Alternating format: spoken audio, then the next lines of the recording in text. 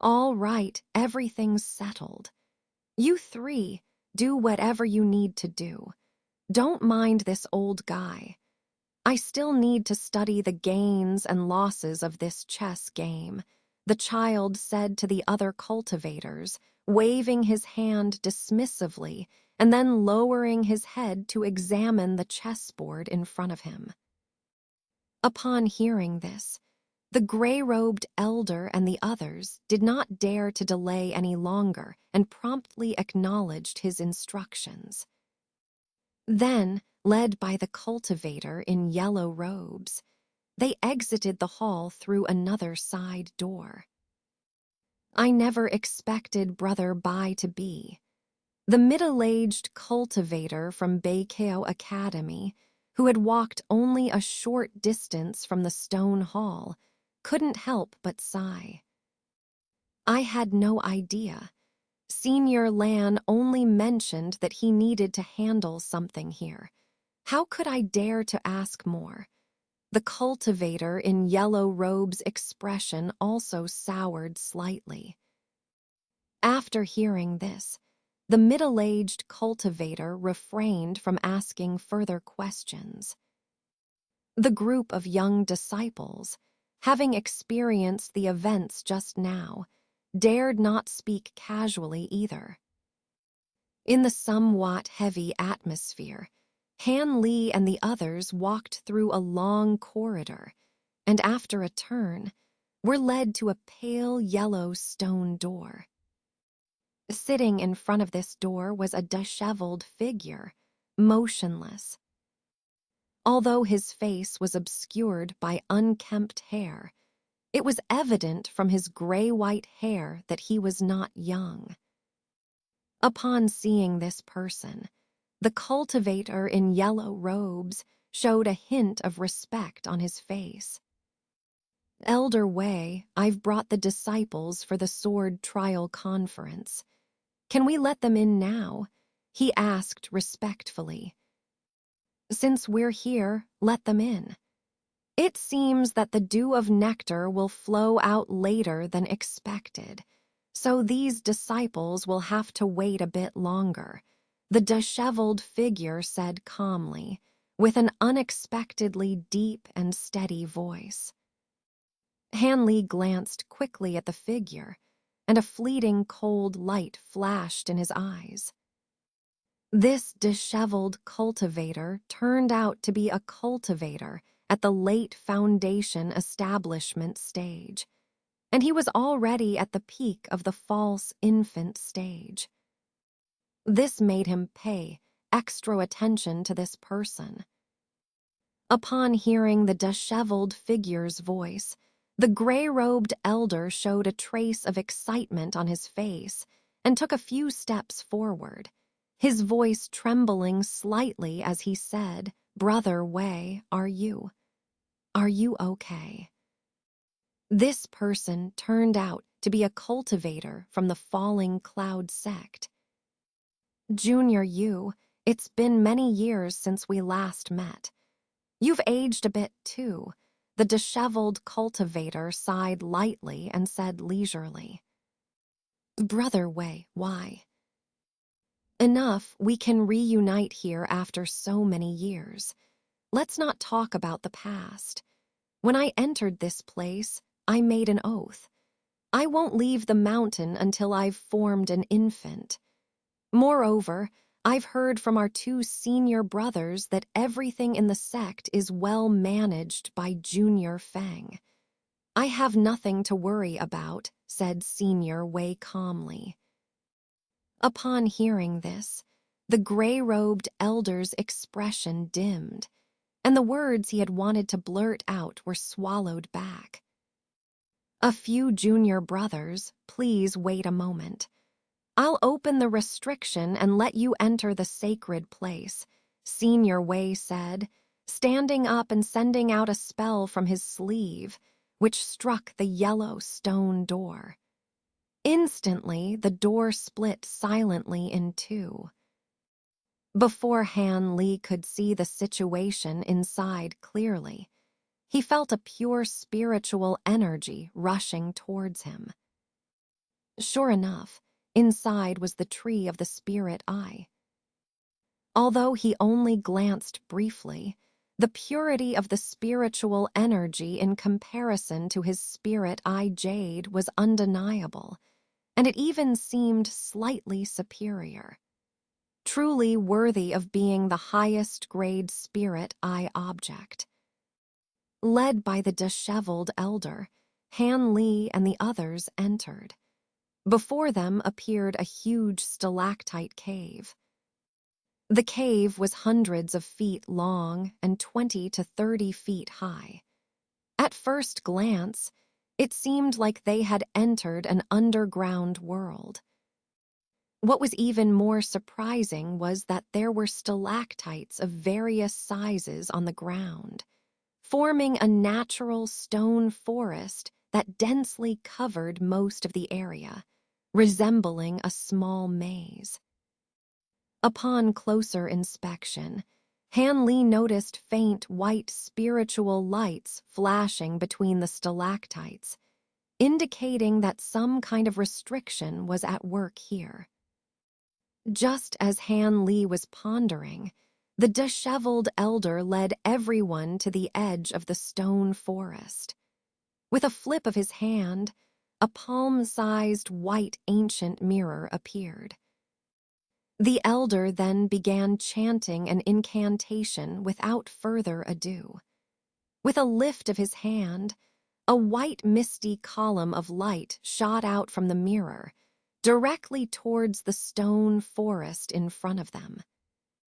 With a poo-kai sound, the light column disappeared into the forest in an instant. The elder then retracted the small mirror and stood with his hands behind his back, silent. Some young disciples couldn't help but wonder what the elder was doing, but they all held their breath, afraid of disturbing him. After a while, the ground began to tremble slightly. Then, to the astonishment of the low-level cultivators, a miraculous scene unfolded. The stalactites simultaneously emitted milky white radiance, followed by a burst of yellow light rising from the forest. Some of the stalactites even began to move in front of everyone's eyes, creating a clear path. When the young disciples finally came to their senses from their astonishment, a straight path had already opened up in the center of the stone forest. Seeing this scene, Han Li's expression moved slightly, but he quickly regained his composure. Following this path, everyone easily reached the center of the stone forest, where they finally saw the legendary tree of the spirit eye. Is this really the tree of the spirit eye? Han Li couldn't help but feel speechless as he looked at the object in front of him. This object, about 10 feet tall, straight and thin, with a pale green color, looked more like a green stone pillar. It was hard for most people to associate it with a tree. However, the astonishing spiritual energy emanating from it was indeed coming from this knobby stone pillar. Moreover, there was a layer of faint golden light covering it from top to bottom. Just by looking at how careful they were handling it, this tree of the spirit eye must be genuine.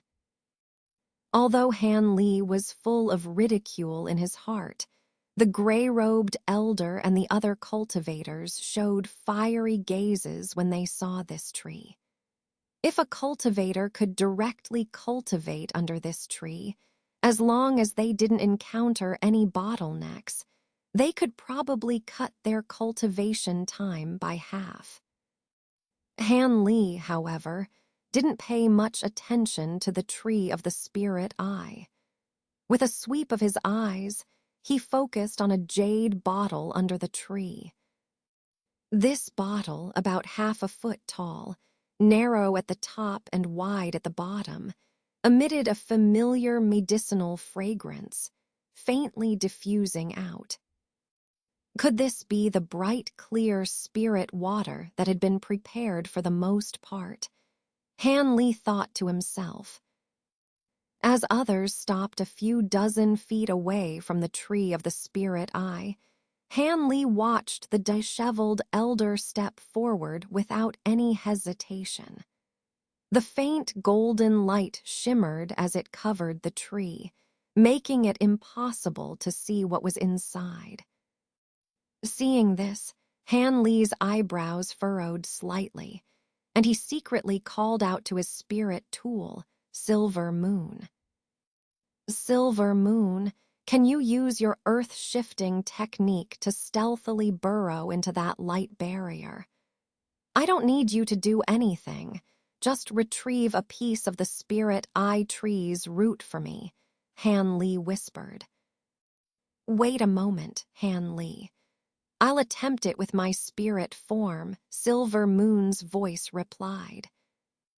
With that, Silver Moon transformed into a miniature wolf, about the size of a fist, and silently burrowed into the ground beneath Han Li. Han Li maintained his composure, squinting his eyes as if he were meditating. Suddenly, Han Li's eyebrows raised, and he subtly shifted his gaze to a large man named Du Dong, who sat motionless among the group, apparently engaged in cultivation. Seeing this, Han Li's lips curled slightly, revealing a hint of contemptuous amusement. While others failed to notice Du Dong's subtle movements, Han Li, to be cautious, had been monitoring his every move with his spiritual sense since they entered the place. Currently, Du Dong was sitting cross-legged with his head bowed, but his lips trembled slightly as if he were engaged in a clandestine conversation with someone. There were actually Du Dong's accomplices in this room. Afraid of alarming them, Han Li didn't forcefully eavesdrop on their conversation, so he had no idea who the other person was. But the fact that there was another cultivator who managed to evade his spiritual sense suggested that they were among the 4 nascent soul cultivators in the room. Han Li's mind raced as he carefully observed each of them. At the moment, he couldn't determine which one seemed more suspicious. Just then, Han Li received a transmission from Silver Moon. Han brother, the roots of the spirit eye tree are also protected by the light barrier. Although I can forcibly penetrate it, I can't guarantee that it won't disturb the nascent soul cultivators inside. Would you like me to break through forcefully? Silver Moon whispered. Don't act rashly. Forced methods should be reserved as a last resort. I suspect there will be chaos here soon. We can act then. Silver Moon, come back for now, Han Li replied, denying the suggestion without hesitation and recalling Silver Moon. Silver Moon, upon hearing Han Li's words, showed no signs of resistance and silently slipped back into Han Li's body. Han Li then closed his eyes, refraining from any action other than silently observing Du Dong's movements. After a while, Du Dong stopped moving his lips and lifted his head to glance around, his eyes flashing with a hint of strangeness. Han Li's heart skipped a beat, wondering if Du Dong was about to take action. But to his surprise, Du Dong lowered his head again, and nothing happened. Han Li felt puzzled by this sudden change. Just then, a deafening sound reverberated, and the entire cave began to shake violently, startling all the cultivators who were meditating. They opened their eyes in shock and exchanged bewildered glances.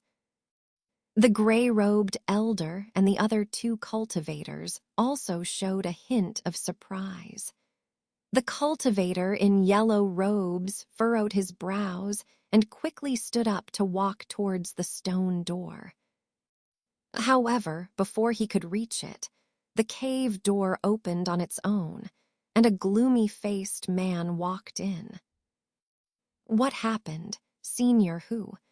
the cultivator in yellow robes asked urgently. "It's been exposed." A group of sneaky cultivators suddenly appeared outside the valley array, attacking it. There are not only nascent soul cultivators, but also some elderly monsters in the Yuanying stage mixed among them. It seems they're neither from the Righteous Alliance nor from the Six Devil sects. No other forces have such capabilities. Senior Lan has already gone out to oversee the big array, but the opponents are numerous. You three should also go out to support us. Only one of you needs to stay here. As for the matter of cleansing these disciples' eyes, it can be postponed. Yue Dao, take these disciples to a quiet room. During this time, if anyone dares to enter the sacred tree cave, don't hesitate to kill them, Senior Who said with a murderous tone. "I understand, Senior Who. You go and join the others to fight. I will watch over this place," came the calm voice from within the light barrier. Senior Who nodded in response to this, then hurriedly left with the gray-robed elder and the middle-aged man from Beikao Academy. Seeing this, the cultivator in yellow robes turned to Han Li and the other disciples without hesitation, issuing a stern order. "You heard Senior Who. The matter of cleansing your eyes will be postponed for now. Follow me to a quiet room to take shelter." With that, he strode away without looking back. The young disciples didn't dare to delay and quickly followed. Han Li observed as Du Dong obediently followed the other disciples out of the stone forest and then out of the cave without any unusual movements. He couldn't help but sneer inwardly, deciding to follow the group without drawing attention to himself. If even Du Dong, a person with ulterior motives, could remain calm in this situation, there was no need for him to be anxious. However, the events outside seemed to be closely related to Du Dong. The timing couldn't have been more perfect. Was Du Dong in contact with people outside while being here? Han Li felt a lingering sense of doubt. A moment later, after yellow-robed cultivator led the 10 disciples in a large circle, they were ushered into a spacious stone room. After a few instructions, the cultivator hurriedly left. Obviously, he intended to go assist in the battle. At this time, the explosions in the distance grew louder, and the ground trembled even more violently, as if a fierce battle was taking place outside. Although these young disciples were somewhat uneasy, they began to whisper among themselves once yellow-robed cultivator left. Han Li, Du Dong, the woman surnamed Mu, and Sun Huo naturally stood together. I never expected Senior Bai from the ancient sword sect to be a spy for the Righteous Alliance. I used to think highly of him, especially since he's a nascent soul cultivator from a wandering background. I respected him a lot. Sun Huo sighed, as if he had been holding onto these words for a long time and spoke first. Junior son, do you really think it's easy for wanderers to reach the nascent soul stage? Without the support of a big family, few have the chance to advance to the nascent soul stage. On the other hand, Junior son is a genuine wanderer. I heard many families are interested in taking you in. Why not choose one to join? It will certainly be beneficial for your future cultivation, the woman surnamed Mew said coldly, casting a disdainful glance at the youth. I never believed that cultivators must have a family to reach nascent soul stage. I, for one, disdain joining any family, the determined-looking youth sneered, displaying a burst of arrogance. He then subconsciously glanced at the beautiful face of the woman surnamed Mew, his eyes revealing a hint of eagerness. However, the woman seemed oblivious to his gaze and did not respond. However, when it comes to Senior Bai, he is also a pitiable person, Du Dong suddenly interjected from the side. Pitiable? Du Junior, what do you mean by that? Sun Huo couldn't help but be surprised, with a hint of suspicion on his face. The woman surnamed Mew's bright eyes flickered with green light, and she also looked surprised as she stared at the big man before her. Du Dong chuckled, ignoring the two as if they were insignificant, and instead turned his gaze towards Han Li, asking insidiously, Han Jr., do you think what I said makes sense? I don't know much about Senior Bai, so it's not appropriate for me to judge. Han Li replied calmly, without a hint of panic, his expression unchanged. Is that so? But why do I feel?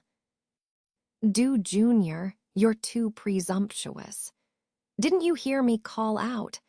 The young disciples didn't have time to finish their whispering as the yellow-robed cultivator spoke up sternly, interrupting their conversation.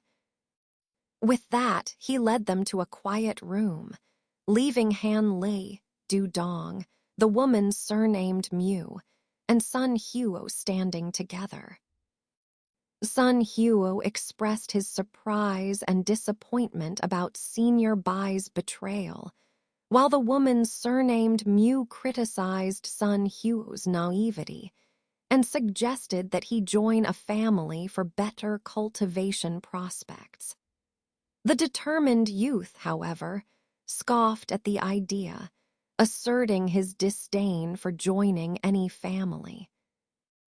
Du Dong suddenly interjected, referring to Senior Bai as pitiable, which puzzled both Sun Huo and the woman surnamed Mew. Ignoring their reactions, Du Dong turned to Han Li, asking for his opinion in an insidious manner. Han Li, however, remained calm and reserved, stating that he couldn't judge Senior Bai without knowing more about him. Before Du Dong could respond, the yellow-robed cultivator called out, halting their conversation abruptly. As soon as the disciples who had just been together saw each other, they were suddenly attacked. The other cultivators paled, activating their colorful shields and defensive treasures one after another, staring at Du Dong tightly without daring to move. For a while, no one dared to make a move lightly. After the woman surnamed Mew's expression changed drastically, she distanced herself from Du Dong and released her own ribbon-shaped magical treasure to protect her whole body.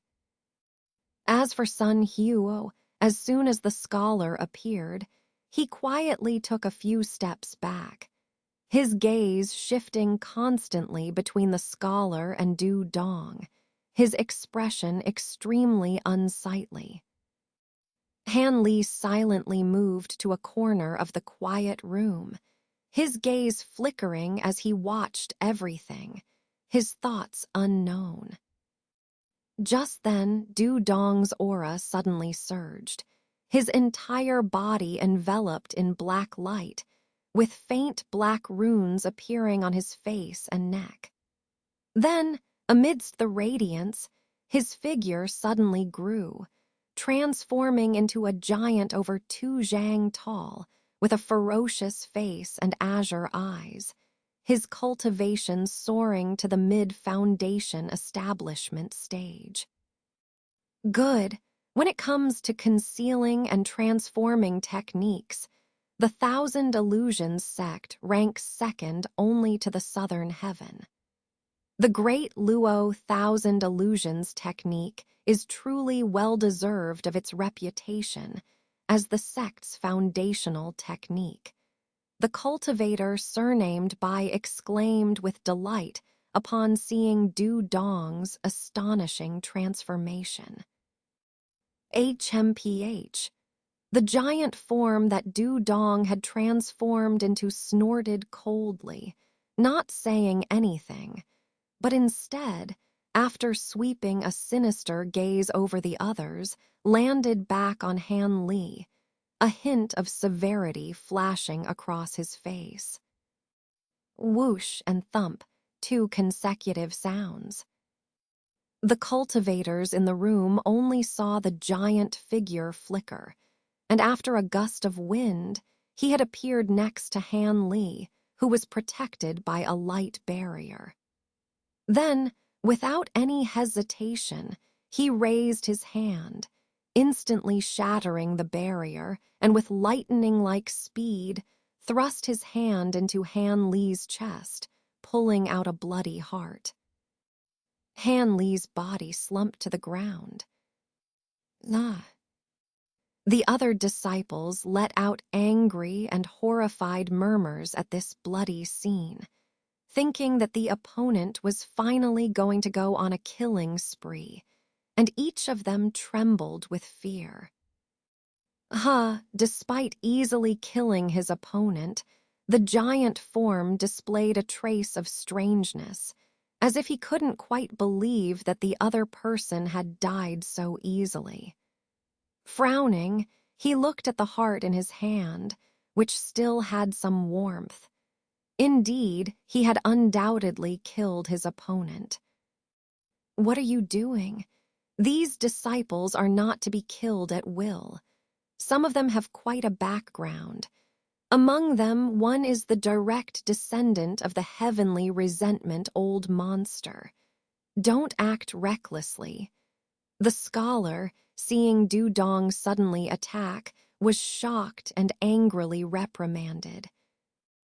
HMPH, if you can kill someone, why can't I? Besides, this kid is a bit strange. Naturally, I had to strike first. The descendant of the heavenly resentment old monster. It couldn't be him. This person is just like me, a newly entered disciple, Du Dong said indifferently, then threw away what was in his hand. As long as you're aware. Although I don't know if the descendant of the heavenly resentment old monster is male or female, or which sect they belong to. But the heavenly resentment old monster was extremely powerful. The 3 sects would definitely allow his descendants to be among the top 10 disciples, giving them the opportunity for a clear-eyed cleansing. If we really hurt this person by mistake, it will be troublesome. As for the person I killed, I'm familiar with their background, and they are definitely not the descendant of the old monster, the scholar said with some relief. All right, I won't easily make a move against the others. However, of course, I can't let them cause trouble freely. Let them lie down for a while, Du Dong said, then suddenly spun around on the spot, and black light suddenly spewed out from his body, covering the entire quiet room. The other cultivators heard their conversation just now and relaxed, but they were instantly enveloped by the black light. Suddenly, each of them felt dizzy and unconscious. Seeing all the disciples in the room unconscious, the scholar nodded with satisfaction, a hint of satisfaction on his face. "Let's go. We can't delay any longer." "Understood." With a brief exchange, the two immediately strode out of the room. However, when Dudong reached the door, he felt a little uneasy and couldn't help but glance back at the body he had just mutilated. Seeing Han Li lying motionless in a pool of blood, already dead beyond death, he couldn't help but smile wryly, feeling that he had been overly suspicious, and then left with the scholar. Once they left, the quiet room fell silent again. But just a moment later, the melodious voice of a young woman suddenly sounded in the room. "Han, brother, is my heavenly fox enchantment technique better than the great Luo thousand illusions technique? That person's cultivation is not weak, but he doesn't even know if he killed a real person, which is really funny." With the woman's words, the body of Han Li, who had been lying in a pool of blood, emitted a faint white light, and then condensed into a small white fox about a foot in size, shaking its head and speaking in a bewildered manner. "It's indeed not bad, but you, clearly a descendant of the Silver Wolf clan, unexpectedly proficient in Fox clan spells, this is really unusual. However, this is also because their cultivations are not too high. If they had reached the later stages of foundation establishment, it would probably not be so easy to deceive them. Moreover, the great Luo thousand illusions technique is truly extraordinary. At least when this person concealed his cultivation, even I couldn't determine his true level. Han Li's voice came from a few feet behind the white fox on the wall. Then, with a flash of yellow light, he held the wolf-headed jade scepter, appearing from the stone wall. Unknowingly, Han Li had quietly entered the wall. The Han Li left in the quiet room was actually a substitute formed by Silver Moon borrowing the body of the white fox. Although this shape-shifting technique couldn't last long, dealing with two foundation establishment cultivators who were not too high in cultivation was not difficult. Is this technique really that powerful? Didn't Han brother notice that something was wrong at a glance? The silver fox still seemed somewhat unconvinced, muttering, "I have cultivated the great Yan technique. In terms of spiritual sense alone, I am not much different from a cultivator in the early nascent soul stage. If that's the case, and I still couldn't detect anything wrong with him, then this technique is not just the number one in concealing and transforming, but the number one in the world," Han Li said indifferently. After hearing this, the white fox stopped arguing. Han Li took a few steps to the middle of the room, his eyes scanning the unconscious figures of the other people. But after a moment of contemplation, his eyes settled on the still body of Han Li. With a flicker of determination, he approached and examined the corpse closely. Despite the grim scene before him, his expression remained composed as he inspected Han Li's wounds and the surrounding area for clues. After a thorough examination, Han Li's lips curled into a knowing smile. "It seems there's more to this than meets the eye," he murmured to himself. With a swift motion, he retrieved a small jade token from his robes and pressed it against Han Li's forehead. Instantly, a stream of spiritual energy surged from the token, enveloping Han Li's body in a soft glow. As the energy flowed, Han Li's features began to shift and contort, his body morphing into that of a completely different person, a disguise that had been meticulously crafted to deceive even the keenest of observers. With a satisfied nod, Han Li stood up, his gaze now filled with determination. This was just the beginning, he thought to himself, but now the real game begins. Leaving the quiet room behind, Han Li vanished into the shadows, his mind already racing with plans and strategies for the challenges that lay ahead. So, Brother Wei has been here for over 100 years and has grown attached to this place, the scholar said with a hint of sarcasm. Attached, not exactly. But after so many years, there's still some sentiment. After all, people are not plants who can be without feelings. Besides, Elder Yun of the Luo Yun sect treated me like his own child, teaching me all his Taoist arts and powers. He saved me multiple times in critical situations and almost made me the leader of the Luo Yun sect, against everyone's opposition. Such kindness cannot be ignored by Wei. I will not let you two take away the spirit I tree. The disheveled elder said expressionlessly, through the light barrier. All right, all right. So Brother Wei really plans to become a genuine elder of the Luo Yun sect.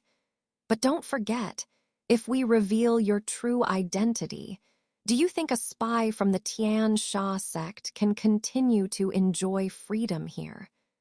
Du Dong, who had transformed into a burly man, laughed angrily and threatened sinisterly. You don't need to remind me. I'm well aware of that. Why do you think I've been half confined to this sacred place and unable to return to the Luo Yun sect freely?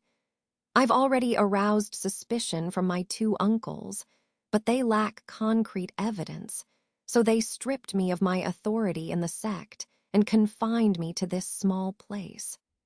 Of course, I've also received great favors from the Tian Sha sect.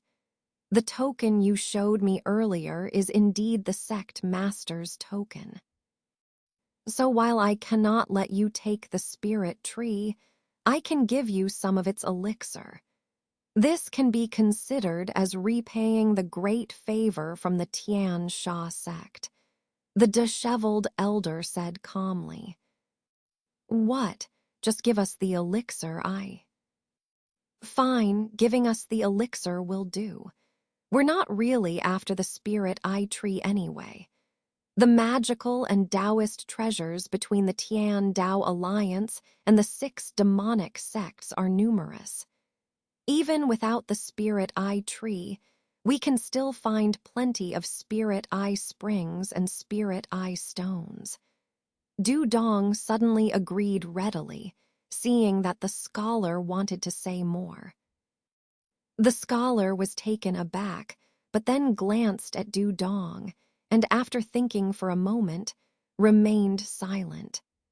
After all, his orders were to follow the instructions of this 1,000 illusion sect young master. Although he didn't know when the Righteous Path Alliance and the demonic path's 6 sects became so close, he decided it wouldn't hurt to see how the other party handled the situation. Since both of you agree, I will throw out the elixir, which I've already prepared from the barrier. Let me be clear. If either of you tries to attack when I temporarily lift the barrier, don't blame me for turning hostile. The disheveled cultivator said coldly. Heh, don't worry, we won't do such a foolish thing. After all, the Xuantian immortal vine is of great importance, and the spirit tree is a minor matter. Dudong assured with an unchanged expression. The disheveled elder nodded, reached into his storage bag, and took out a small white bottle. You two prepare. Prepare for what? To hand over our three-sex treasure to the enemy. Before the disheveled elder could finish speaking, a red light flashed, and a dozen faint sword threads shot out from beneath him, instantly binding the unsuspecting elder tightly, leaving him immobile. At the same time, yellow light flickered at the cave entrance, and Elder Fu and others appeared, their faces grim as they blocked Dudong and the scholar's escape route. Seeing this, Dudong and the scholar's faces changed dramatically. At this moment, a child with the surname Lan appeared behind the restrained, disheveled elder. Very well. We old folks have long known that both the righteous and demonic paths have planted many spies within our three sects. We've suspected a few of you, but without concrete evidence, we couldn't act. After all, as cultivators in the core formation stage, mistakenly killing you would be a significant loss to the sect. But now that you've exposed yourselves, there's no need to hold back. The child said coldly, his face expressionless. Lan, how are you here? Outside. The white-clad scholar was stunned, full of disbelief. Dudong, though pale, forced a smile and asked, Did you really think that Elder Fen and Scholar Jin alone could keep us busy? By now, they should be trapped by two friends from the Luo Yun sect. The sounds of battle outside were created by my people to deceive you. Otherwise, how would you have acted so obediently? This way, we can severely punish you righteous and demonic scum and clean up the spies within our sect. The child explained without any pretense. What our uncles aren't outside? The scholar's barely composed face finally showed panic. Brother Bai, you're really a spy from the Righteous Path Alliance. The white-robed woman asked, her voice trembling, her face pale as she looked at her dual cultivation partner. Upon hearing this, the scholar's panic momentarily disappeared, replaced by a bitter smile. He opened his mouth as if to speak but said nothing. I don't like bullying the weak. Will you two surrender, or shall I stretch my legs a bit? The child pursed his lips, issuing a final ultimatum. Hearing this, Dudong and the scholar's expressions changed.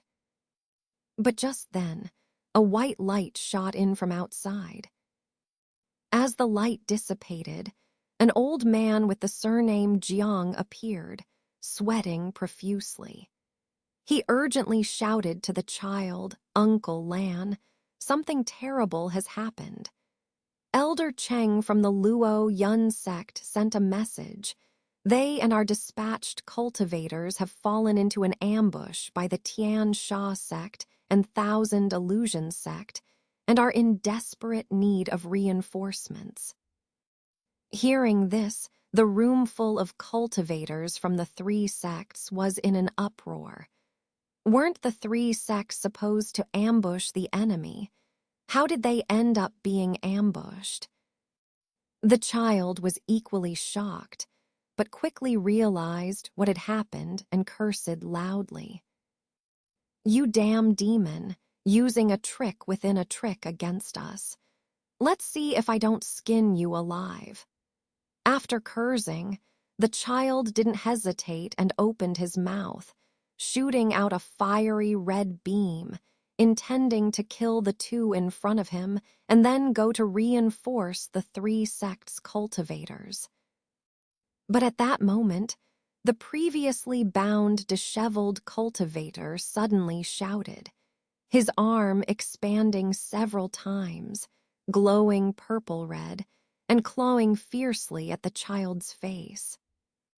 Seeing the sharp claws and the flickering purple light, if the child were caught, his head would undoubtedly be crushed. The child showed a shocked expression. With his magical weapon just deployed and the opponent's sudden attack, he had no choice but to retract his abdomen and puff out his cheeks. A scorching red light sprayed from his mouth, meeting the purple demon claw of the disheveled cultivator. With a sizzling sound, the smell of burning flesh filled the air, and the disheveled cultivator's claw attack slowed down. The child seized the opportunity to escape the barrier in a blur of red light. Tian Sha, true lord. The child called out the title of the successive leaders of the Tian Sha sect with a grim expression, staring silently at the disheveled cultivator while pointing in a certain direction. The red beam he had shot out circled back, transforming into a lifelike red serpent, writhing and snapping. Heh heh, I didn't expect Lan to recognize me so quickly. I've long heard of fire dragon child's fame. Unfortunately, this is just a borrowed body, so we can't truly duel, which is a pity. A lazy voice unfamiliar to everyone came from the disheveled cultivator's mouth, his head slightly lowered as if unaware. Seeing this eerie scene, Han Li's mind immediately recalled the possession technique performed by extreme Yin patriarch. Though it had some differences, it was certainly a similar demonic art. As far as Han Li knew, this technique required complex preparations on the possessed object in advance. It seemed the Tian Sha sect's leader had taken precautions when sending the disheveled cultivator to infiltrate the Luo Yun sect. Now, through some secret method employed by Du Dong, the possession technique was activated at this moment. Realizing this, Han Li's mind raced, and he quickly transmitted a message to the small fox in his sleeve. Silver Moon, return to the meditation chamber immediately. Make sure to mimic my severely injured state. Do not let anyone find out I'm not there. As for how to explain my apparent survival, adapt as you see fit. Just don't reveal my cultivation level or identity. Seeing Han Li's seriousness, Silver Moon understood the importance and instantly burrowed into the ground, heading back to the meditation chamber. At this moment, the Tian Sha true lord inside the light barrier tossed the small bottle containing the elixir to Du Dong and the scholar, who had moved closer to him. Then, looking regretfully at the spirit-eye tree, he said lightly, "Take this back. I will handle Fire Dragon Child for you, but I won't be able to buy you much time. Make the most of it." After saying this, the Tian Sha true lord immediately shot out, appearing beside the old man Jiang in a flash. With a grim laugh, he swung his giant purple claw down hard. "How dare you?" The child, seeing that the possessed body dared to kill someone right in front of him, raised both eyebrows. With a shake of the rainbow light in front of him, it transformed into countless crystalline red threads shooting towards the Tian Sha True Lord. The elder with the surname Jiang also had a drastic change in expression. He hurriedly spat out a yellow flying sword to shield his entire body and hastily retreated with a single step. He dared not take the brunt of an attack from the leader of a major sect. The Tian Sha True Lord revealed a sinister smile, abruptly changing direction and flashing to the side of the white-clad woman. His purple claw unceremoniously aimed at her arm. The white-clad woman, already in a state of shock due to the scholar being revealed as a traitor, was even more flustered by the sudden attack from the Tian Sha True Lord. She threw the long-faced elder to the ground without thinking, and with a quick gesture, shot a green light from her sleeve to desperately block the attack. However, amidst wild laughter, the Tian Sha True Lord made another feint and grabbed the long-faced elder from the ground, effortlessly lifting him. With his single hand forming a giant fist, flashing with purple light, he countered the incoming fiery red sword threads. A muffled grunt was heard, and the old demon involuntarily took 2 steps back. But he also used this move to gently float back to his original position with the long-faced elder in hand. The long-faced elder, seemingly under some spell, leapt up and bowed to the Tian Sha True Lord, thanking him. HMPH, if we weren't short-handed here and afraid of jeopardizing the mission, I wouldn't save a small fry from the righteous path like you. Whether you can keep your life depends on your own abilities. The Tian Sha True Lord coldly snorted before swiftly moving towards the child with the surname Lan again. This time, he genuinely intended to entangle the child, giving Du Dong and the others a chance to escape. Let's go. I've tampered with the restriction outside. Its power is less than 1/10 of usual, and we can easily break through. The long-faced elder, a decisive figure, shouted to Du Dong and the scholar before rushing towards the stone gate where the elder with the surname Fu and others were standing. Du Dong and the scholar were overjoyed. One released 2 white flying swords while the other was covered in black light. The 3 of them charged together. The elder with the surname Fu and the others, unwilling to let them escape easily, unleashed their magical treasures and fought back fiercely. Instantly, the cave was divided into 2 chaotic battles. Shouts of anger and explosions filled the air amid various lights. Seeing this, Han Li, feeling the timing was right, began to act without hesitation. With a flash of yellow light, he silently employed the earth escape technique, heading towards the root of the spirit eye tree. With everyone in the cave busy fighting, no one noticed him playing the role of a fisherman reaping the benefits. Unnoticed, Han Li reached the base of the spirit eye tree, where a faint golden barrier blocked his path.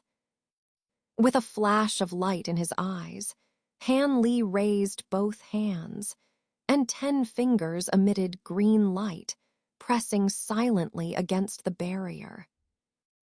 Golden and green lights intertwined, causing the barrier to tremble slightly. Under normal circumstances, any disturbance in the gold attribute barrier would have been immediately noticed by the cultivators guarding the tree. But with everyone engrossed in their battles, no one noticed the minor changes. Moments later, seeing his hands had forcibly penetrated the golden light, a flash of joy appeared on Han Li's face. With a surge of green light, he suddenly pulled his hands apart. The barrier instantly split open a thin gap. With a swish, Han Li's body elongated bizarrely and slipped through the gap, which then silently sealed behind him. Looking at the spirit tree roots in front of him, a rare smile of satisfaction appeared on Han Li's face. The spirit eye tree's roots, unlike its trunk, resembled those of an ordinary tree but were an unusual verdant green. A loud explosion sounded from above, followed by falling stones. Even around Han Li, the ground trembled violently, indicating someone had used a powerful technique. Above, the voice of the elder with the surname Fu rang out angrily. "Chase them quickly. We can't let them escape." The sound of people flying in pursuit echoed, followed by the Tian Sha True Lord's laughter. "How's the power of my purple Luo mysterious art, Lan Taoist? Even with a borrowed body, entangling you for a while is effortless. Tian Sha Old Demon, you've even abandoned your own disciple. Even if your favored disciple survives, his cultivation will be almost completely ruined." Despite the child's voice remaining cold and emotionless, Han Li detected a hint of extreme anger. "My disciple? Does this traitor still consider himself a disciple of the Tian Sha sect?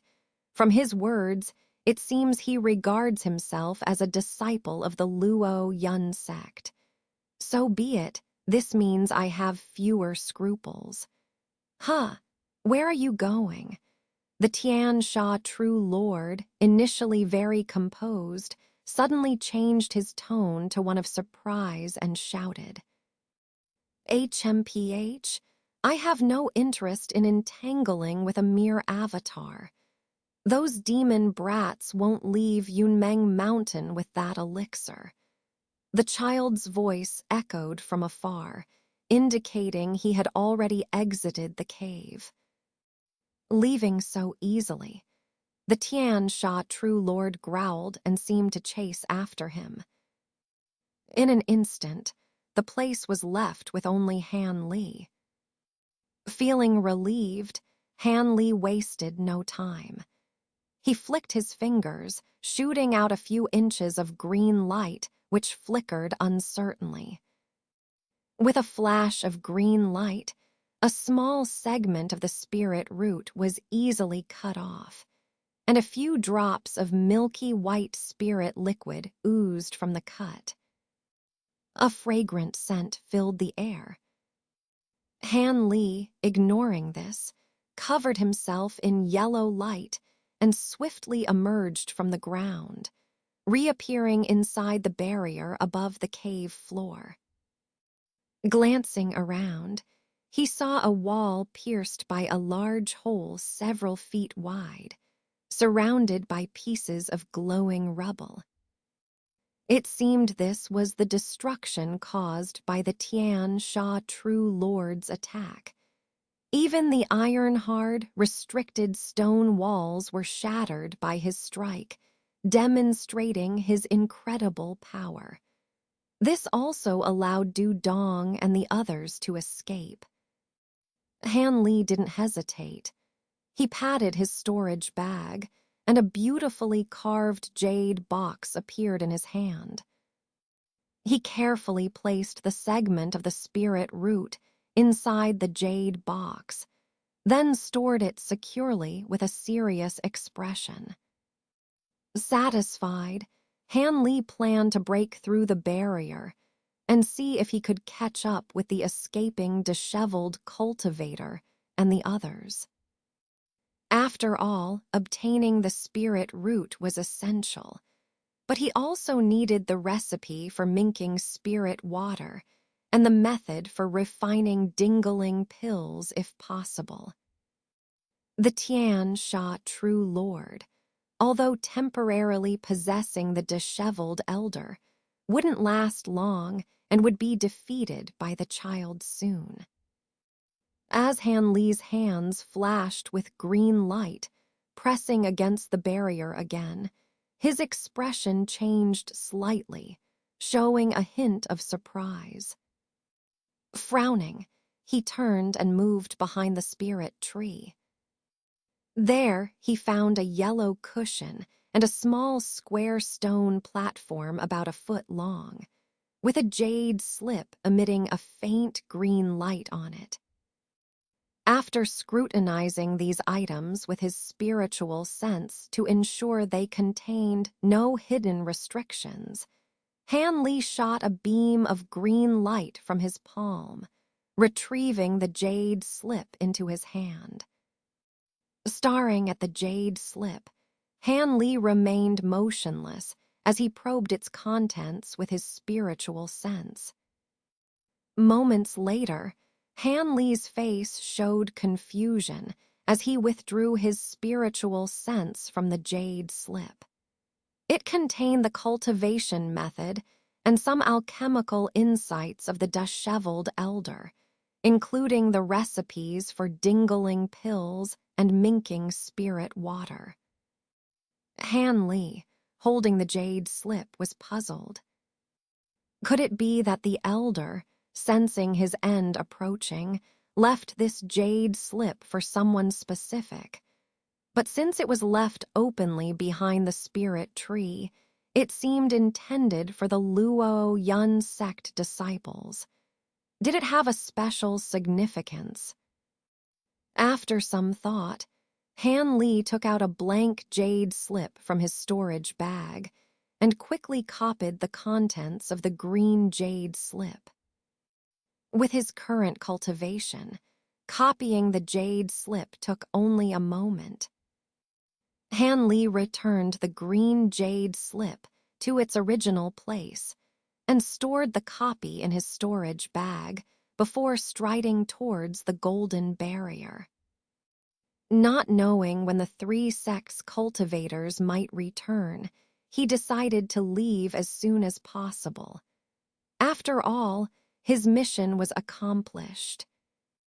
With no further concern about being seen, Han Li unleashed his full spiritual power, and with a flash of green light, the barrier was split open by the King Yuan sword light. In an instant, Han Li left the barrier, transforming into a green rainbow and shooting away. When Han Li quietly returned to the meditation room, he found that the disciples inside were still lying around unconscious, with no one coming to check on them. This was understandable. At such a critical moment in the battle, how could they pay extra attention to these disciples? After all, no matter how talented these disciples were, they were still just low-level disciples at this stage. The white fox, having transformed into his appearance, was pretending to be unconscious in the same spot. But as soon as it saw Han Li return, it immediately reverted to its original form and leaped into Han Li's sleeve. How did it go? Did you succeed? No one came here. It seems you were overly cautious. Silver Moon chuckled softly from within the sleeve. Yes, I succeeded. But it's better to be overly cautious than to risk exposure, Han Li replied calmly. But how are you going to explain why you are not dead? That might be tricky, Silver Moon asked with some concern, changing the subject lightly. How to explain it? Just tell the truth.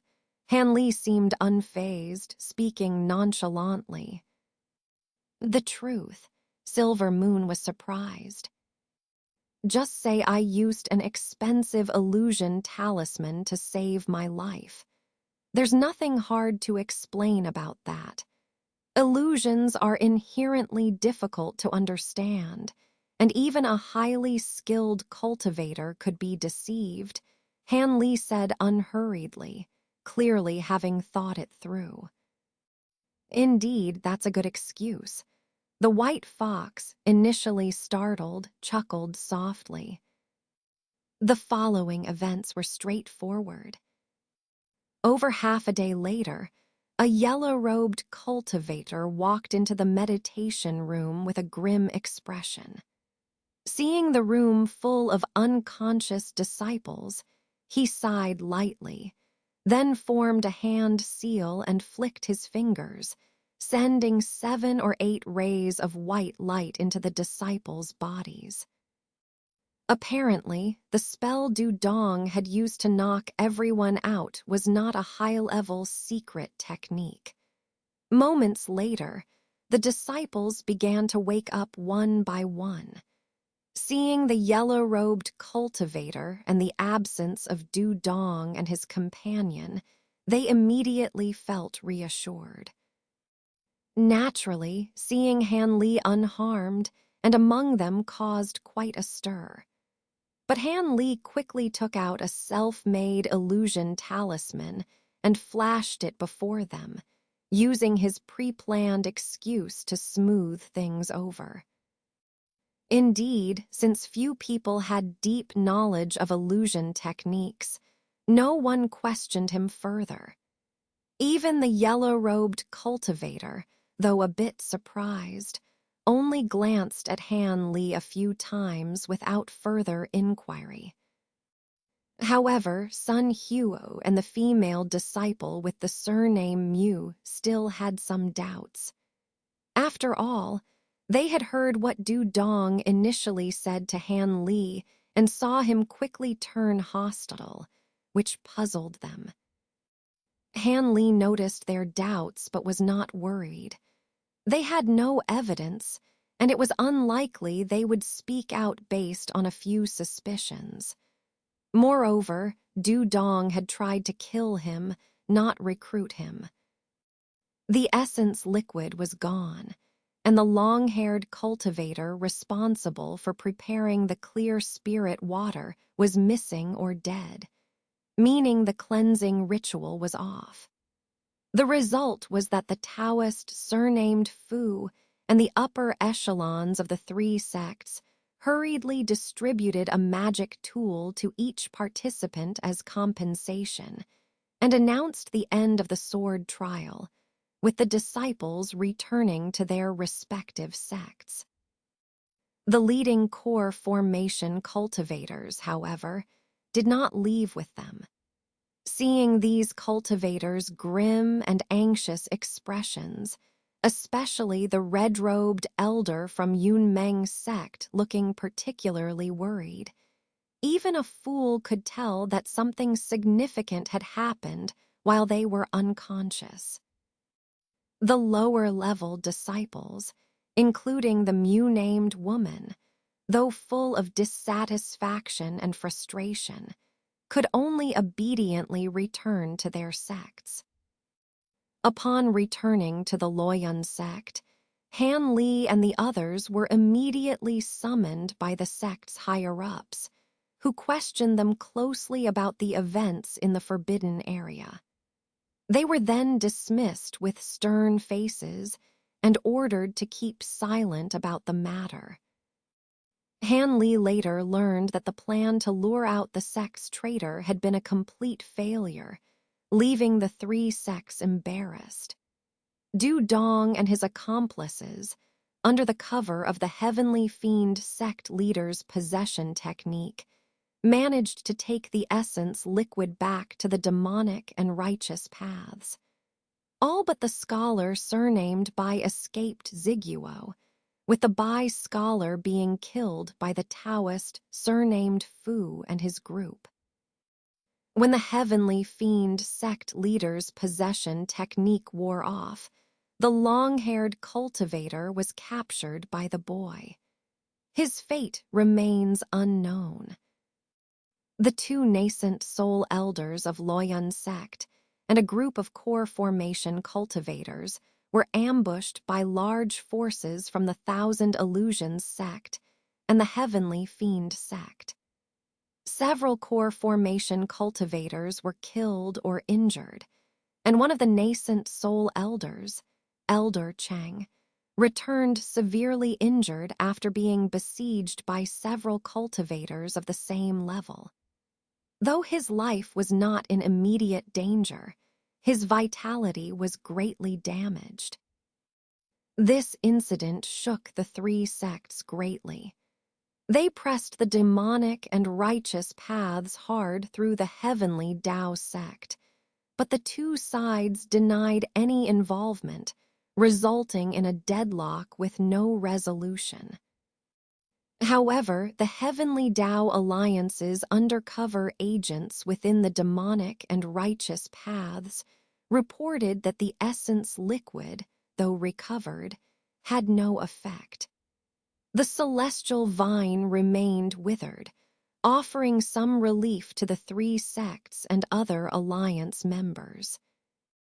Consequently, vigilance was heightened among the factions, and the once calm atmosphere of 100 years grew tense again, as if conflict could erupt at any moment. After reporting to the sect's higher-ups, Han Li immediately returned to his small stone mountain cave residence. He transplanted the root of the spirit eye tree near the Nine Curves ginseng, hoping the two heavenly treasures might nourish each other. In the following days, after handling a few inquiries about the sword trial from fellow disciples, Han Li devoted himself to intense cultivation. Perhaps due to the influence of the trial, he finally broke through the bottleneck of the Great Evolution technique. With this breakthrough, his cultivation progressed rapidly, filling Han Li with joy. He resumed simultaneous cultivation of the Great Evolution technique and the Azure Origin sword technique. He was well aware that his rapid progress with the Great Evolution technique was largely due to the soul-nurturing beads around his neck. Since wearing the beads, his spiritual sense had been unconsciously growing stronger, facilitating his cultivation of the Great Evolution technique. It was as if the pond had enough water, and he just needed to expand the pond to properly contain it. Furthermore, when cultivating the Great Evolution technique, strands of clear energy from the soul-nurturing beads would enter his primordial spirit, making the process effortless and highly effective. During this period, Han Li used green liquid every few days to accelerate the growth of the spirit eye tree root. In a few short months, a new spirit eye tree seedling sprouted from the root. It seemed only a matter of time before it grew as tall as the one in the forbidden area, though Han Li estimated it would take over 20 years of careful cultivation. However, Han Li was not in a hurry. Reaching the false nascent soul stage would take about the same time.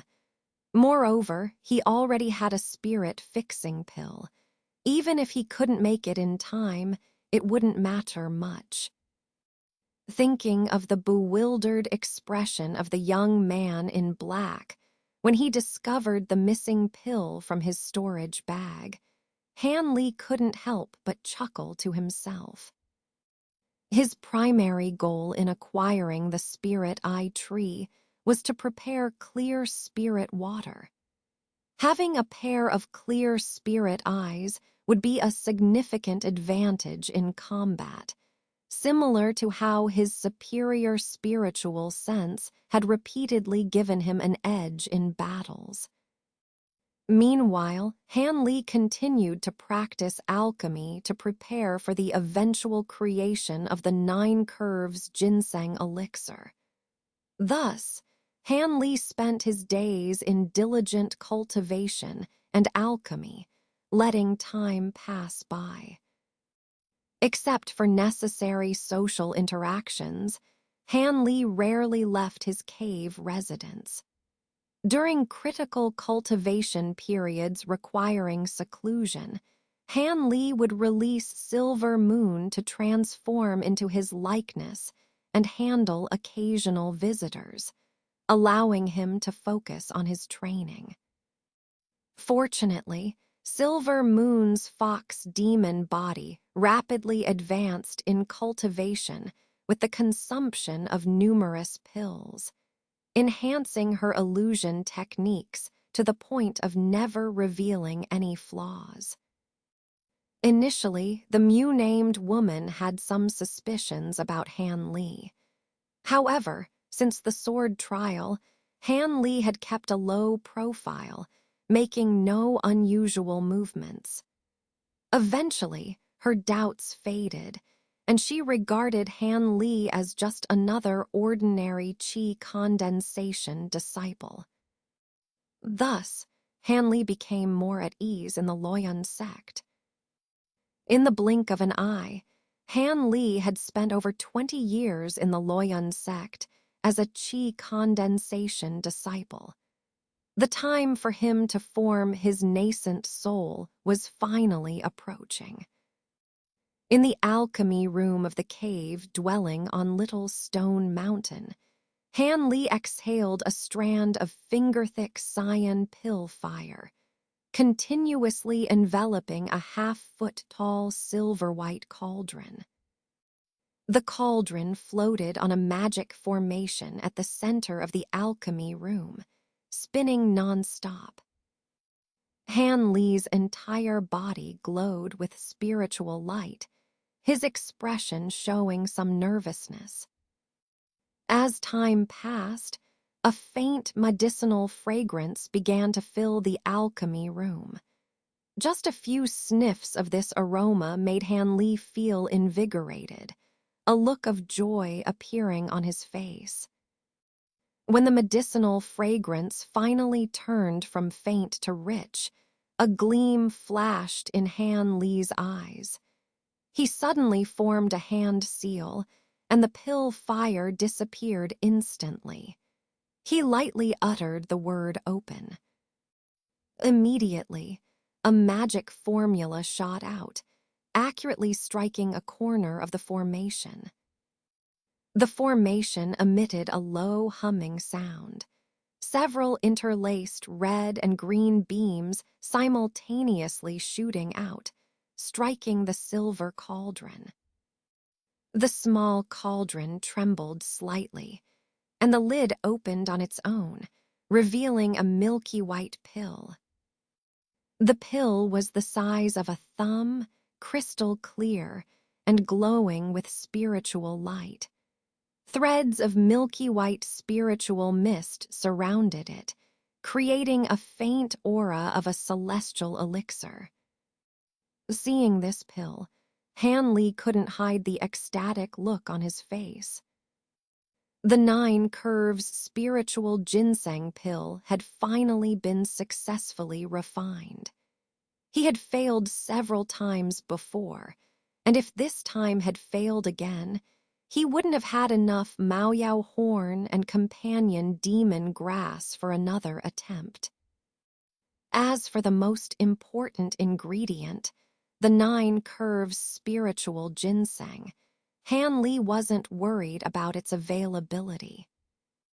When Han Li used the 9 Curves spiritual ginseng for alchemy, he didn't use the whole ginseng. He only extracted a little ginseng sap from its body, sparing its life. Of course, doing so wouldn't kill the ginseng immediately, but it would greatly weaken it. Its transformed form, a white rabbit, became listless and weak. Seeing this, Han Li pondered for several days and eventually decided to drip some of the ripening green liquid onto the ginseng, after setting up multiple layers of restrictions for safety. Initially, he only used diluted green liquid, gradually increasing the amount to avoid any accidents. After all, this spiritual creature with a transformed body was quite different from ordinary spiritual herbs. To his relief, once the green liquid was dripped, the ginseng's vitality significantly recovered without any adverse reactions. With this, Han Li felt assured and began using the green liquid in earnest. Each time he extracted some ginseng sap, he would restore the ginseng's vitality with the green liquid before extracting more. This way, the ginseng sap was continuously available. However, this method seemed effective only with the 9 curves spiritual ginseng. Han Li, on a whim, tried it with other spiritual herbs, but the results were not as good. Direct ripening proved to be quicker. Now, Han Li held the milky white pill between his fingers, carefully examining it. Its appearance and fragrance seemed exactly as described in the pill recipe, but its efficacy could only be determined when consumed during the nascent soul formation process. Sighing lightly, Han Li carefully placed the precious pill into a pre-prepared jade box, securely storing it before leaving the alchemy room. Han Li had mastered the 4th layer of the Great Evolution technique 5 or 6 years ago, significantly increasing his spiritual consciousness. As for the Azure Origin Sword technique, he had perfected it to the 9th layer a few months ago, pushing his cultivation to the false nascent soul stage. Now, Han Li was fully prepared in terms of both pills and techniques, only lacking the final opportunity. However, Han Li did not rush to start forming his nascent soul right after the pill was completed. Instead, he left the cave dwelling and found a secluded, scenic spot in the eastern mountains of Yunmeng. There, he quietly sat in meditation without moving. During this time, he carefully reflected on his life's experiences from beginning to end. He recalled the joy of being with his parents as a child, playing with his sister as a youth, then being recommended by his uncle to join the 7 Mysteries sect, where he met Li Feiyu and others. An encounter with Dr. Mo allowed him to cultivate the eternal spring art, and later, with the start of the Southern meeting, he truly stepped into the world of cultivation. As these memories went from vague to clear, Han Li's expressions of joy, anger, and other emotions fluctuated, contrasting with his usual calm demeanor. After 3 days of this, Han Li's face regained its tranquility as he closed his eyes and began to comprehend the Tao of heaven and earth. A month later, when Han Li emerged from his secluded spot, both his mind and spiritual power were in an optimal, peak state. Especially in terms of mental cultivation, he had reached a new level. With a calm mind, Han Li returned to his cave dwelling, activated all the formations and restrictions outside, and then said only 2 short sentences to Silvermoon. "Guard the entrance. Do not disturb me no matter what happens." With that, Han Li, in his green robes, floated into the quiet room. The stone door silently fell shut, glowing with white light, revealing a thick layer of runes. Inside, Han Li activated another layer of restrictions to prevent any unexpected interruptions during the nascent soul formation. Although Han Li hadn't explicitly stated his intentions, how could Silvermoon not understand what he was about to do? Her expression turned complex, containing envy, longing, and reluctance.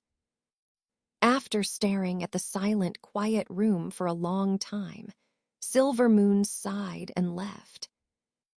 Now, being closely linked with Han Li, even if she had her own thoughts, she hoped for his success in forming the nascent soul. 3 months later, in the sky 100 miles from the herb garden, a woman surnamed Mew slowly flew towards the garden, her face full of worry, lost in thought. The ultimatum from her family's elders, demanding she marry a man surnamed Yan, filled her with a sense of bleakness. If she were a core formation cultivator, those so-called elders of her family would not dare to dictate her life. Instead, they would treat her with great respect. After all, everyone knew the significance of a core formation cultivator to a family. The head of the Mew family, to marry his grandson to the Yan family's arrogant daughter, had used the trick of arranged marriage, forcing her into a ridiculous engagement. Despite her cold and aloof demeanor, the thought of this still made her clench her teeth in anger. She always appeared indifferent on the surface, but who knew of the turmoil and helplessness in her heart? Her original plan was to delay the marriage as much as possible, hoping to form her golden core before the wedding. If she succeeded, she could disregard the forced engagement. However, despite her exceptional talent, forming a golden core in just 2 or 3 decades was impossible. Even with her efforts, she had just barely entered the late foundation establishment stage. Reaching the false core stage and attempting core formation would require at least another 20 or 30 years of arduous cultivation and waiting. While she could afford to wait, the elders of the Mew family could not. They had finally shown their true colors, openly pressuring her to set a wedding date. Otherwise, they threatened to cut off all her resources for cultivation and even implicate her close family members. Thinking of this made Mew feel powerless and exhausted, with no strength left to resist. Within the Loyun sect, even though she was favored by the peak master and fellow disciples, they could not intervene in matters involving the complex interests of various families. This only added to her frustration.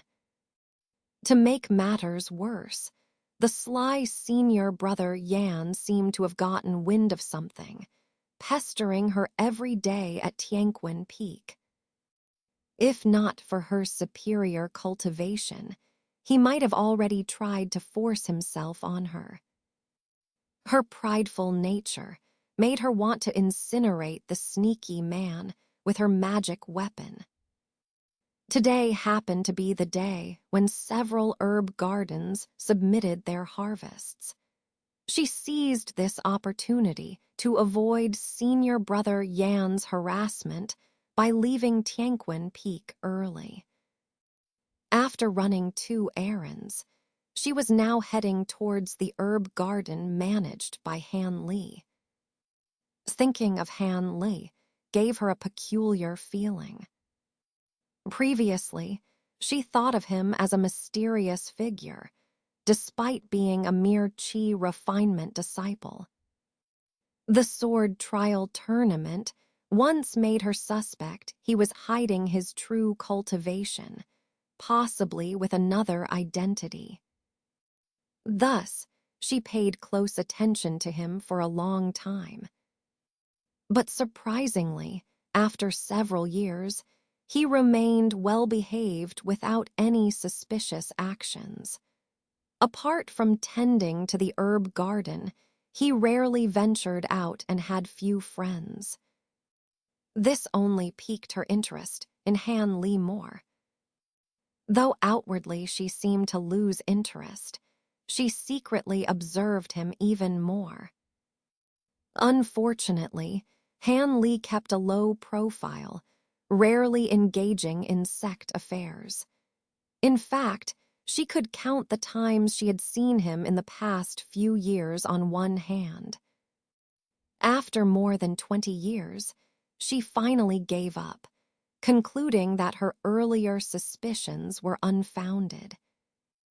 Han Li was likely just an introverted, solitary disciple with mediocre talent, unlikely to succeed even in foundation establishment. After thinking about Han Li for a moment, she quickened her pace towards the distant herb garden.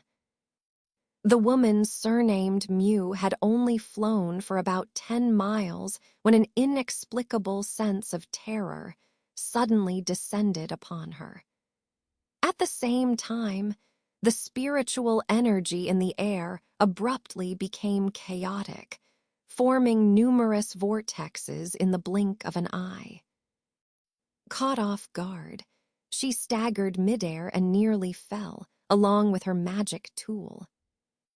Greatly startled, she quickly gathered her spiritual power to steady herself amidst the turbulent spiritual energy, then looked around in astonishment. High up in the sky, she saw countless specks of spiritual light, visible to the naked eye.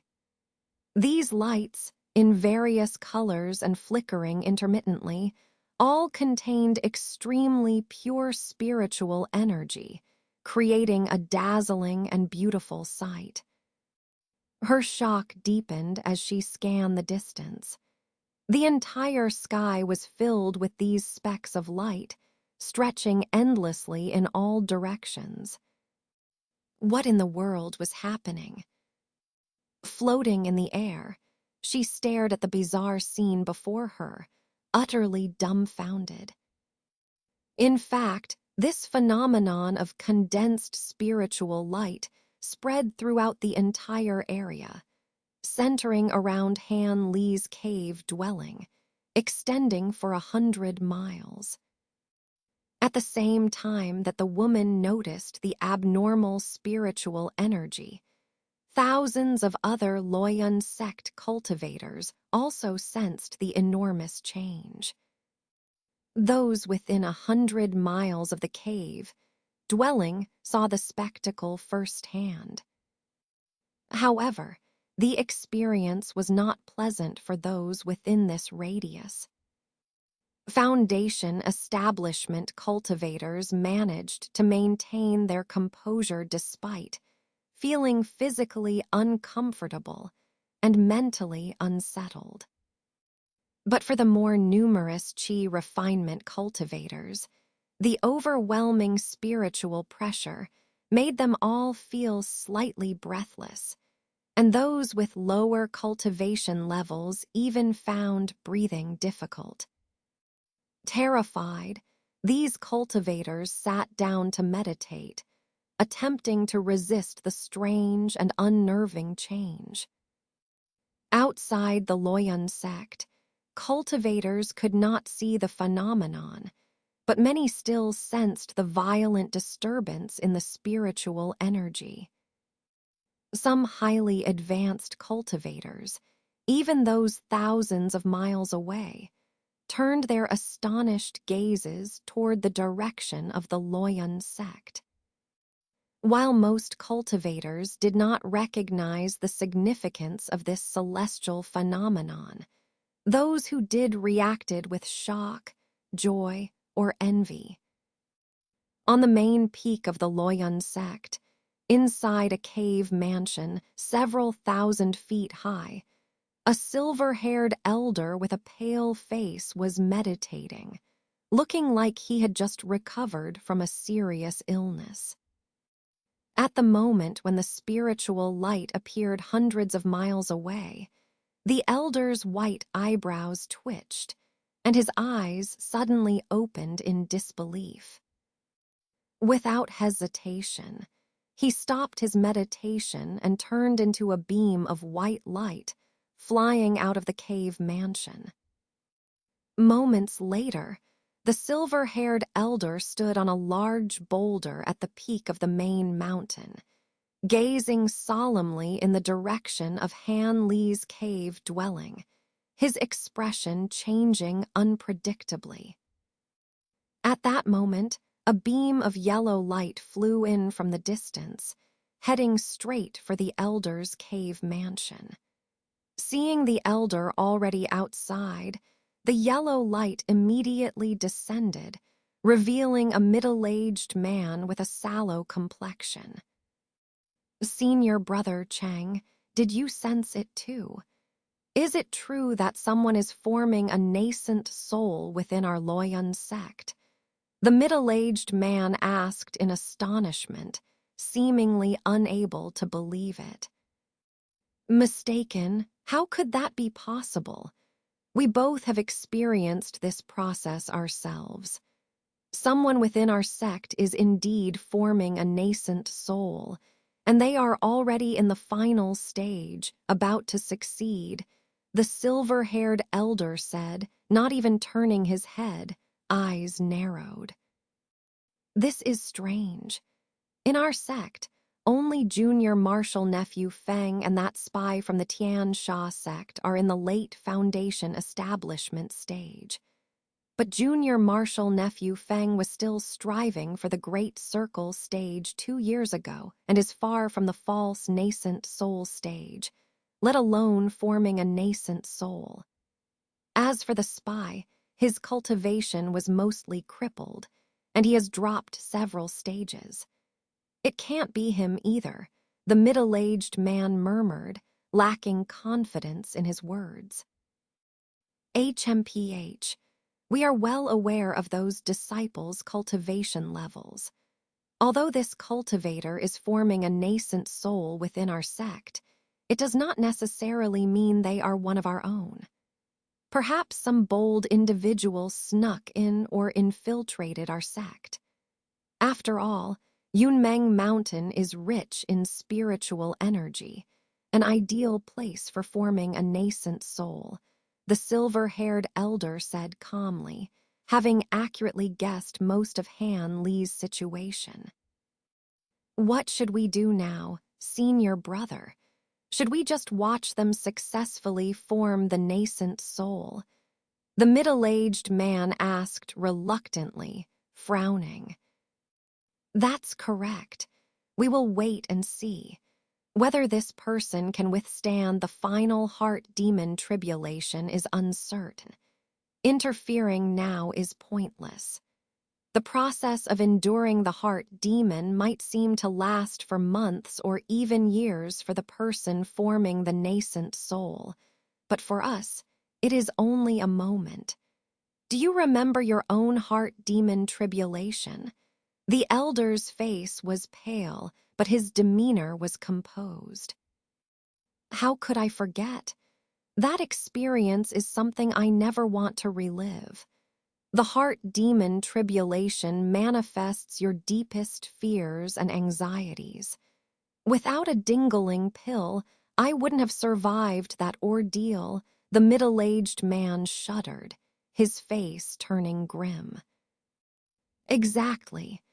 If this person fails, we will decide their fate. If they succeed, it is too late to intervene, and it would be unwise to provoke them. Watching and waiting is our best option. Forming a nascent soul within our sect might not be a bad thing. We might even be able to form an alliance, the elder said. You think this person might be a rogue cultivator. The middle-aged man was moved by the suggestion. Most likely. If they had a sect or family, they wouldn't risk forming a nascent soul here without significant protection. Remember how our sect acted during our own nascent soul formations. The elder smiled slightly, turning to the middle-aged man. How could I forget? During my nascent soul formation, the entire sect was on high alert with the grand protective formation activated. So this person is likely a rogue cultivator, the middle-aged man recalled, smiling lightly. If this person is a rogue cultivator who successfully forms a nascent soul, we must ally with them, not provoke them. Such cultivators, once successful, are usually quite powerful and vengeful. The Tianhin Old Monster is a prime example. No sect wants to provoke him, the elder said slowly. The middle-aged man nodded in agreement. It has begun. The elder's eyes flashed, and he spoke in a low voice. Startled, the middle-aged man quickly extended his spiritual sense. Above Han Li's cave dwelling, the spiritual light increased and began to merge. In no time, the sky within 100-mile radius was filled with multicolored light. The sound of wind, rain, and thunder echoed within the glowing clouds, which churned and gathered towards the center. Over the small stone mountain where Han Li's cave was located, a massive light sphere formed, about a mile in diameter, glowing so brightly it was difficult to look at. Suddenly, a thunderous roar shook the entire mountain. Then, a pillar of green light shot out from the mountain, piercing the large light sphere in the sky. Clouds gathered around the sphere, with wind, rain, and lightning swirling. The sphere began to shrink and transform, its colors growing even more brilliant. Nearby cultivators, who had arrived close to the small stone mountain, looked up in astonishment at the sky, unsure of what to do. Soon, the massive sphere condensed into a crystal-clear orb the size of a fist, containing immense spiritual energy, causing the onlookers' faces to change in shock, making them afraid to act rashly. With a light bang, the round bead flashed brightly and transformed into a cloud of multicolored mist about 10 feet in diameter. It quickly flew downward, disappearing into the stone mountain. Simultaneously, the surrounding weather phenomena, wind, rain, thunder, and lightning, vanished instantly, and everything returned to normal. This left the nearby cultivators wide-eyed and confused, unsure of what to do next. At that moment, a dragon-like roar emanated from the stone mountain, ascending straight into the sky. The world seemed to change color, and a towering humanoid figure, about 100 feet tall, appeared above the stone mountain. This figure emitted a four-colored spiritual light, with extraordinarily large hands and feet. The intense light obscured its facial features, making it impossible for anyone to discern its appearance. The figure exuded an aura of extreme majesty, making it difficult to look directly at it. To the cultivator's horror, the figure slightly nodded, and two piercing beams of light swept over the crowd, causing them to hold their breath instantly. The sound of thud echoed as some cultivators felt an immense pressure, as if Mount Tai was pressing down on them, forcing them to their knees. A few cultivators with higher cultivation levels managed to stay upright, but their knees trembled and veins bulged on their foreheads, indicating their extreme struggle. While these cultivators were trembling with fear and cursing their misfortune, the gigantic figure seemed to smile and then suddenly dissolved into a myriad of starlights, scattering and disappearing. This scene left everyone utterly astonished. In a quiet chamber within the small stone mountain, Han Li sat cross-legged with his eyes closed. Above his head, a tiny, inch-tall infant was playfully climbing over his hair bun. This infant, plump and tender, was enveloped in a blue light and bore a striking resemblance to Han Li, except for the expression of joyful excitement, which contrasted with Han Li's usual calm and reserved demeanor. Han Li's main body below, with a rosy complexion and a peaceful expression, seemed to be in a deep sleep. After a while, the infant appeared to grow tired of playing. It yawned and, with a flash of blue light, disappeared into Han Li's body through the top of his head. Han Li's face twitched slightly, and after his eyelids fluttered, he finally opened his eyes, revealing a pair of bright, clear eyes. He didn't get up immediately, but instead wore a complex expression mixed with a trace of disbelief and joy. Suddenly, he raised a hand and examined it closely, then touched the top of his head, his face full of incredulity. After a while, the excitement on his face gradually faded, and he regained his usual composure. He glanced around the quiet chamber, stretched lazily, and finally stood up. With a flick of his finger, a beam of blue light shot toward the stone door. The door glowed and silently lifted. "Congratulations, Master, on forming the nascent soul." Yinyu, having transformed into a beautiful woman, was waiting outside the chamber. Upon seeing Han Li emerge, she respectfully bowed and greeted him, her tone and manner surprisingly deferential. "Master, it seems Yinyu now truly acknowledges me, but that's understandable. Her original cultivation was not beneath mine.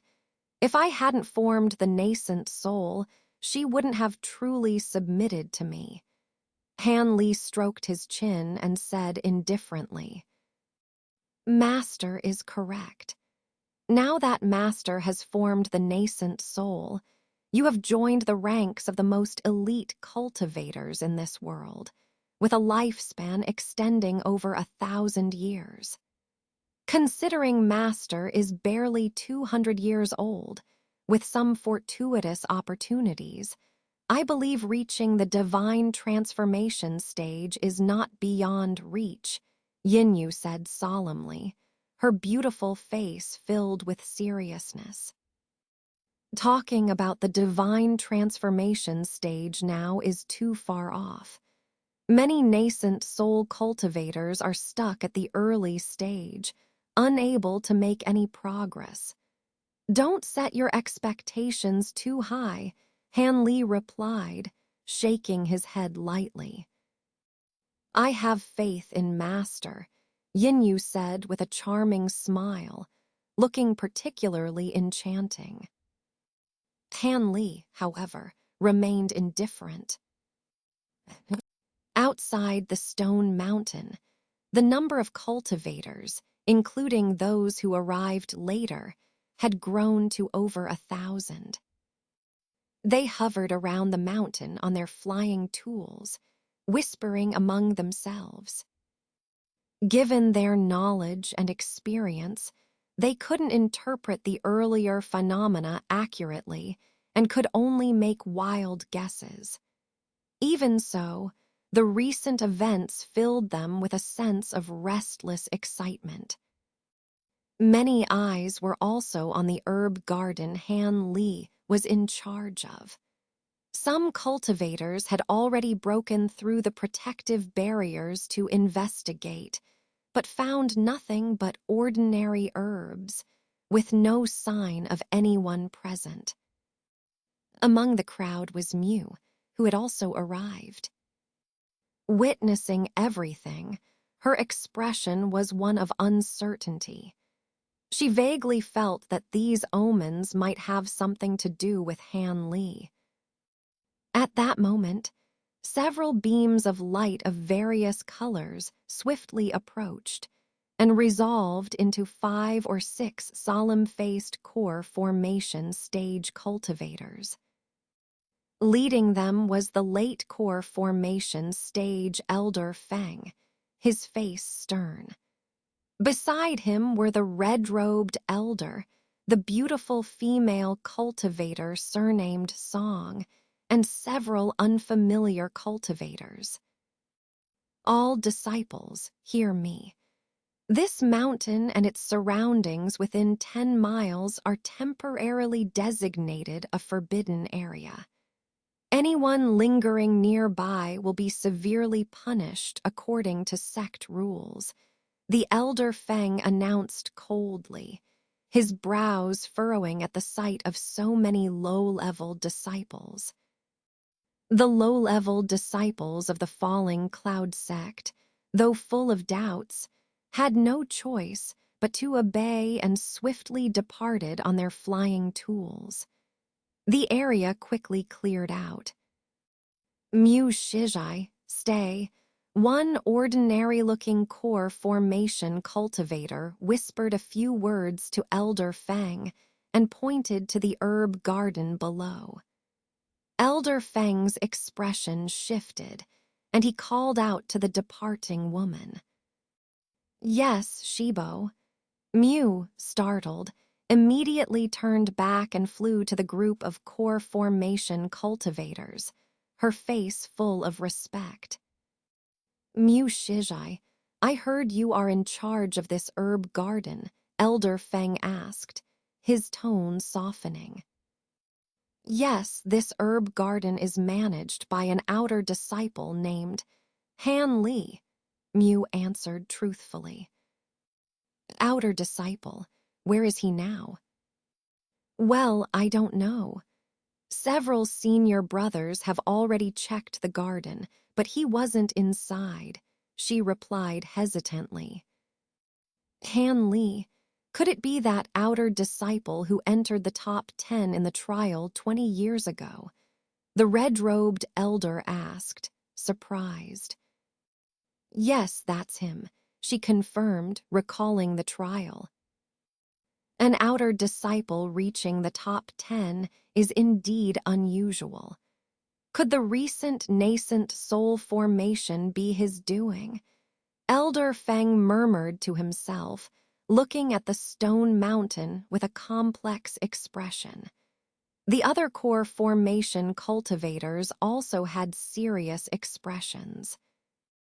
The beautiful cultivator surnamed Song remained silent, her eyes flickering. Nascent soul formation. Could it be that someone had formed a nascent soul? Everyone else aside, Mew was shocked to the core upon hearing this, her face a mask of disbelief. Elder Feng, judging by the recent phenomena, it seems someone has indeed succeeded in forming a nascent soul. How should we handle this? The red-robed elder asked slowly. Even though the person is a newly advanced nascent soul cultivator, they are beyond our capacity to handle. Our two masters will likely address this matter soon. For now, we must avoid offending this individual at all costs. Ah, the two masters have arrived, Elder Feng decided after a moment of deliberation, his expression easing as he noticed two beams of light, one white and one yellow, streaking toward them. The group felt a wave of relief and quickly looked up. Two nascent soul stage elders appeared, one with silver hair and the other with a yellowish complexion. Elder Feng and the others immediately stood aside, showing their respect. "Leave this matter to us. You all can go about your usual duties," the silver-haired elder said calmly upon arrival. Elder Feng and the others bowed and swiftly left the stone mountain vicinity. Mew, naturally, dared not linger either. After bowing deeply, she hurriedly departed, but not before casting a final glance toward the herb garden. Could the one who formed the nascent soul really be Han Li? She thought, her mind in turmoil and her face a mask of confusion. Inside the cave, Han Li was in the main hall, conversing with the transformed Yinyu, looking relaxed. Suddenly, a long, elderly voice came from outside. "I am Cheng Tiankun of the Falling Cloud Sect. Congratulations on forming your nascent soul, Taoist friend. May my junior brother and I have the honor of meeting you." Upon hearing this message, Han Li furrowed his brows slightly, then quickly relaxed.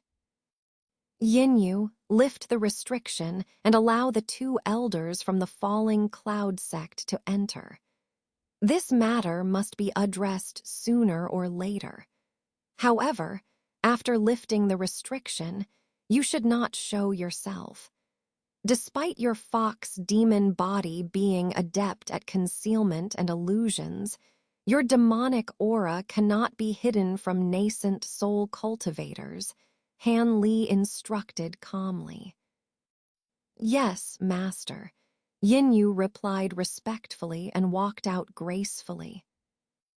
Moments later, the two elders from the Falling Cloud Sect, waiting outside the stone mountain, noticed a change in the scenery. What appeared to be ordinary stone cliffs suddenly emitted a vast expanse of blue mist, enveloping the entire mountain. The mist was filled with ominous energy, and runes floated within, clearly indicating a formidable restriction. The silver-haired elder and the cultivator, surnamed Lu, exchanged glances and couldn't help but smile wryly. To think that someone had established a cave abode and set up such a powerful formation right within the Falling Cloud Sect without their knowledge was truly embarrassing. At the very least, they would certainly be teased by their close friends. At this moment, Han Li's calm voice came from within the mist. "I apologize for using your sect's spiritual land for cultivation without informing you. Please don't take offense. I will now lift the restriction. Please come in for a discussion," Han Li said politely. "Haha, what are you saying, Taoist friend? It is our sect's honor that you chose our Falling Cloud sect to form your nascent soul. How could we be displeased? In fact, we feel embarrassed for not preparing a proper congratulatory gift." The silver-haired elder laughed heartily, seemingly unbothered. "Taoist friend is too kind. I am already deeply grateful to have successfully formed my nascent soul here," Han Li replied calmly. As he spoke, the blue mist churned violently, parting to form a passage 2 to 3 feet wide before the two elders. Seeing this, the two did not hesitate and swiftly flew through the passage, soon arriving at a large blue stone door. The door stood wide open, and before it stood a young man in a blue robe, about 20 years old, with an ordinary appearance and a faint smile. Han Li, waiting to greet them. "Please come in." Han Li smiled and invited them in. "Sorry to intrude," the two elders replied, cupping their fists briefly before following Han Li inside. The blue mist outside swirled, the passage vanished, and the restriction was restored to its original state. Although the two elders sensed this, being within the falling cloud sect, they felt no concern. After walking through a short passage, they entered a spacious hall. "Please try some of the spirit tea I brewed," Han Li said as they sat down. With a movement of his mind, a giant ape puppet entered, carrying a tray with 3 freshly brewed cups of tea, which it placed in front of them. The puppet then left expressionlessly. "Excellent tea. I didn't expect Taoist Han to practice puppet arts. A rarity indeed," the silver-haired elder praised, sipping the tea and eyeing the departing puppet with surprise. "It's nothing. I only have a rudimentary understanding of puppetry and made a few to assist me. They aren't worth much," Han Li replied nonchalantly. "Taoist friend is too modest." This giant ape puppet, based on its spiritual energy, could certainly contend with a foundation establishment cultivator. The middle-aged cultivator surnamed Lu remarked, equally surprised by Han Li's puppetry. Indeed, a full-strength strike from this puppet is comparable to a mid-foundation establishment cultivator. However, its actions and attacks are too simplistic. The materials used to make it are also quite expensive, comparable to a top-tier magic weapon, Han Li noted casually, highlighting the puppet's flaws. "Even so, your puppets are remarkable. If a low-level disciple had one, it would suffice for protection. But puppet arts typically originate from the Thousand Bamboo sect in the extreme west. Are you perhaps from that region?" the silver-haired elder inquired, still praising the puppet but shifting the conversation to probe Han Li's origins. Hearing this, Han Li smiled and half-closed his eyes. Without much thought, he replied calmly, "I learned puppetry from an unnamed ancient text. Whether it's related to the extreme west, I do not know. However, I am aware that cultivators there excel in puppetry. I've long planned to visit and exchange techniques with them. As for myself, I am a genuine cultivator from the heavenly south. I was originally from Yue country, but fled to other lands when the 6 demonic sects invaded." "So Taoist friend is from Yue country. That's surprising. Given your youthful appearance, how long have you been cultivating? Does your cultivation method have any special effects?" the cultivator surnamed Lu asked, unable to contain his curiosity. From the start, he found Han Li's youthful appearance exceedingly unusual. Reaching the nascent soul stage typically required at least 300 to 400 years of cultivation, as it had for him, who had achieved it close to 400 years old. "My cultivation method does not include such effects. However, I once took a youth-retaining pill, which has kept my appearance unchanged since that moment. I am just over 200 years old, Han Li explained. What, only 200 years? The middle-aged cultivator was initially relieved upon hearing about the youth-retaining pill, but was shocked when Han Li revealed his age, displaying an expression of astonishment. Is it true that you've only cultivated for 200 years?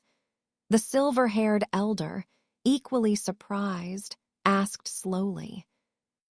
To his knowledge, there had been only a handful of cultivators in the heavenly south who reached the nascent soul stage within 200 years. These were all extraordinarily talented individuals who often went on to achieve great things, some even rumored to have ascended to another realm. For Han Li to claim the same, it suggested he might also become a significant figure. Is there something wrong with forming a nascent soul at 200 years old? Han Li asked, noticing their reaction and wondering about its significance. No, Taoist friend's young age at forming a nascent soul is simply astonishing. Your potential is boundless. The silver-haired elder sighed with a hint of envy. At the same time, he decided they must forge a good relationship with Han Li. Ideally, they should persuade him to join the falling cloud sect. The middle-aged cultivator surnamed Lu also regained his composure and shared a look with the silver-haired elder. After some silent communication, both displayed serious expressions. Han Li observed this silently, without any sign of dissatisfaction, taking the opportunity to sip his tea. Finally, the silver-haired elder spoke. Since Taoist friend is a wandering cultivator, may I ask, now that you've formed your nascent soul, do you have any plans? Plans? I haven't thought about it. Returning to Yue country is impossible due to past enmities with the ghost spirit sect. As for other places, Han Li trailed off, appearing contemplative and uncertain. If Taoist friend does not mind our falling cloud sect being weak, why not consider joining us?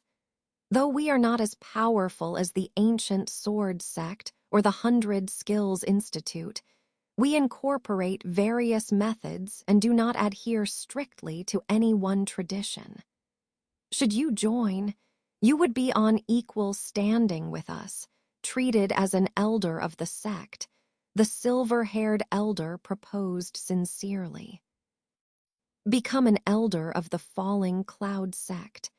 Han Li furrowed his brows slightly, showing a hint of hesitation. Seeing that Han Li showed no signs of refusal, the silver-haired elder felt secretly delighted and spoke even more sincerely. Fellow Taoist, rest assured, although we hold the position of supreme elder within the sect, we actually don't need to do anything, nor are we burdened with any mundane tasks. We merely serve as a deterrent presence. You can completely focus on your own matters.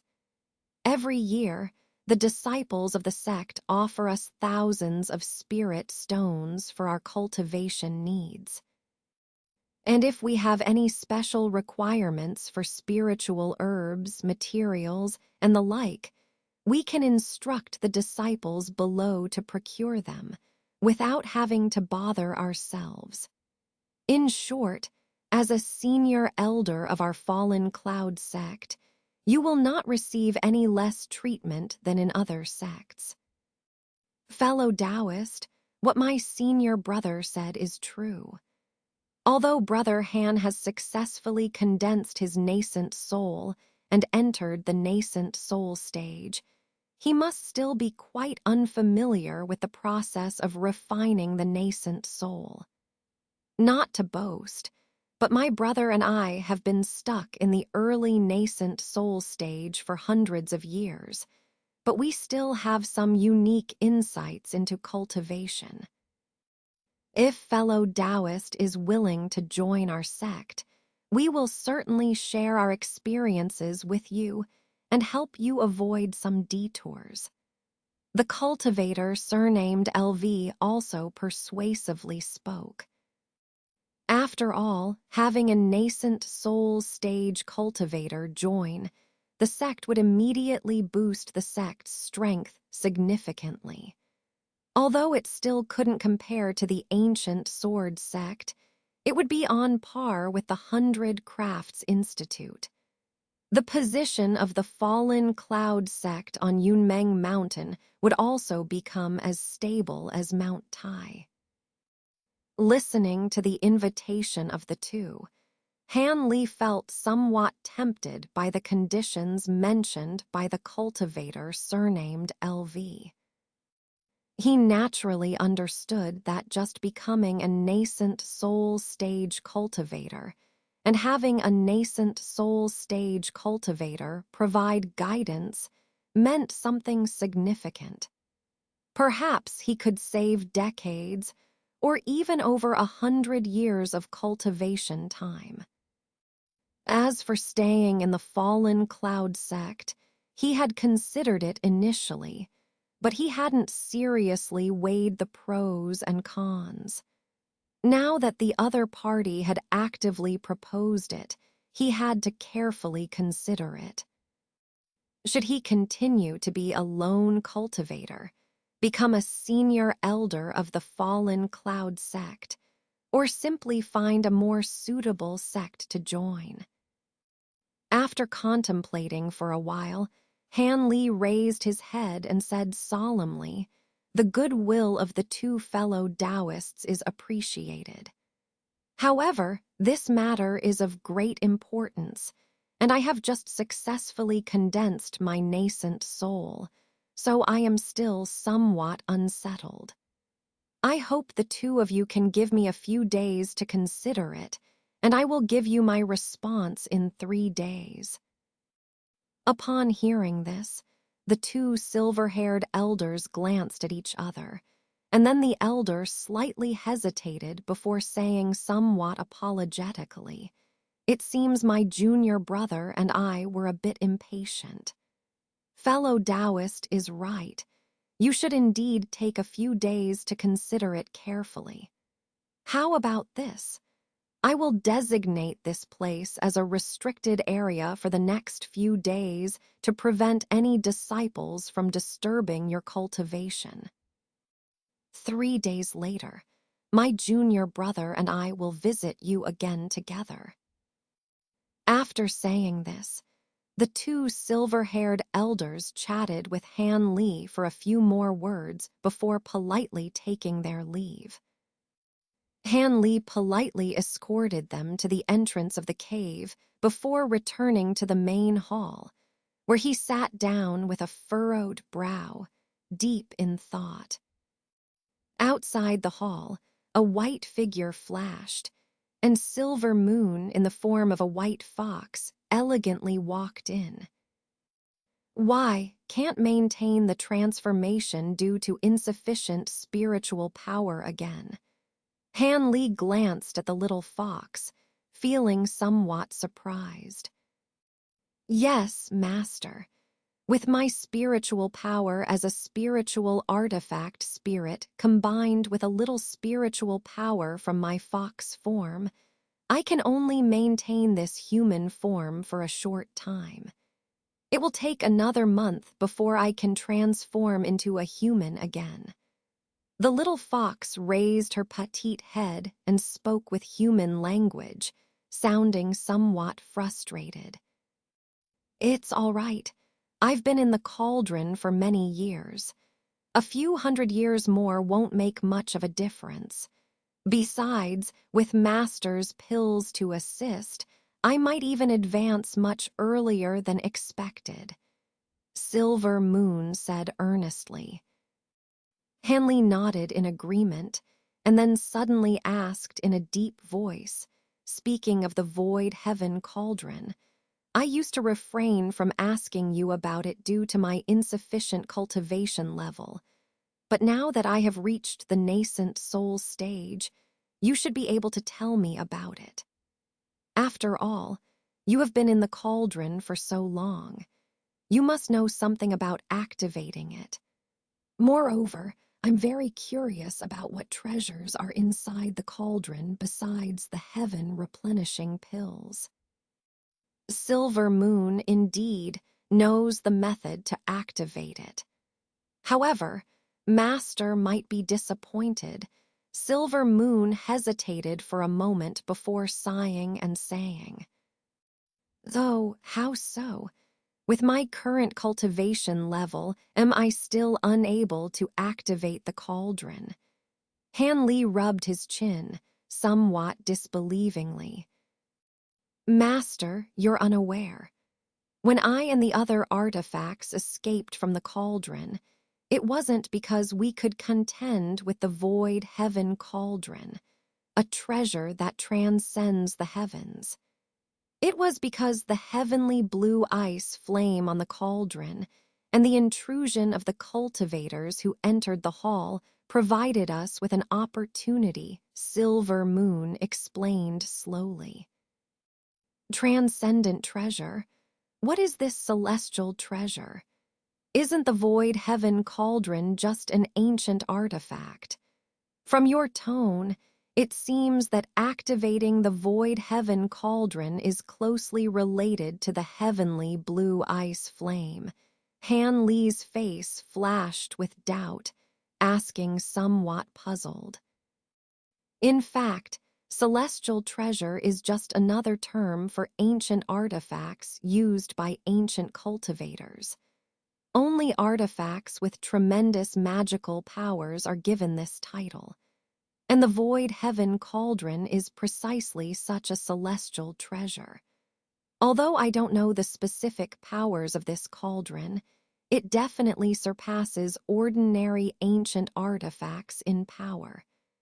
As for the heavenly blue ice flame, it is indeed the key to activating the void heaven cauldron.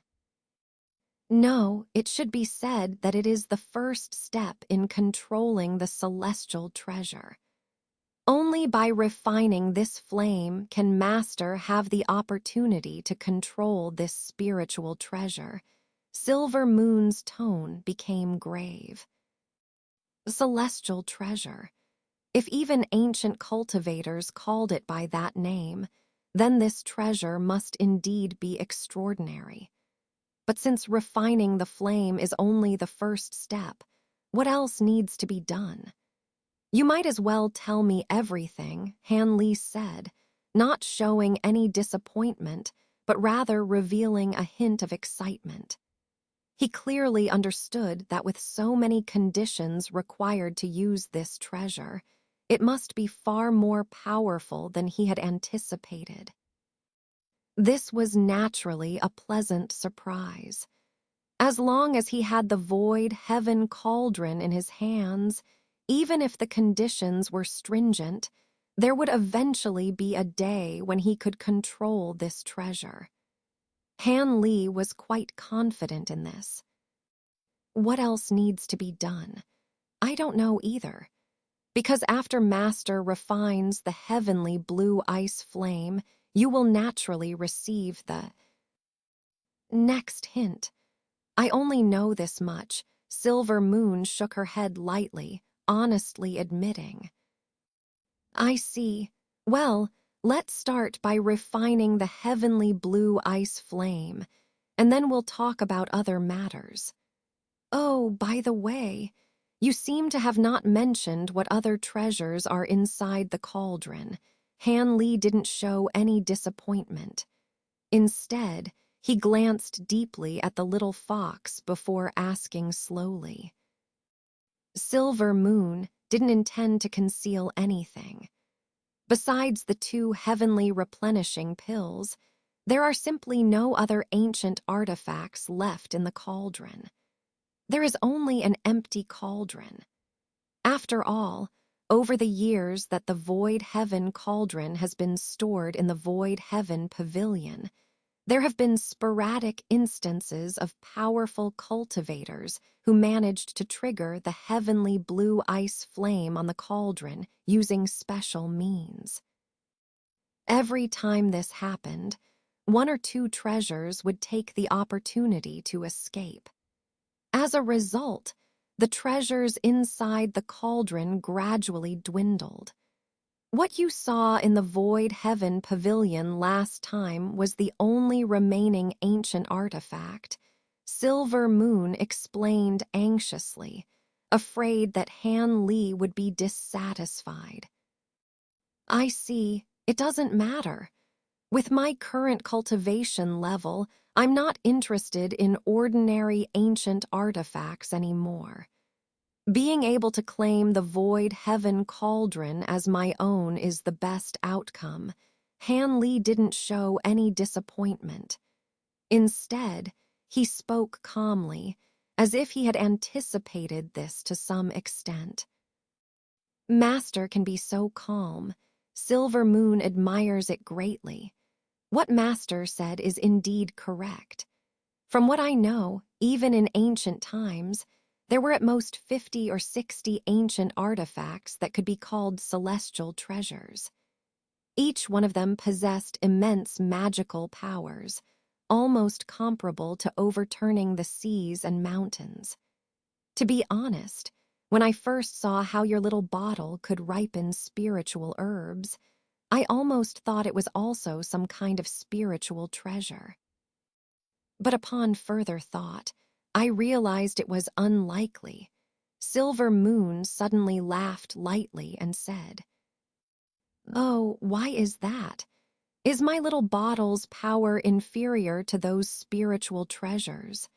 Han Li listened to this, slightly stunned, and asked somewhat disbelievingly, "It's not that.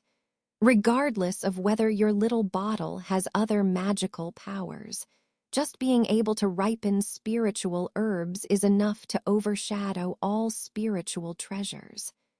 After all, other spiritual treasures, no matter how powerful they are, still have to abide by the laws of this world. Those treasures simply amplify and utilize these laws.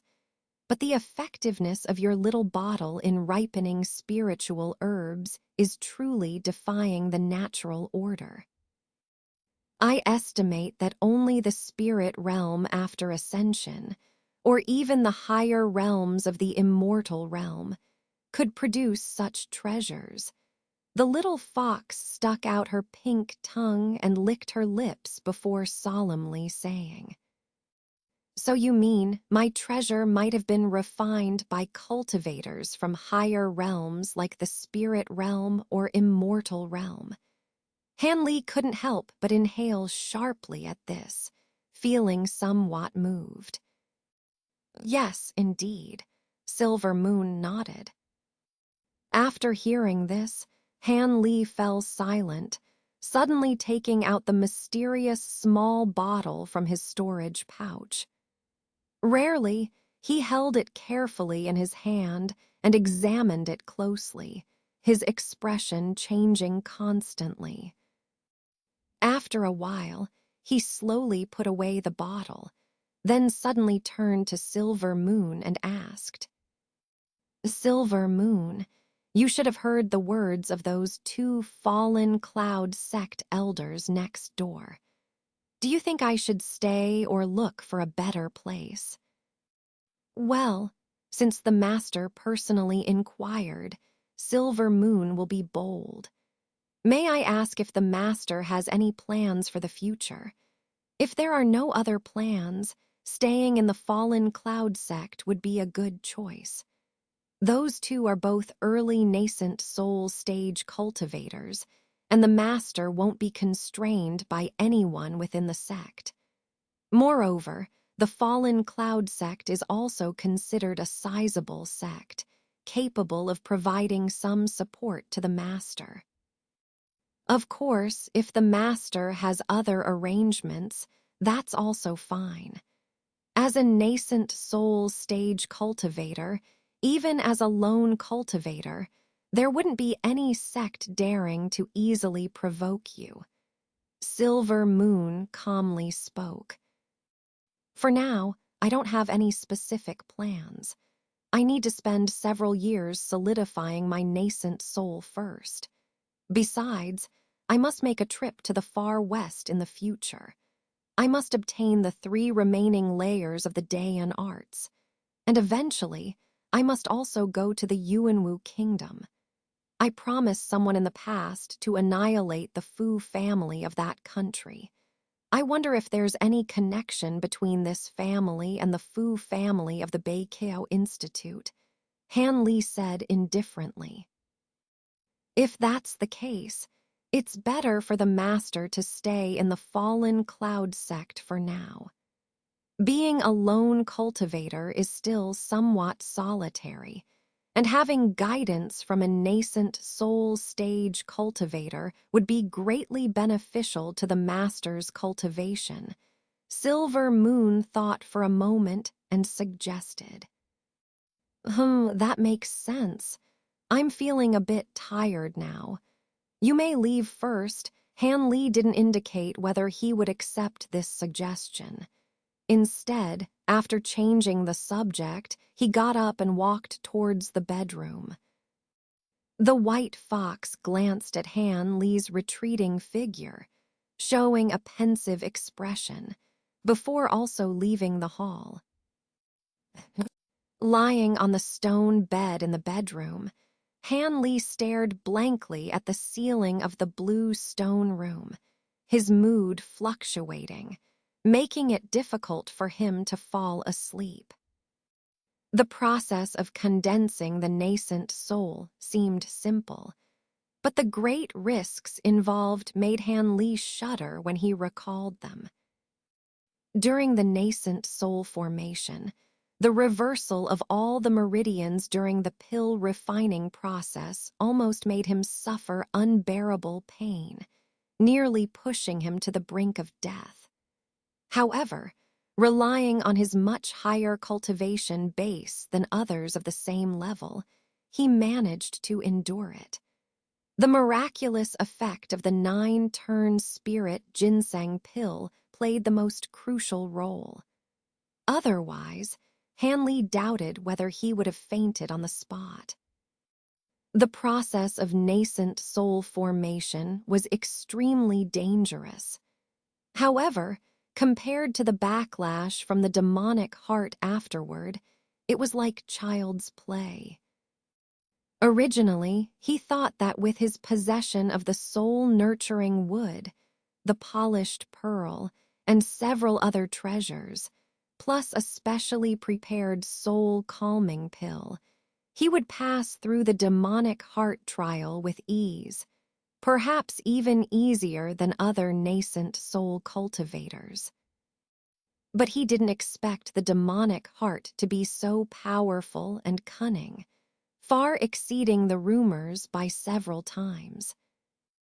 It first made Han Li experience a series of the most fearful and terrifying scenarios in his mind, many of which were deeply buried in his heart, things he wasn't even conscious of.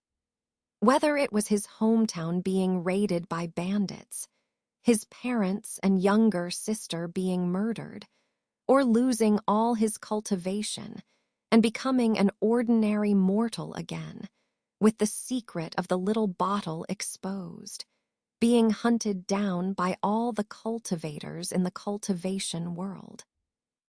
These scenes, each one touching on Han Li's deepest fears, unfolded before him one by one, vivid and real, making it impossible for him to extricate himself once he fell into them.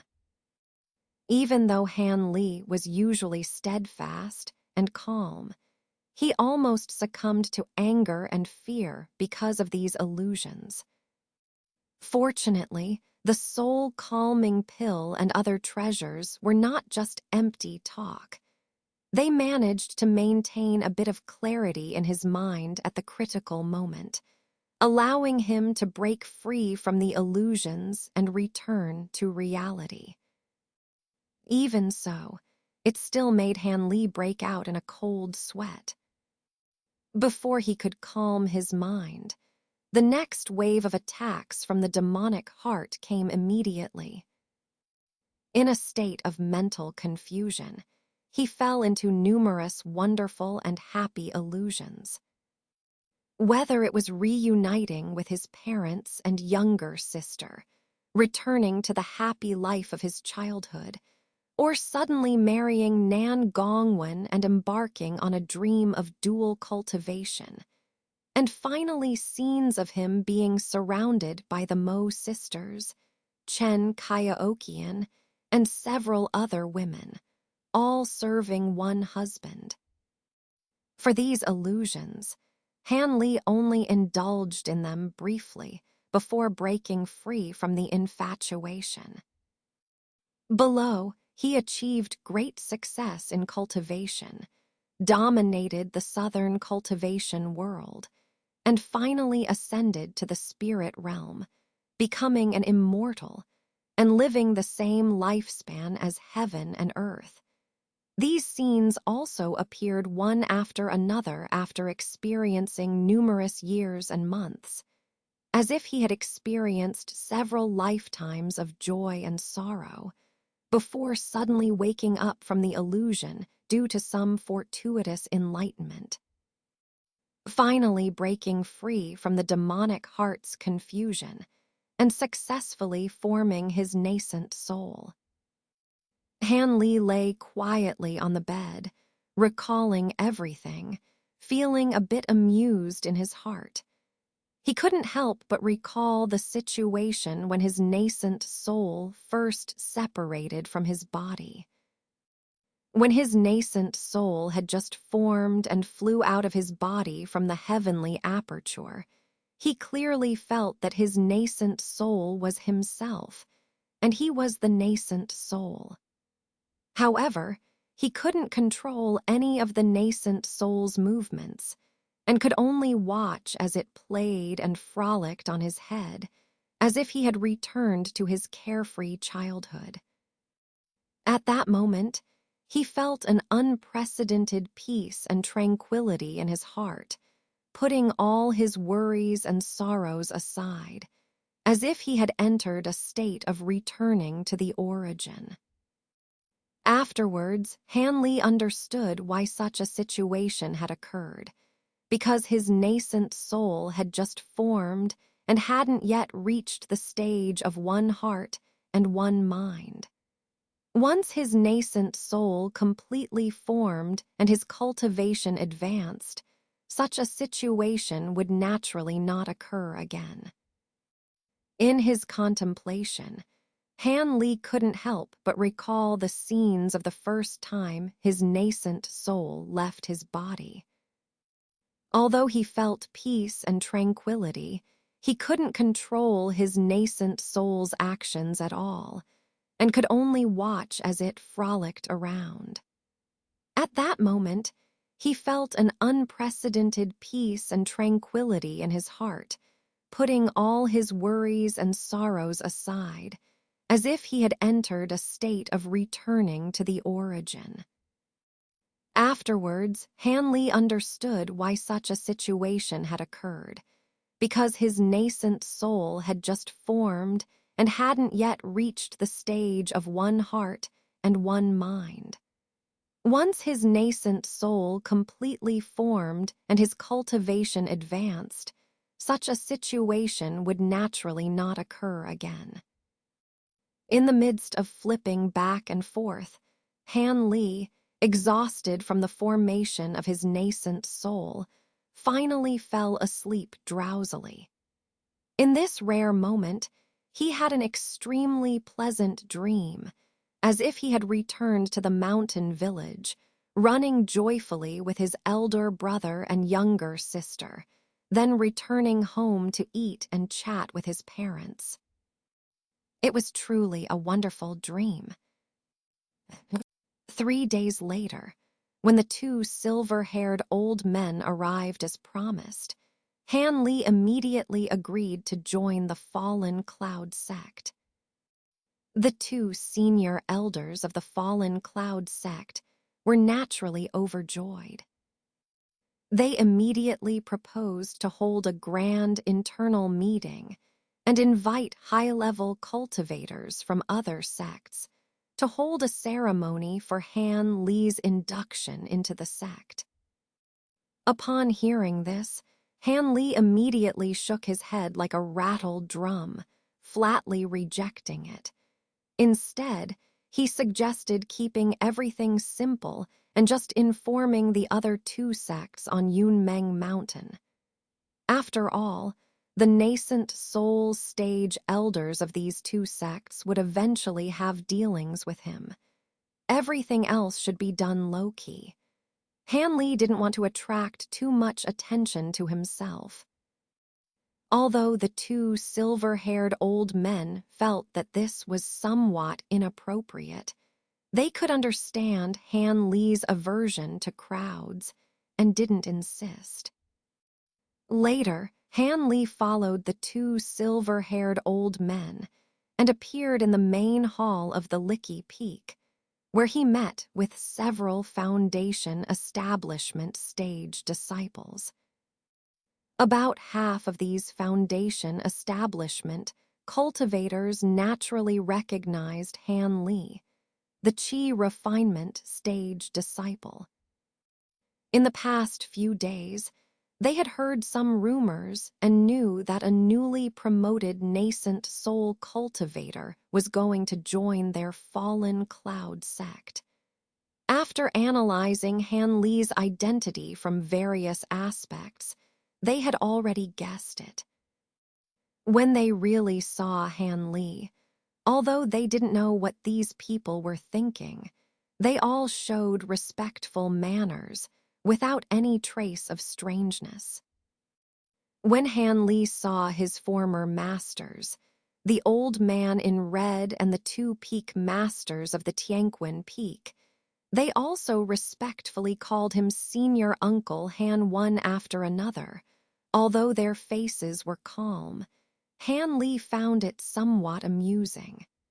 With a wave of his hand, he let them rise, showing no intention of making things difficult for them. However, when Han Li swept his spiritual sense over them, he found that when the woman's surnamed song called him Senior Uncle, there was a hint of complexity on her face, and her voice was slightly hesitant. Han Li wondered if this woman remembered the incident when she tried to use mind-reading techniques on him, but failed. With Han Li's current cultivation level, he wouldn't bother about the thoughts of this woman. After meeting with these Foundation establishment cultivators, the two silver-haired old men immediately stated that Han Li could choose any mountain with abundant spiritual energy in the entire Yunmeng mountain range to establish his cave residence, and it wasn't necessary to reside on the main peaks of the sect. After hearing this, Han Li didn't hesitate to accept. The next day, after searching around, he found a middle-sized mountain on the eastern side of the fallen cloud sect. Although this mountain was not particularly tall or dangerous, nor was it the best place for spiritual energy, it was rare in that it was a letter-shaped peak. Besides a main peak, there were 3 low peaks surrounding it, making it very suitable for setting up formations and restrictions. Han Li was very satisfied with this. Opening a cave residence was an extremely easy task for Han Li. Even though this cave residence was the largest one he had ever established, It only took half a day to complete. Once the cave residence was opened, Han Li immediately set up powerful temporary formations on the 3 peaks. Suddenly, a mist enveloped the area for dozens of miles around. Han Li naturally wasn't very satisfied with these restrictions. He had long planned to reset them once he comprehended more advanced formations. After doing all this, Han Li returned to the original medicinal garden of the fallen Cloud sect. He intended to move some things from his old cave residence. But as soon as he returned here, he saw a charming figure waiting for him in the medicinal garden under the rocky mountain. As soon as this person saw Han Li, she immediately bowed deeply and respectfully, while her cherry lips pleaded, "Be my disciple. I don't take in disciples. Besides, do you think I would accept a foundation establishment stage female cultivator as my disciple? Considering our past acquaintanceship, I won't hold your presumptuousness against you this time. Take care of yourself." Han Li coldly rejected the beautiful woman who had suddenly appeared before him. "Senior, The woman surnamed Mu showed a hint of panic on her face upon hearing Han Li's words and hurriedly tried to say something more. However, with a gentle flick of his sleeve, Han Li conjured a gust of wind that sent her staggering. The words she was about to utter were forced back down by the strong wind. By the time she steadied herself and looked around for Han Li again, he had already vanished without a trace. Seeing this, the woman was left standing in place, dejected, unwilling to leave. After all, this senior Han who had suddenly appeared was her only lifeline now. Meanwhile, Han Li had reappeared inside the small stone mountain cave, heading directly to the insect room without hesitation. There, he kept nearly 10,000 goldenred devouring gold bugs. These bugs had hatched over 20 years ago and had further evolved. The silver spots on these bugs' shells had shrunk to pin-sized dots. Without close inspection, one would not notice the faint silver gleam in the gold. This indicated that these devouring gold bugs were just a step away from full maturity. Han Li felt a mix of excitement and slight disappointment. Despite this, the ferocity of these nearly golden bugs had astonished Han Li. He had once placed over 100 three-colored, devouring gold bugs together with the newly evolved golden bugs. In moments, the three-colored bugs were devoured completely by their larger counterparts. These new bugs far surpassed the three-colored ones in both devouring ability and body toughness.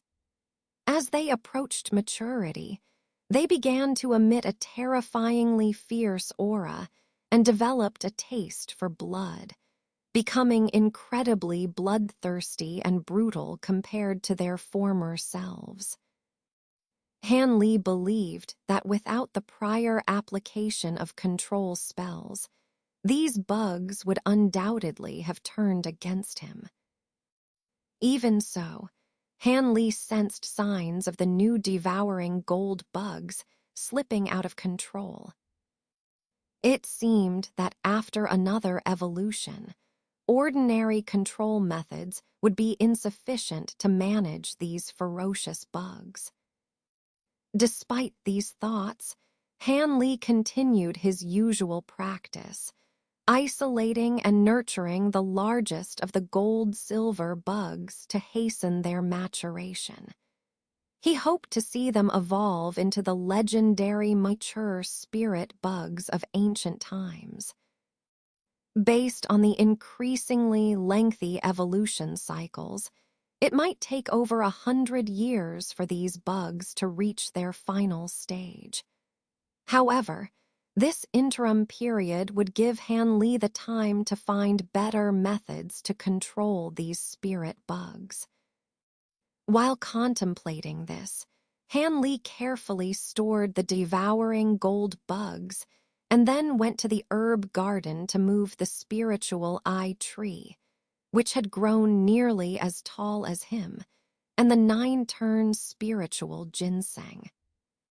There wasn't much to say about the 9-turn spiritual ginseng, although it had lost a lot of its vitality due to recent pill concocting. Han Li had restored most of it using the green liquid. It was now in good condition. As for the spiritual eye tree, after years of nurturing, it was close to producing its first batch of spirit liquid. Han Li eagerly anticipated using this spirit liquid to produce large quantities of bright clear spirit water to wash his eyes and see what new abilities he might gain. Aside from the spirit bugs and the herbs, Han Li didn't bother with the miscellaneous items in the cave. He simply flew away. As he flew over the herb garden, Han Li glanced down and saw the woman surnamed Mu still standing there, staring at the stone mountain with a look of stubbornness. She hadn't noticed Han Li flying past overhead. Han Li shook his head. Though solving her problem was a trivial matter for him, he didn't want to come across as someone who imposes his will just after becoming a supreme elder of the fallen cloud sect. Besides, both the Mu family and the Yan family were significant cultivation families in Ziguo. Given his tenuous relationship with the woman, he had no reason to intervene.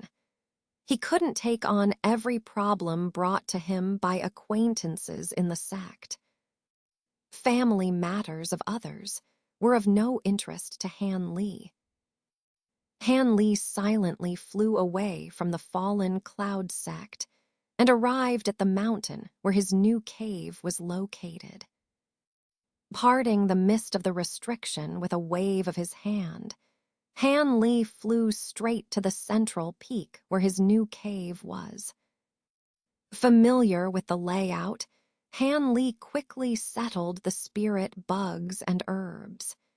He then left the cave's affairs to Silver Moon and entered the meditation chamber to begin refining his nascent soul. During this time, the two silver-haired elders, aware that Han Li needed time to shape his nascent soul, did not disturb him. 100 days later, Han Li successfully completed the initial shaping of his nascent soul and achieved a preliminary integration of mind and soul. Now, when his nascent soul emerged, Han Li could easily control its every move. When Han Li emerged from the meditation chamber, Silver Moon, as usual, transformed into a young woman and respectfully waited outside. However, when she saw Han Li, she wore a strange expression. "What's the matter? It seems you have something to say. Did something happen?" Han Li asked, raising an eyebrow. "Master, half a month after you entered the meditation chamber, that Aunt Mu came looking for you again.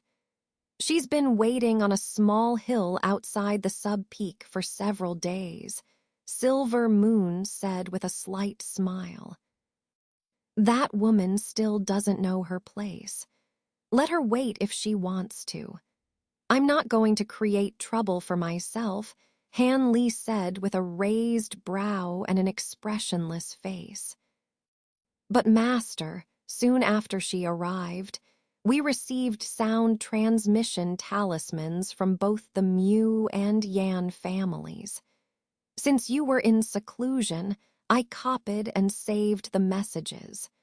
Would you like to see them? Silver Moon asked with a twinkle in her eye, testing the waters. Sound transmission talismans. From the Mu and Yan families, could it be related to that woman? Judging by your expression, you must have read them. Is there a problem? Han Li asked, rubbing his chin. Indeed, Master. You'll understand once you read them. You might have a bit of trouble on your hands, Silver Moon said with a sly smile. Hand them over, Han Li demanded, reaching out his hand. Silver Moon immediately produced 2 talismans, one red and one white, and handed them to Han Li with a smile. Han Li unceremoniously activated the talismans, causing 2 light clusters to appear in his hand.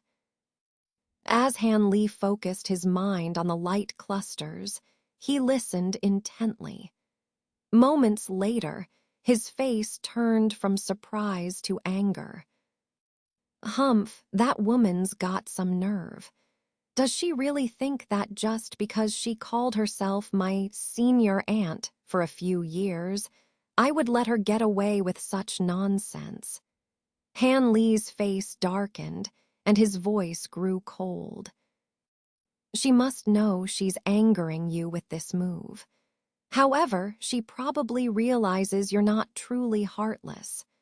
Otherwise, she wouldn't have had the courage to seek protection from a nascent soul stage cultivator. And she might think that facing your wrath is better than being a dual cultivation partner for that senior brother Yan, Silver Moon said with a stifled laugh. Moreover, she directly told both families that I accepted her as a personal concubine, forcing the 2 family heads to send apologies immediately. The Yan family head even stated they didn't know she was my concubine and dissolved the engagement with the Mu family. This woman must have been prepared for the consequences, Han Li said, glancing at Silver Moon with irritation. Does that mean? Silver Moon asked, blinking in surprise. What's so strange about it? Now that I've formed my nascent soul, taking a concubine isn't out of the question. Besides, she is indeed quite beautiful. I'm a normal male cultivator. Making the false become true and experiencing dual cultivation isn't a bad idea. Han Li stretched lazily, showing a hint of a cold smile. But Master, haven't you always avoided women? You've refused similar opportunities before. Remember Miss Wen and others earlier? Silver Moon said, perplexed. That was then, this is now. When I hadn't formed my nascent soul and had low cultivation, I had no time for such distractions. If Wen Siyu approached me now, I wouldn't let her go so easily, Han Li said with a calm tone, as if he were very serious. Master, you can't be serious, can you? Silver Moon widened her beautiful eyes, hesitating.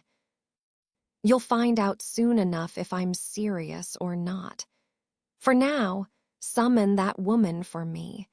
With her level of cultivation, she won't be able to see through your fox demon form, Han Li instructed ambiguously. Yes, Master. Although Silver Moon was filled with suspicion, she responded respectfully. Han Li then turned and went to the main hall. After the time it takes to drink a cup of tea, Silver Moon gracefully walked in, followed by a rather haggard-looking Mew paling. It seemed that she had not had an easy time recently. "Master, Miss Mew is here," Silver Moon said respectfully as she approached Han Li. "All right, I know. You may leave," Han Li said calmly, nodding. "Then I'll take my leave." Silver Moon cast a sidelong glance at Mew paling, smiling slightly as she left the hall. "Greetings, Senior Han," Mew paling said, bowing. Then she stood silently, ready to accept whatever punishment Han Li might impose. Seeing her in this state, Han Li frowned slightly, his gaze sweeping across her stunningly beautiful face. "You should know why I summoned you. Your reckless words have left the newly advanced nascent soul cultivator like me with a reputation for being arrogant and domineering. After all, taking a female cultivator with an existing marriage contract as a concubine doesn't sound good. Of course, with my current level of cultivation, the Mew and Yan families wouldn't dare complain, and I wouldn't care if they did. But that doesn't mean I'll tolerate your audacity. You should be prepared for the punishment I'm going to give you," Han Li said calmly, without any sign of anger. "Please forgive me, Senior. It was indeed reckless of me. But rather than marry into the Yan family, I would prefer to be a concubine to you," Mew paling said, raising her head, her face pale. "HMPH, since you've claimed to be my concubine, I can't just stand idly by. Nor can I simply clarify this rumor. Otherwise, the cultivation families would think that I, a new elder of the falling cloud sect, am weak and easily bullied, unable to protect even a foundation establishment female cultivator. Moreover, this rumor must have already spread throughout the cultivation world. So what do you think I should do with you?" Han Li said slowly, his eyes flashing. "I have nothing to say.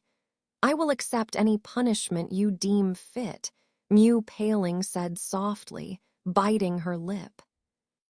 "Since everyone now believes you to be my concubine, I'll give you two choices. One is to openly be my concubine but actually serve as my servant for 20 years, obeying my every command. After that, when this matter has faded, I'll grant you your freedom. But don't expect any help from me in your cultivation during this time," Han Li said sternly. "And the second choice?"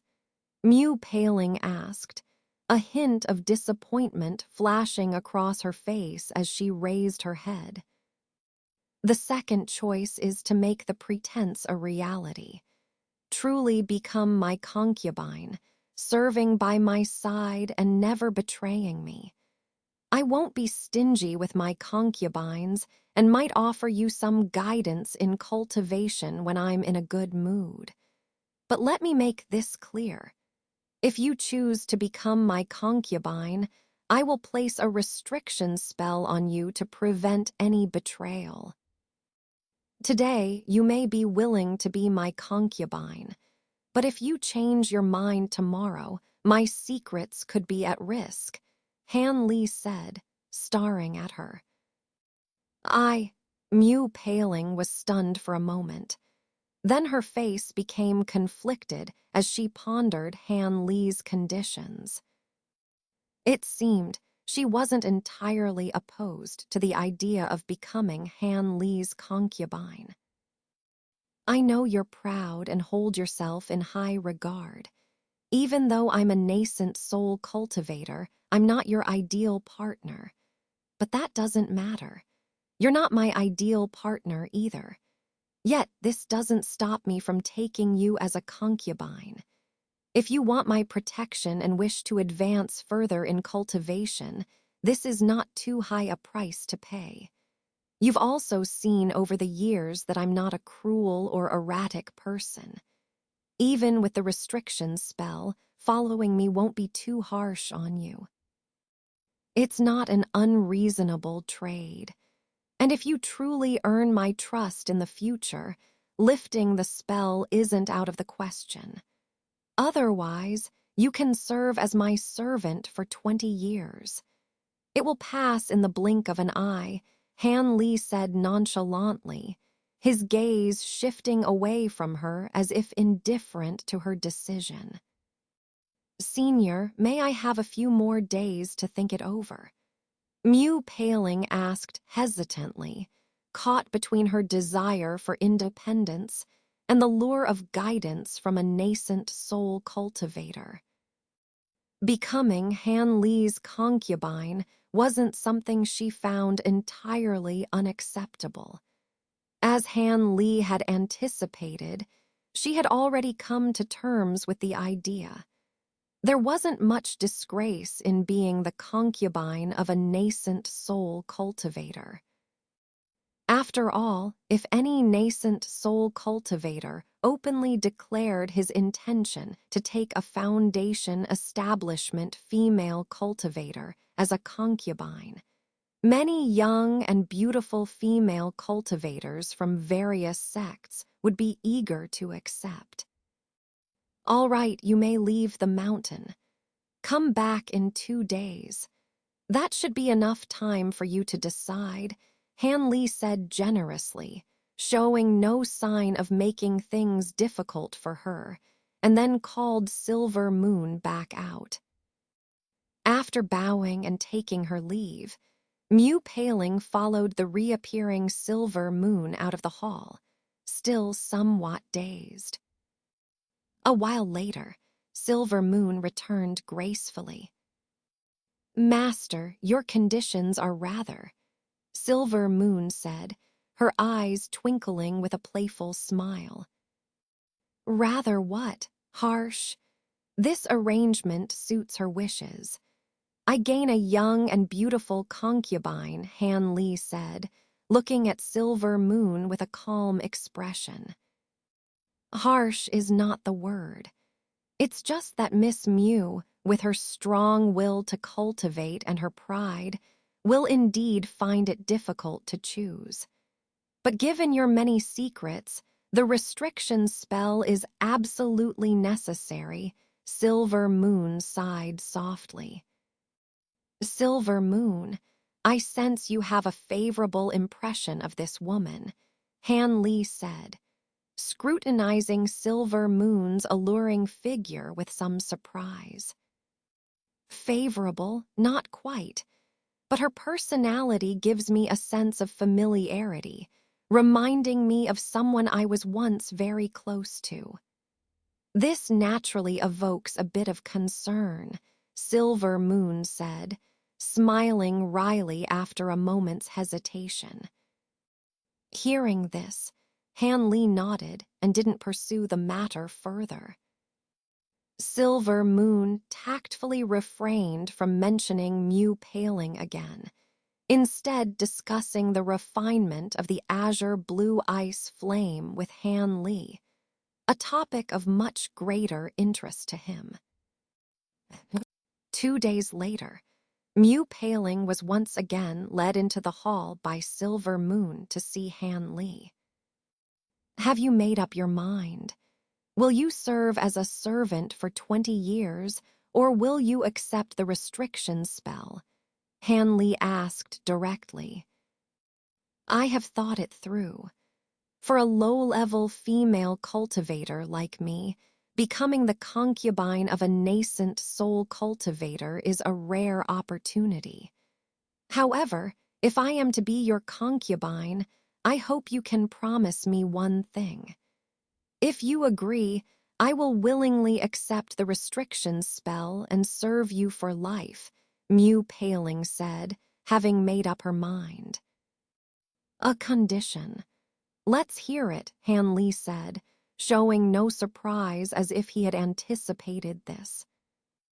I know you're not an impatient man, So I hope you can promise me that for 30 years after taking me as your concubine, you will not take my virginity.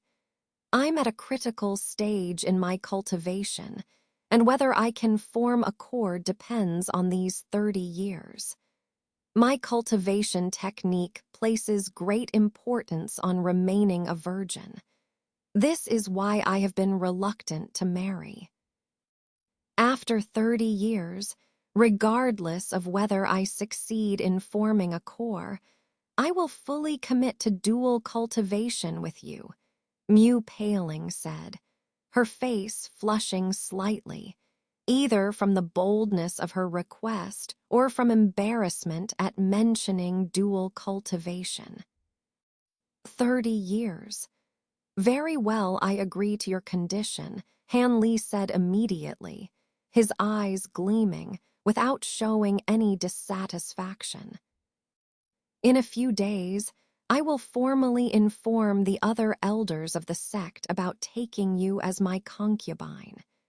Since we will wait 30 years for dual cultivation, I'll set up a small side cave on one of the subsidiary peaks for you to live and cultivate in. I'll visit and provide guidance from time to time, Hanley said after a moment's thought. Yes, Master. Mew Paling blushed slightly and whispered softly. Go back and prepare. Choose a subsidiary peak to establish your cave residence. Here is the token for the array's restrictions. With it, you can freely enter and exit the formations I have set up. Once everything is arranged, I will place a restriction spell on you, officially making you my concubine. But let me make this clear. I don't care if you had a lover or an ideal man before. Now that you are my concubine, you must sever all ties with your past. If you maintain any connections, don't blame me for being ruthless. You still have time to back out now, Han Li said coldly, withdrawing his presumptuous gaze and placing a purple jade token on the table. Since entering the sect as a child, I've devoted myself solely to cultivation. How could I have a lover? And now that I have made my decision, I will not waver, Mew Paling said decisively, extending her slender hand to take the jade token. Hanley nodded in response without saying much more. He then summoned a giant ape puppet to escort Mew Paling out of the hall. Seeing the puppet, Mew Paling's eyes showed a hint of surprise. She marveled at its formidable appearance and wondered why the white-robed maid from before was nowhere to be seen. However, knowing that it was wise not to delve too deeply into certain matters, she sensibly refrained from asking any questions and followed the puppet out of the cave. Master, since you intend to take this woman as a concubine as a form of punishment, why did you agree to the 30-year arrangement? Do you have other plans? Silver Moon appeared in the hall after Mew Paling left, having returned to her white fox form. Of course, I have plans. Even if she hadn't mentioned it, I wouldn't have touched her before she forms her core, Han Li replied calmly, not denying it. Oh, why is that? The white fox leaped onto the table in front of Han Li, her black eyes glistening against her snowy fur, making her look extremely cute. Seeing this, Han Li smiled slightly, seemingly in a good mood. Instead of replying immediately, he retrieved a pink jade slip from his waist and placed it on the table.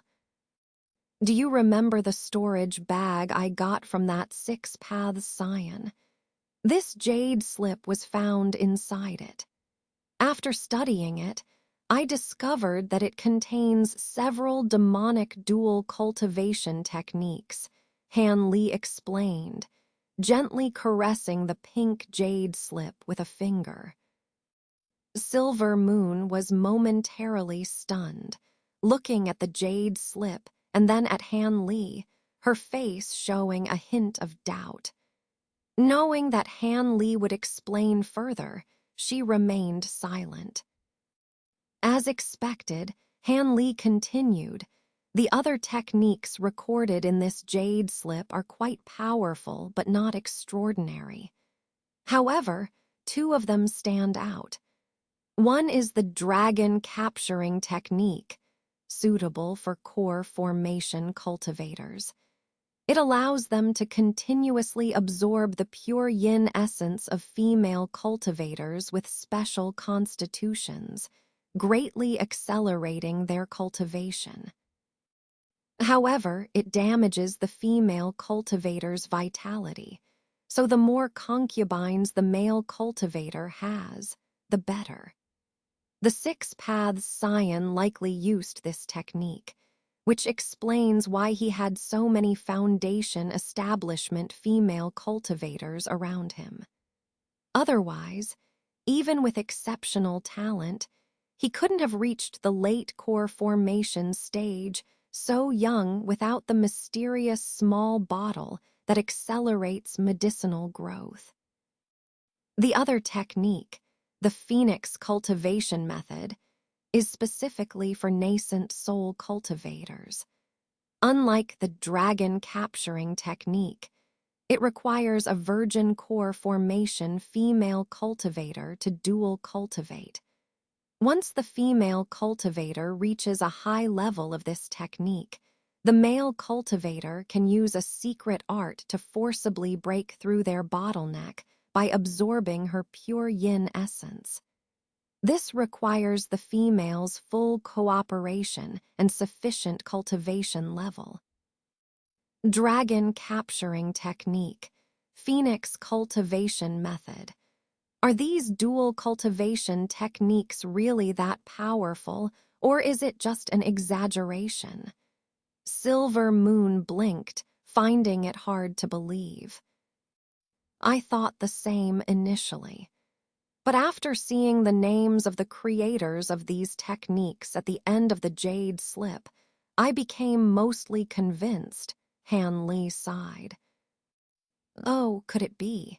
Silver Moon gasped, having guessed the answer. Indeed, these techniques were created by the Six Paths Sage, who reached the late nascent soul stage and was known as the foremost demonic cultivator in the Starsea region. Given his reputation, these techniques should be quite effective. Otherwise, the Six Paths Scion wouldn't have kept the jade slip so closely, Han Li said solemnly. So you're planning to have her cultivate this Phoenix cultivation method? Silver Moon asked, tilting her furry head. Yes, I want her to start cultivating this technique after she forms her core. When I reach a bottleneck in my cultivation, I can use it to attempt a breakthrough. Nascent soul cultivators have limited access to medicinal aids, so advancing in cultivation becomes painfully slow. Just look at how many nascent soul cultivators remain at the early stage. This method is worth trying regardless of its actual effectiveness. Unfortunately, this method works only once. Subsequent uses will not be effective. While it does benefit the female cultivator, the gains are not as significant as for the male. Otherwise, do you think I'd bother taking her as a concubine? Han Li sneered, glancing at Silver Moon. Ah, I see. I thought you were taking concubines out of desire after forming your nascent soul. Silver Moon laughed, relieved. Han Li's expression remained non-committal. Although I will place a restriction spell on her, I won't reveal the secrets of the cave to her initially. The spell allows me to control her life and death, but human nature is unpredictable. Just because I'm kind to her doesn't mean she'll be grateful. I'd rather be cautious and observe her over time. If she proves trustworthy, I won't hesitate to help her improve her cultivation. I still have plenty of low-level pills. And since you're skilled in stealth, keep an eye on her when I'm in seclusion, Han Li ordered. Yes, master. I'll keep a close watch on her, Silver Moon agreed obediently. Good, 30 years should be enough to judge her character. I hope she doesn't disappoint me, Han Li muttered, his voice growing somber. A few days later, when Mu Paling returned, Han Li placed a restriction spell on her and gave her some foundation establishment pills. Mu Paling was surprised and delighted, her face blooming with beauty. She seemed to have fully accepted her role as Han Li's concubine. When the silver-haired elders learned of Han Li's new concubine, they came to congratulate him, each gifting Mu Paling a high-level magical artifact.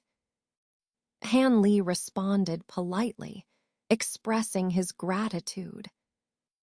Afterward, Mu Paling settled on a subsidiary peak near Han Li's main peak, where she began cultivating diligently under his guidance. Han Li, meanwhile, frequently visited the silver-haired elders, humbly seeking advice on nascent soul cultivation techniques. They were eager to help, offering him invaluable insights, confirming the wisdom of his earlier decision. Months later, the spirit eye tree in the medicinal garden began producing its essence. Han Li was overjoyed. He promptly began refining the clear spirit elixir based on the recipe he had obtained from the disheveled cultivator. With his expertise in alchemy, it didn't take long for him to succeed after a few initial failures. Now, in his alchemy chamber, Han Li played with a small bottle of freshly refined clear spirit elixir, his eyes gleaming with contemplation. After a moment, he decisively uncorked the bottle, a hand glowing with azure light as a small globule of the elixir floated out, slowly drifting towards his forehead. As it approached within inches, the elixir suddenly stopped, hovering in place. Han Li squinted at the elixir, silent. Then he opened his mouth, releasing a small beam of azure light that enveloped the elixir. The fist-sized elixir glowed, 2 hair-thin blue threads shooting out from the azure light and piercing into Han Li's eyes in an instant. Without thinking much, Han Li sat down cross-legged where he was and began to circulate his qi. The icy feeling in his eyes immediately lessened. If someone were in front of Han Li at that moment, they would have noticed a faint blue light appearing on his closed eyelids, extremely weak. It took a full half-hour for the cold sensation to gradually fade from his eyes. Han Li let out a long breath. His eyelids twitched a few times before he opened his eyes and looked around subconsciously. A trace of doubt flashed across his face. Is there really no change? Could it be that there isn't even the slightest effect? Han Li muttered to himself, blinking his eyes. However, after thinking for a moment, he raised his head and suddenly channeled his spiritual power into his eyes. In the depths of his eyes, a blue light flashed. Han Li couldn't help but exclaim. He saw that the walls of the restricted, quiet room opposite him had turned into a blurry light blue color in his eyes. Startled, he dispersed his focus, and the walls returned to normal. No wonder the core formation cultivators of the three sects weren't interested in this spirit water. Such a minor and almost negligible penetrating ability indeed wouldn't attract anyone's attention. Many auxiliary spells can achieve a much stronger effect. However, this is just the result of washing my eyes once. If I wash my eyes with the spirit water every half-month, who knows what kind of abilities my eyes might develop over time. It's quite exciting to think about, Han Li thought to himself, looking at the spirit water still floating in front of him. Without hesitation, he repeated the same cleansing process with the spell. There was enough of this spirit water to cleanse the eyes of more than a dozen cultivators once. Although Han Li used a bit more due to his deep cultivation, it would still take several tries to finish it. After consuming all the spirit liquid, Han Li's eyes appeared unchanged. Only when he channeled spiritual power into his eyes would a blue light momentarily flash. The ability to see through restrictions didn't seem to have significantly improved. Han Li wasn't discouraged by this. After all, he had plenty of time to slowly let his eyes develop extraordinary abilities. The next day, after informing Silvermoon, Han Li entered the secluded cultivation room and took out the golden page that recorded the green yuan sword art.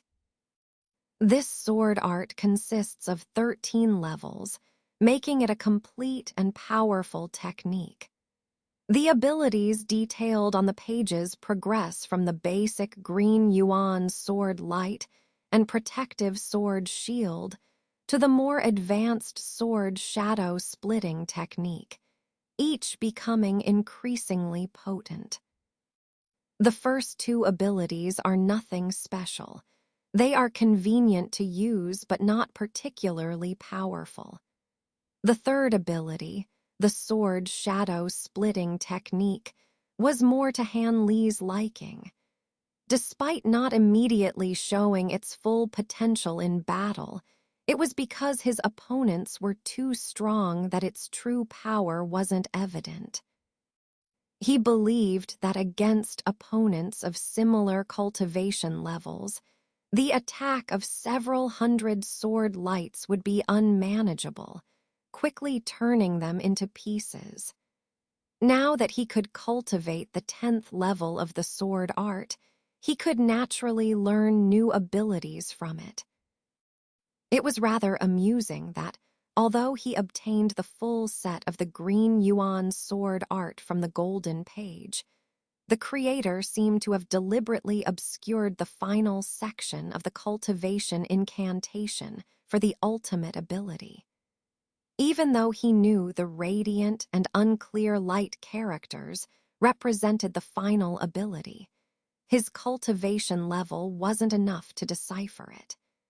He couldn't understand the 13th level's incantation, which seemed to belong to a realm beyond his own. Perhaps only upon reaching the nascent soul stage, or leaving this world, would he be able to comprehend it.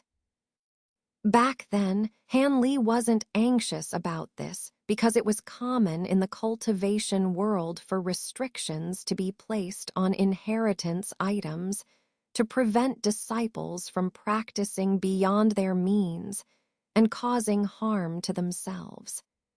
He understood that with sufficient cultivation, he would naturally obtain the method to learn the ultimate ability. With his current nascent soul cultivation, Han Li naturally had no problem understanding this part of the incantation. Thinking this, Han Li threw the golden page into the air. He then opened his mouth and spat out a ball of blue light, which gently supported the golden page in midair.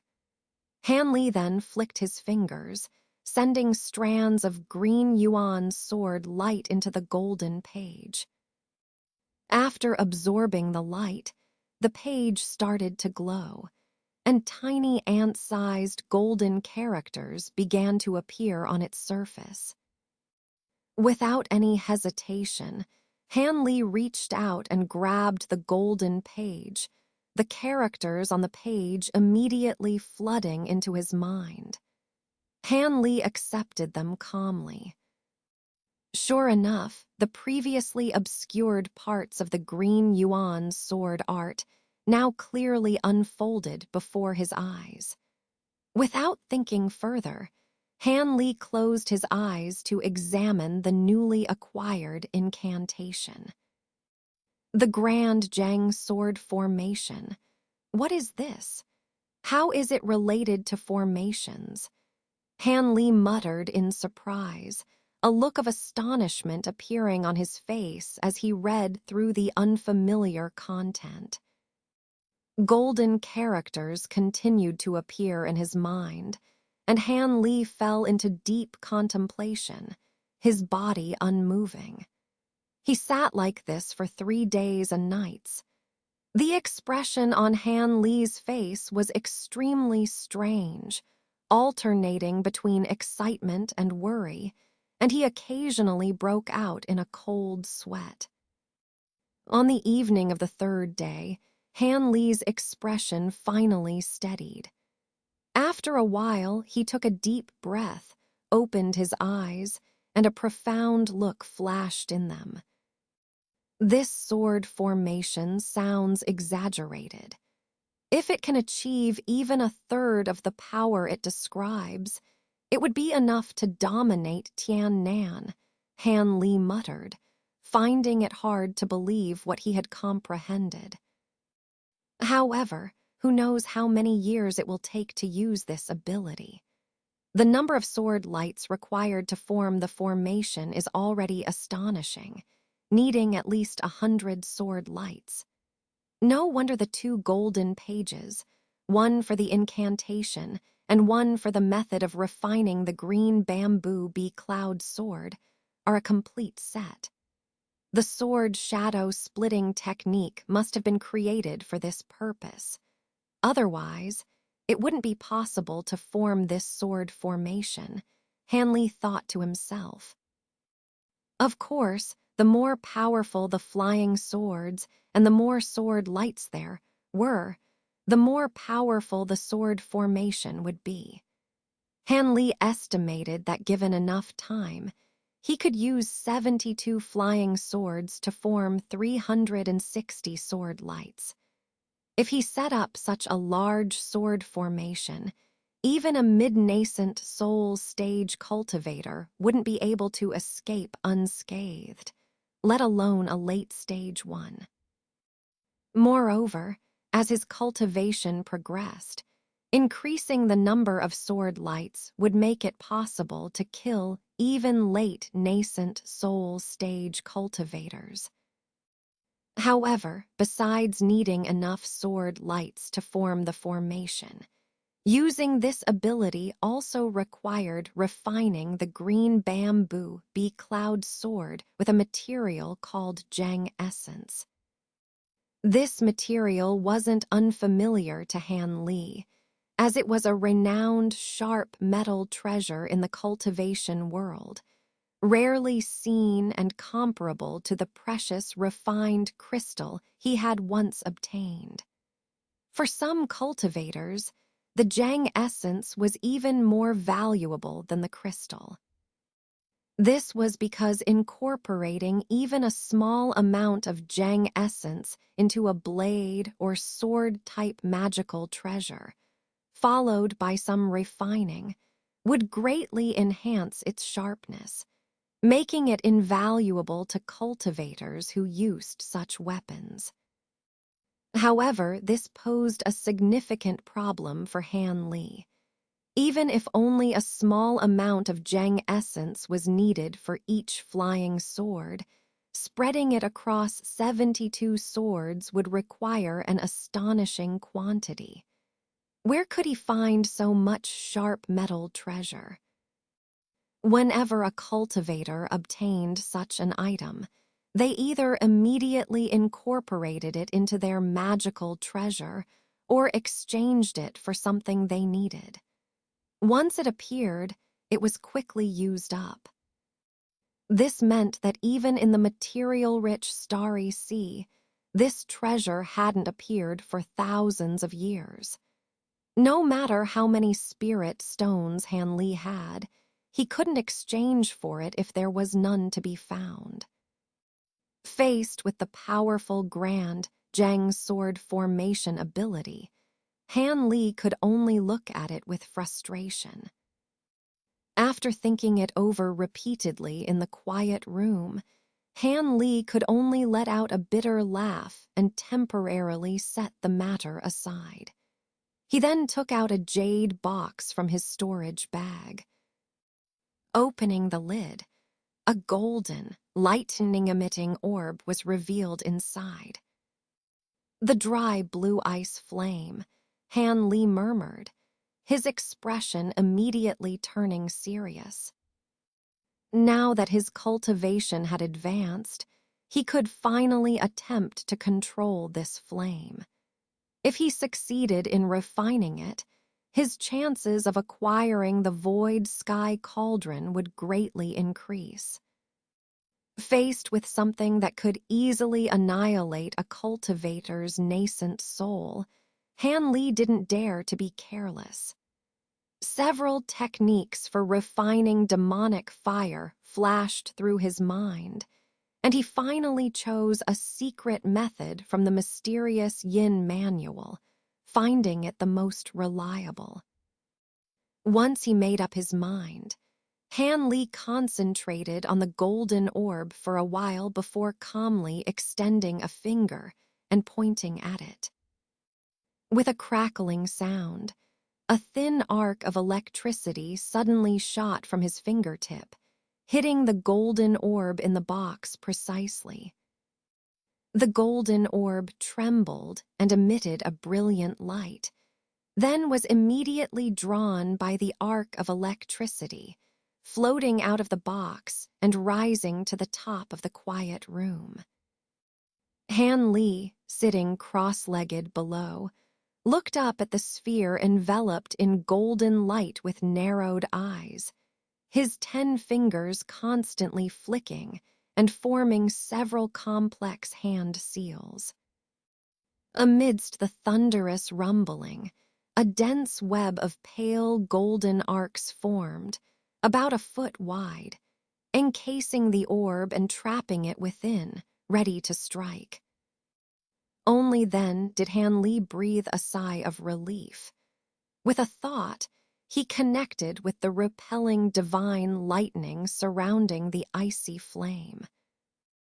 A sharp whistling sound arose, and the golden orb's surface flashed blindingly as tiny arcs of gold flickered and jumped, finally releasing their hold on the orb. Instantly, a deep blue bead, crystal clear and spinning rapidly, appeared in the electric net. Gazing at the dry blue ice pearl, Han Li held his breath. He had personally witnessed the devastating power of the icy flame transformed from this pearl, and still shuddered at the memory. Now that the ice pearl revealed its true form, Han Li didn't waste any time. He opened his mouth, and a cyan flying sword shot out, while his hands came together and then parted. A thick golden arc shot out from between his hands. The cyan glow and golden arc simultaneously struck the ice pearl with tremendous force. With a crisp cracking sound, the ice pearl burst into a ball of blue flames amidst flickering light. As the flames fluctuated, They condensed into a beautiful blue flower the size of a fist, with crystalline petals slowly blooming. Simultaneously, a hissing sound arose, and a layer of blue frost spread rapidly along the walls and floor, growing thicker. In an instant, the room became extraordinarily cold, like an ice mountain. However, Han Li was prepared for this. Although a solemn look flashed across his face, he remained unflustered. With a flash of cyan light from his body, a thick protective barrier enveloped him completely. Given his current nascent soul stage cultivation, these cold energies were formidable, but as long as he wasn't directly attacked by the icy flames, the protective light was enough to keep him safe. Seeing the pale blue cold energy blocked outside the cyan light, Han Li felt reassured. Without hesitation, he pointed at the sky. The divine lightning net began to flicker and contract, slowly enclosing the blue flower within.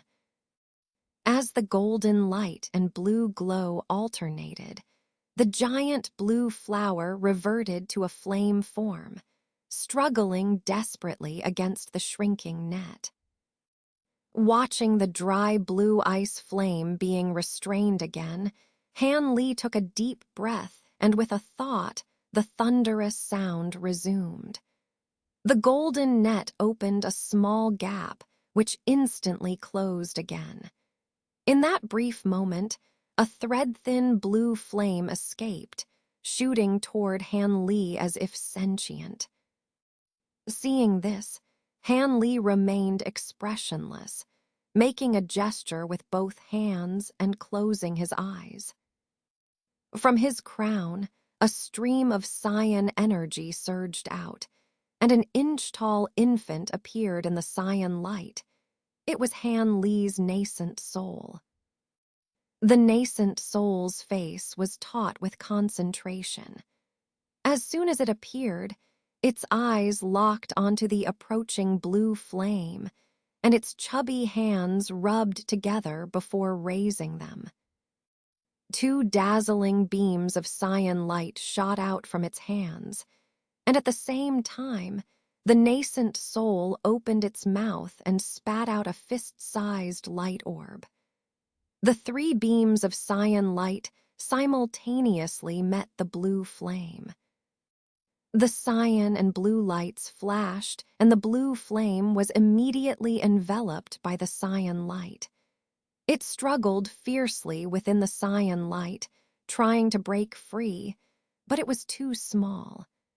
Despite gradually dissolving the cyan light wherever it touched, it remained tightly trapped, unable to escape for the time being.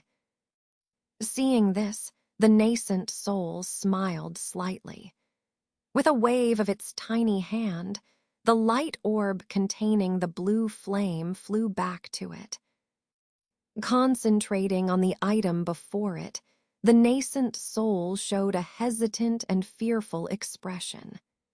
After a moment's hesitation, its eyes flashed with determination, and it grabbed the cyan light orb, shoving it into its mouth without a second thought. The nascent soul then glowed brightly and disappeared back into Han Li's body from the top of his head. Han Li's main body, with tightly shut eyes, trembled slightly, but his face remained expressionless, as if in deep sleep. However, within his body, the nascent soul sat cross-legged in the danshan, hands forming a seal with a solemn expression. A month later, Han Li finally emerged from the quiet room, his face somewhat somber. The dry blue ice flame was incredibly powerful. Even a tiny wisp took him a long time to barely refine. However, the flame was extremely cold and would require at least a year of cultivation within his body to fully control. To avoid any accidents, he dared not hastily refine more of the dry blue ice flame before that. Furthermore, refining the flame hadn't provided any clues about unlocking the void sky cauldron, likely due to the insufficient amount of flame refined. Han Li had exited seclusion not to continue cultivating, but to visit the silver-haired elder and the other person to inquire if they knew anything about Zheng essence. Additionally, he planned to bid farewell and leave Luoyun's sect for a while to visit Yuanwu country. Years ago, Han Li had promised Xin Ruoyan something, and he intended to fulfill that promise now. With his current cultivation, annihilating a cultivator family would be effortless. Interestingly, the Yuanwu country's Fu family had some connection to the Beiqiao courtyard's Fu family.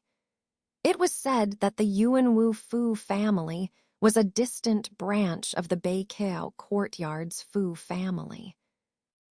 Over time, the two families had grown apart. When Yuanwu country fell into demonic hands, the Fu family, being a top family in the country, unhesitatingly joined the demonic sects, causing a complete break with the Beiqiao courtyard's Fu family. This reassured Han Li. Although Yuanwu country was now under demonic rule, with his nascent soul stage abilities, few cultivators in the country could harm him. As Han Li left his cave, he visited the sub-cave on the subsidiary peak. With a sweep of his divine sense, he saw Mu Paling diligently cultivating in a stone room, her face glowing slightly. Her cultivation had significantly improved. Nodding in approval, Han Li didn't disturb her and quietly left for the main peak of Luoyun's sect. Half a day later, Han Li left the silver-haired elder's cave, somewhat disappointed. He hadn't obtained any specific information about the Zheng essence from the elder. However, the elder mentioned a grand trade fair in Yu country, part of the 9 Nations Alliance, to be held in 2 years. This fair, the largest in Tiannan, would feature rare items from across the region and attract nearly half of the nascent soul cultivators in Tiannan. At this level, the items these cultivators needed were extremely valuable, and only at such an event could they exchange items with other cultivators. The trade fair was held in Yu country because the 9 Nations Alliance was a neutral force, always facing the threat of the Mu land sorcerers. This posed no threat to the other 3 major powers, ensuring that participating cultivators had no concerns about hidden dangers. Han Li could only hope that the Zheng essence he needed would appear at this trade fair. Otherwise, he had no idea how to complete the grand Zheng sword formation.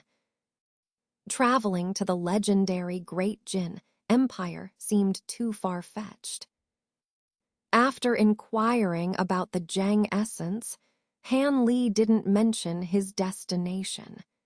He simply stated that his nascent soul had stabilized, and he planned to travel and explore for some time. The silver-haired elder had no doubts and merely provided information on the distribution of powers across various nations, notable nascent soul cultivators, and a few infamous old monsters to avoid. Among them was the heavenly hate old monster, whom Han Li had heard of before. Curious about these cultivators, Han Li memorized the information and expressed his gratitude before taking his leave. The next morning, Han Li gathered a few important items, sealed his cave with a formation, and left Yunmeng Mountain, heading straight for Yuanwu country. The Fu family of Yuanwu country was renowned, one of the 3 great families in the nation. When the demonic sects invaded over 100 years ago, the Fu family surrendered without resistance, aligning with the demonic flame sect of the 6 sects. Thus, the Fu family not only survived the calamity unscathed, but also grew in power, surpassing the other 2 families to become the leading family in Yuanwu country.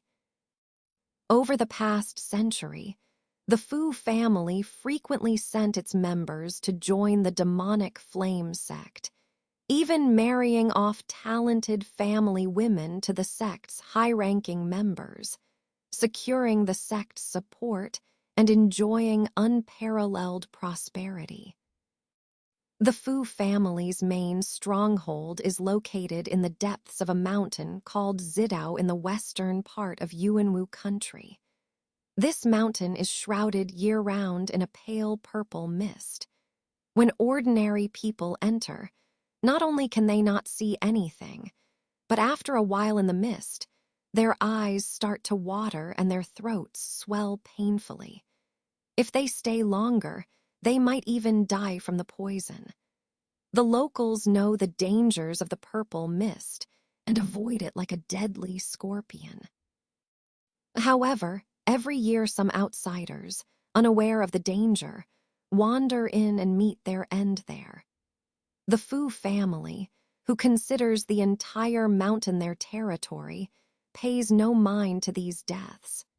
To them, it is of no consequence if ordinary people die. In fact, they believe that being killed by the toxic cloud purple miasma array, which they painstakingly arranged with the help of several formation masters, is a fortune in itself for those unfortunate souls. In recent days, although Zidao Mountain remains shrouded in mist, this usually deserted place has become increasingly lively.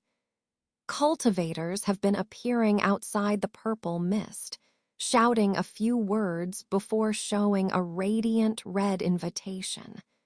They are then taken into the mist and disappear. The nearest mortal town to Zidao Mountain is a small city called Tae. Though small, only about 10 miles across with a population of around 100,000, it has all the facilities a city needs, including inns and taverns. Ah is a worker at one of the 2 inns in Tae City, the Yonk Inn. Though he is only 18 or 19 years old, he has been working as an inn attendant for 3 or 4 years.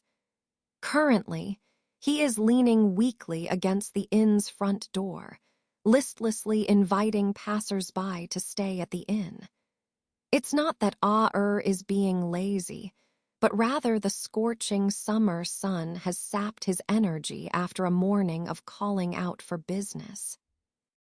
Even the notoriously stingy and demanding manager Liu, though showing a dissatisfied expression at Er's lack of enthusiasm, only muttered a few complaints under his breath and went back to furiously working on a thick ledger with an abacus.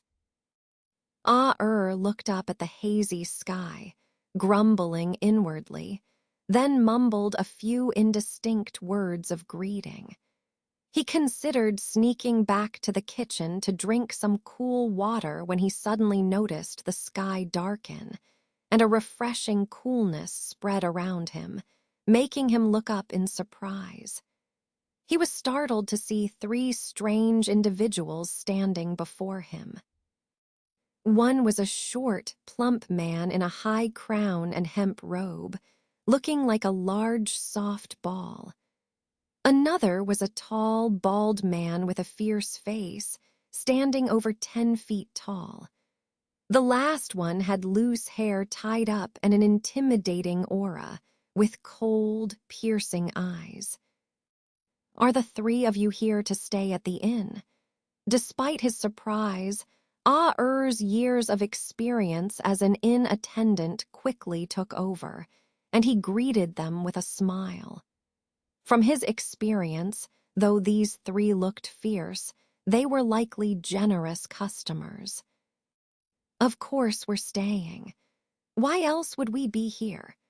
Prepare 3 upper rooms for us and a table of your best food and wine, delivered to the rooms," said the short, plump man, glaring with small eyes and tossing a large piece of silver into Ah-Er's hands impatiently.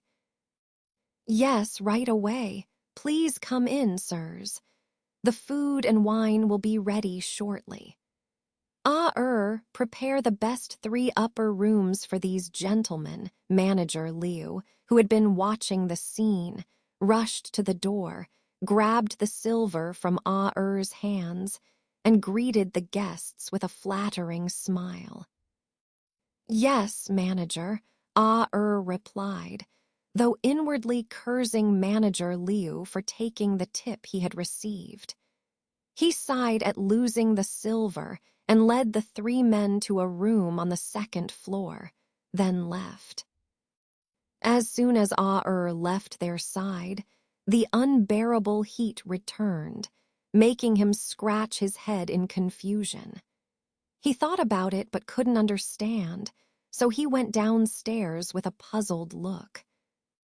The rich meal was quickly prepared, and Ah-Er helped other attendants bring the food and wine to the room. The 3 men were seated around the table in silence. Ah-Er glanced curiously at the 3, but the loose-haired cultivator sensed it and shot him a cold look, sending a shiver down his spine and making him feel like he had fallen into an ice pit. Terrified, Ah-Er hurriedly bowed his head and left the room, his heart still pounding even when he reached the inn's front door. Inside the room, the 3 finally began to talk. "Brother Han, why use the soul scare technique on a mere mortal? Did he offend you?" The short, plump man asked with a grin once he sensed no one was outside. "Nothing much. The attendant has spiritual roots, though not very good ones. He could probably reach the 3rd or 4th level of the chi refining stage," the loose-haired cultivator replied expressionlessly. "Spiritual roots? That's unexpected. But with such poor aptitude, he won't go far in the cultivation world. Even if he reaches our level, the foundation establishment stage, without a sect to rely on, he'll be just a wandering soul, bullied by other cultivators. We're here at Zidao Mountain hopping for some opportunity during the Fu family patriarch's birthday celebration.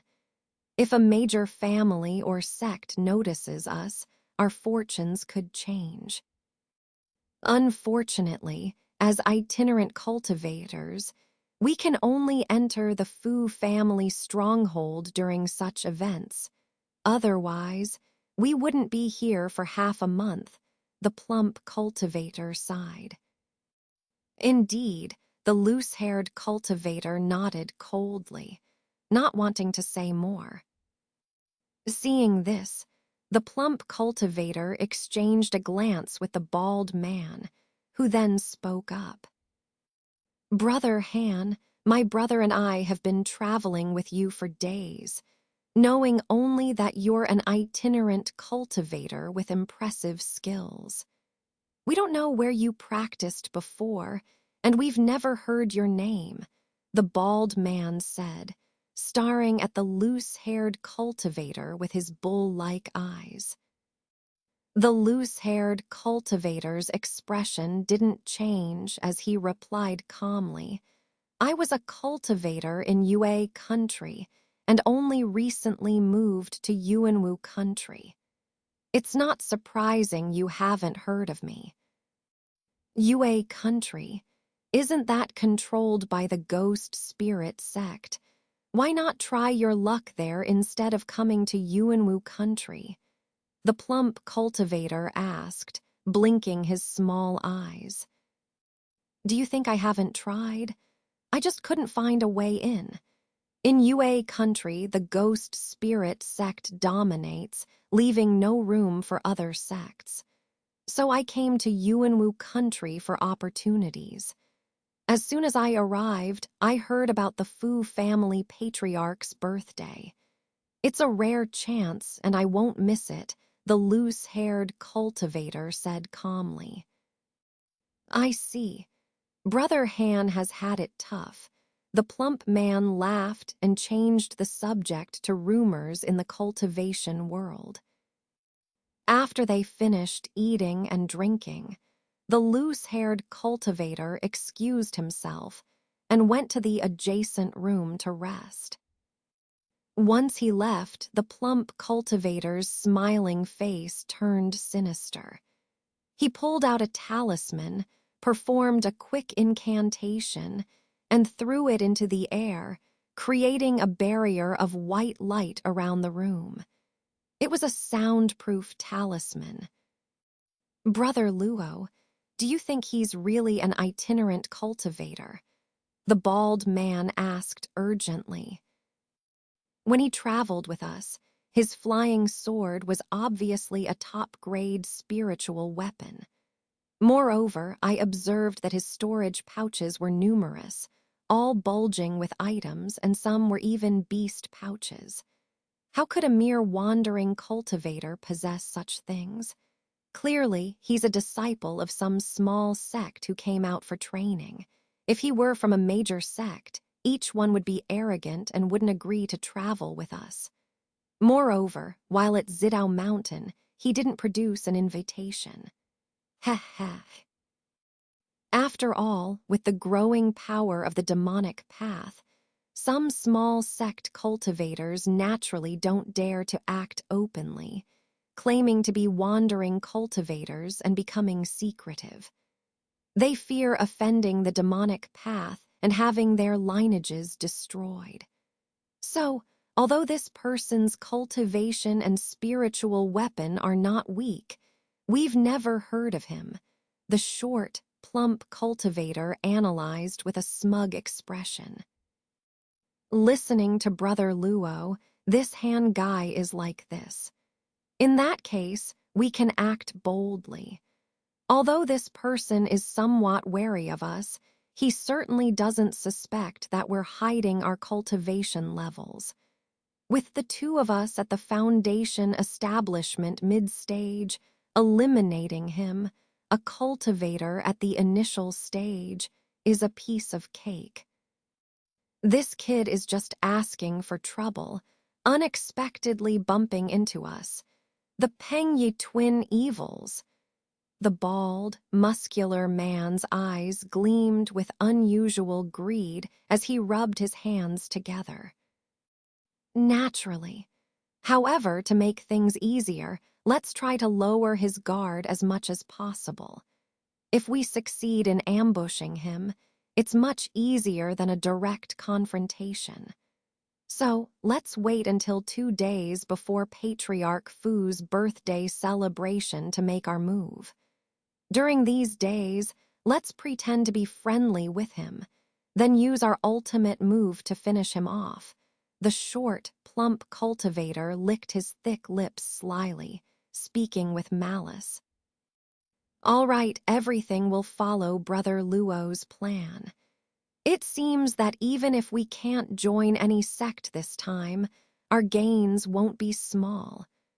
The bald man seemed quite convinced by the short, plump cultivator, a big grin spreading across his face. Heh heh heh, of course. With such a fat sheep at our door, how could we return empty-handed? The Pengyi twin evils. The short, plump cultivator chuckled, implying that the disguised cultivator was nothing more than a lamb to be slaughtered. While the two men discussed their plans for treasure hunting and murder, in another room just a wall away, a long-haired cultivator sat cross-legged on the bed, his expression neutral. However, every word of the Pengyi twin evils conversation was heard clearly by this person, as if the soundproof barrier meant nothing to him. Since he's actively seeking death, he can't blame me. The long-haired cultivator's eyes widened slightly, a cold light flashing through them as he murmured softly. Then he closed his eyes again, focusing on cultivating. This long-haired cultivator was none other than Han Li, who had changed his appearance. In fact, Han Li had arrived in Yuanwu country 2 months ago. Although he passed through several countries controlled by both righteous and demonic factions on the way, as a Yuan Wying stage cultivator, as long as he didn't cause trouble intentionally, no one could discern his true appearance and cultivation level. Naturally, he had no trouble along the way. After arriving in Yuanwu country, he didn't recklessly take action based on his profound cultivation. Instead, he first gathered information about the Fu family from local scattered cultivators and markets. The result was that the formidable power of the Fu family left Han Li quite troubled. It wasn't because the Fu family had 3 foundation establishment stage cultivators, making him wary. Instead, it was because many disciples of the Fu family had joined the Flame Demon sect. Even with his considerable magical powers, he couldn't directly attack the Flame Demon sect. If he didn't eliminate these people, even if he reduced the Fu family's main stronghold to ashes, the Fu family would surely rise from the ashes one day. This wouldn't fulfill his promise to Xin Ryan. Just as Han Li was planning to find another way, news spread throughout Yuanwu country that Patriarch Fu would soon celebrate his birthday. When Han Li heard about this, he naturally rejoiced. Since Patriarch Fu was celebrating his birthday, all the legitimate descendants of the Fu family would definitely come to offer congratulations. Even those Fu family members who joined the Flame Demon sect would return to the Fu family stronghold. This was a perfect opportunity to eradicate the legitimate descendants of the Fu family. However, with the Fu family's current power and influence, not just anyone could enter. Those who came to offer congratulations were either cultivators from other families or envoys from various small and large demonic sects. Although scattered cultivators were not necessarily excluded, they had to at least have the cultivation level of the foundation establishment stage to enter the stronghold. After Han Li understood the detailed situation, he calmly waited for more than a month before leisurely making his way there. As for the Pengyi twin evils, Han Li encountered them on the way. Seeing Han Li's extraordinary magical treasures, they immediately approached him enthusiastically. When they learned that Han Li was also going to the Fu family stronghold, they were even more delighted to propose traveling together. Han Li saw through the sinister intentions of these two, but with his cultivation level, how could he fear their ambush? Instead, he planned to disguise himself as their accomplice, making it easier to infiltrate the Fu family. So, he agreed without hesitation. But what he didn't expect was that today, outside Zidao Mountain, apart from the cultivators with invitations, all the scattered cultivators who came to congratulate Patriarch Fu's birthday would only be allowed into the stronghold on the day of the celebration. This was a bit unexpected for Han Li, but it didn't matter. After all, only on the day of the celebration would all the legitimate descendants of the Fu family gather, and if he acted prematurely, there might be fish that escaped the net. Now that he had settled in this inn, he hadn't yet planned how to deal with the Peng Yi twin evils, but these two had already begun to plot against him.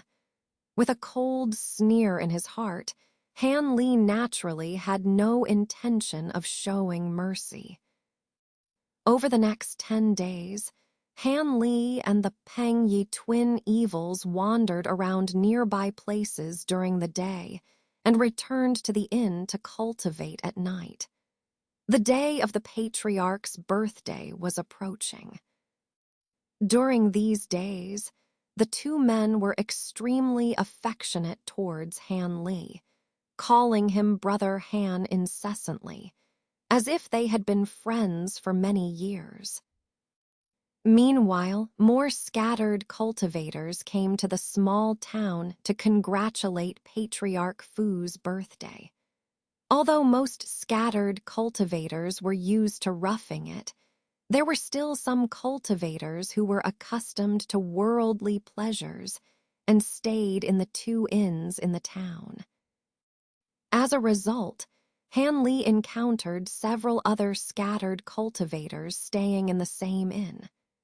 However, as soon as these cultivators saw the short, plump cultivator and the bald, muscular man next to Han Li, their faces changed drastically, and they hurriedly distanced themselves from the trio. This made Han Li somewhat bemused. It seemed that the reputations of the two men among scattered cultivators were indeed notorious. Seeing this, the short, plump cultivator and the bald, muscular man were afraid that Han Li might become suspicious. So, they made up some excuses, taking turns to keep Han Li occupied and preventing him from interacting with other cultivators. Han Li remained indifferent to the actions of the two men, merely standing with his hands behind his back, his expression calm. Observing this, the short, plump cultivator felt increasingly uneasy, sensing that something was amiss. But since things had come to this point, he couldn't back down. He could only silently signal the bald man, preparing for them to strike together. However, Han Li pretended not to notice the subtle movements of the two men, continuing to stand calmly in place. At that moment, a burst of light laughter suddenly rang out. He, how interesting. I didn't expect that taking a nap here would allow me to witness someone plotting murder and robbery. But what's even funnier is that two foundation establishment cultivators are targeting a nascent soul cultivator. Am I still dreaming? The voice was youthful and clear, like the laughter of a young girl. Upon hearing this, Han Li's face changed slightly, while the faces of the short, plump cultivator and the bald, muscular man turned deathly pale, as if struck by lightning. A nascent soul cultivator. The short, plump cultivator screamed, staring at Han Li as if he had seen a ghost. Impossible. A nascent soul cultivator. It must be a ploy by his accomplice to scare us, the bald man shouted in panic. However, his body involuntarily retreated a few steps, his eyes wide as he frantically searched for the source of the girl's voice, as if finding her would give him courage. But the surroundings were empty, with no trace of anyone. Han Li's shock was far greater than that of the two. For some reason, upon hearing the girl's voice, he felt an inexplicable chill, and the nascent soul that had been dormant in his Danshan suddenly awoke, showing a look of intense fear on its tiny face. What was even more puzzling was that he had just used his spiritual sense to scan every inch within a 10-mile radius, confirming that there was no fourth person present.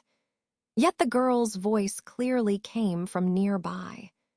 Despite his nascent soul stage cultivation and the augmentation from the Great Evolution technique, he couldn't detect her. Was her technique truly so profound, or was there another secret? Han Li's throat felt dry. Who's there? Stop playing tricks.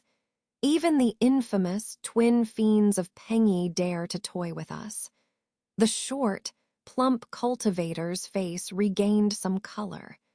Thinking that the giant man's words made sense, he calmed down and looked around, activating a yellow barrier of light and summoning a small black shield to his front. If I wanted you to see me, I'd bash my head against a wall. However, your nascent soul's spiritual sense is quite strong. If it were just a bit stronger, you might have found me, the girl said nonchalantly. Han Li's expression darkened as he continued to listen to the girl's words while desperately searching with his spiritual sense. It was too strange. There was still no trace of her. I'm feeling a bit hungry. How about you three let me eat you? Heth, it's been a long time since I've tasted a nascent soul. The girl's innocent yet terrifying words echoed continuously. Han Li's expression remained unchanged, but he no longer concealed his cultivation.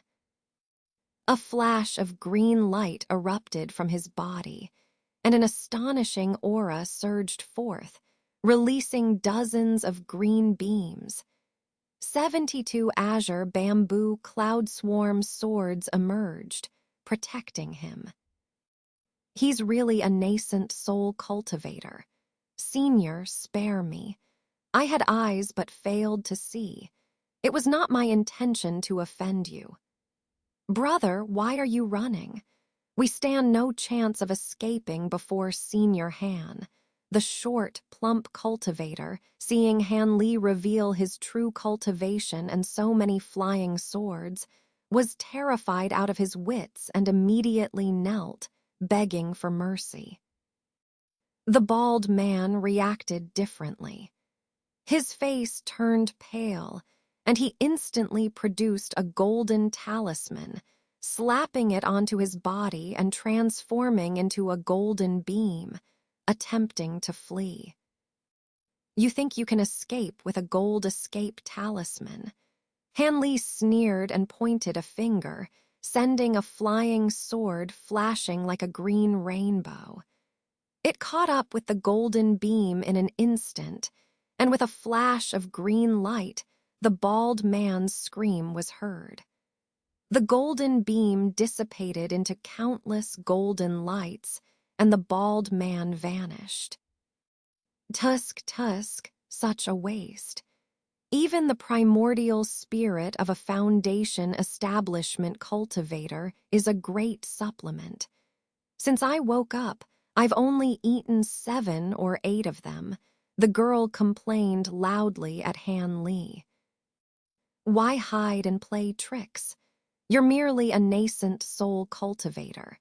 Do you really think I can't find you? Han Li ignored the trembling, short, plump cultivator in front of him and turned his gaze to a nearby small tree, his eyes flashing blue. The girl's voice abruptly stopped, and after a moment it resumed coldly. How did you find me?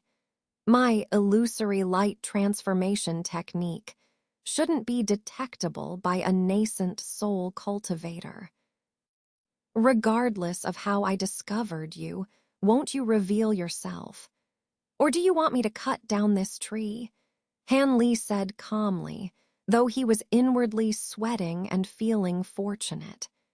In desperation, he had inadvertently used his spirit eyes technique and noticed a subtle difference in the blue light around the small tree.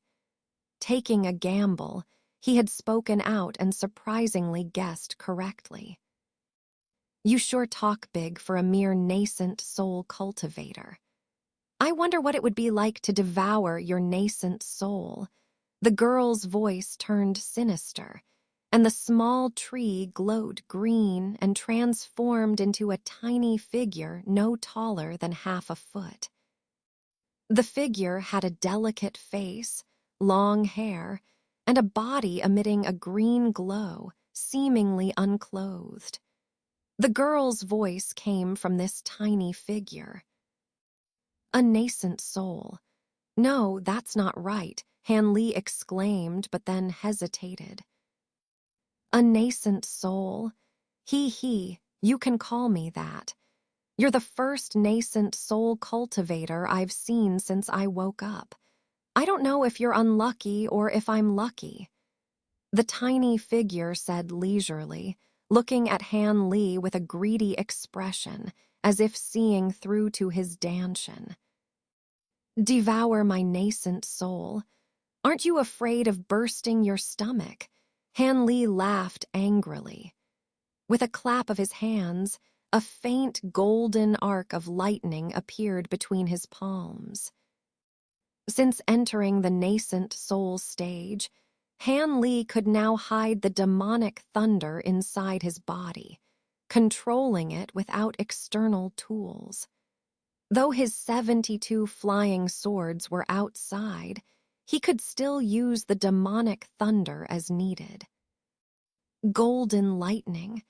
I feel like I've heard of it somewhere before. Why can't I remember? The tiny figure muttered to itself upon seeing the demonic thunder. Try it and see, Han Li said coldly.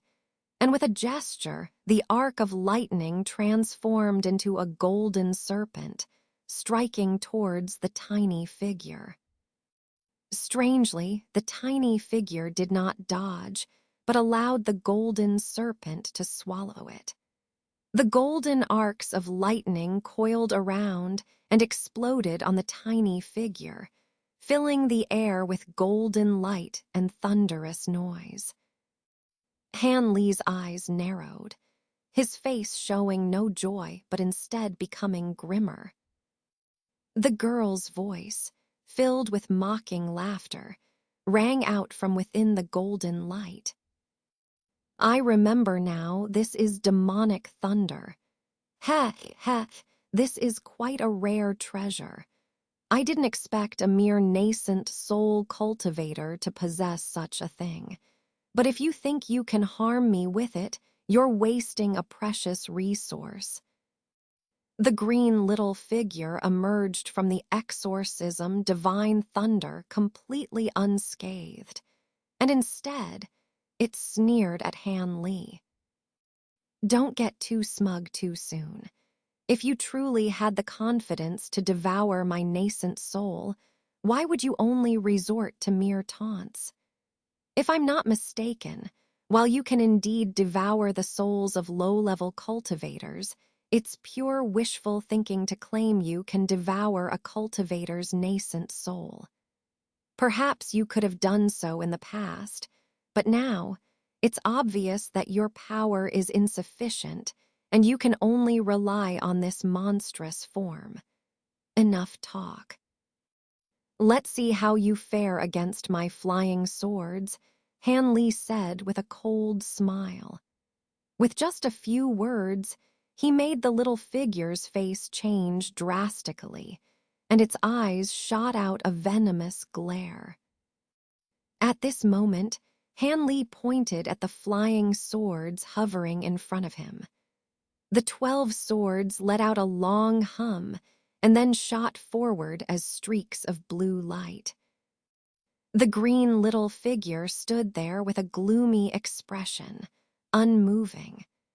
The dozen or so blue sword lights circled around it for a moment before its body was instantly dismembered into countless fragments, which floated lightly in the air, faintly glowing.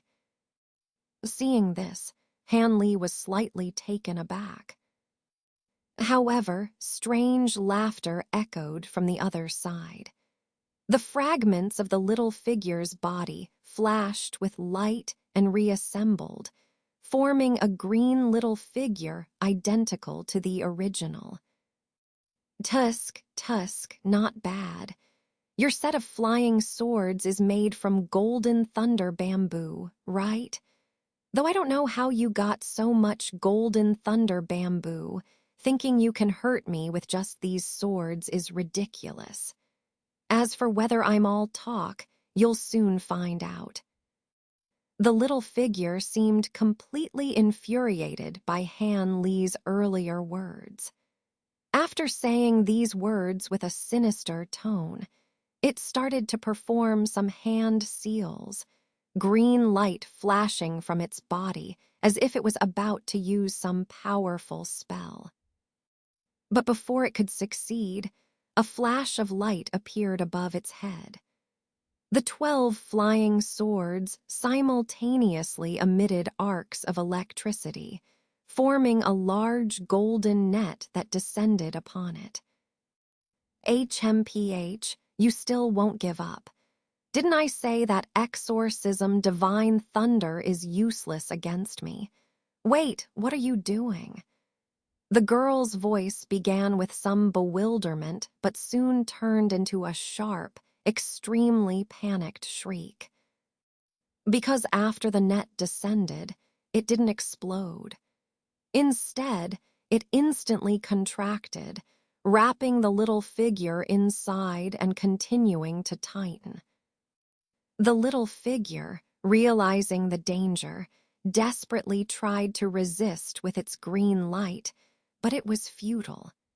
In a moment, it was enveloped into a large golden ball. Seeing this, Han Li couldn't help but reveal a cold smile. Transforming exorcism, divine thunder, into a net was a unique technique that Han Li pioneered since the creation of golden thunder bamboo. Previously, even if someone had obtained a piece or two of golden thunder bamboo and made a magical weapon from it, they would treat the divine thunder as a trump card against demonic arts, not daring to use it lightly. Moreover, forming such a large net of golden arcs required at least a dozen pieces of golden thunder bamboo. Without such a quantity, one couldn't even attempt it. After using exorcism divine thunder for so many years, Han Li had discovered that it not only naturally restrained demonic arts, but also had a sealing effect on the 5 elemental spiritual energies.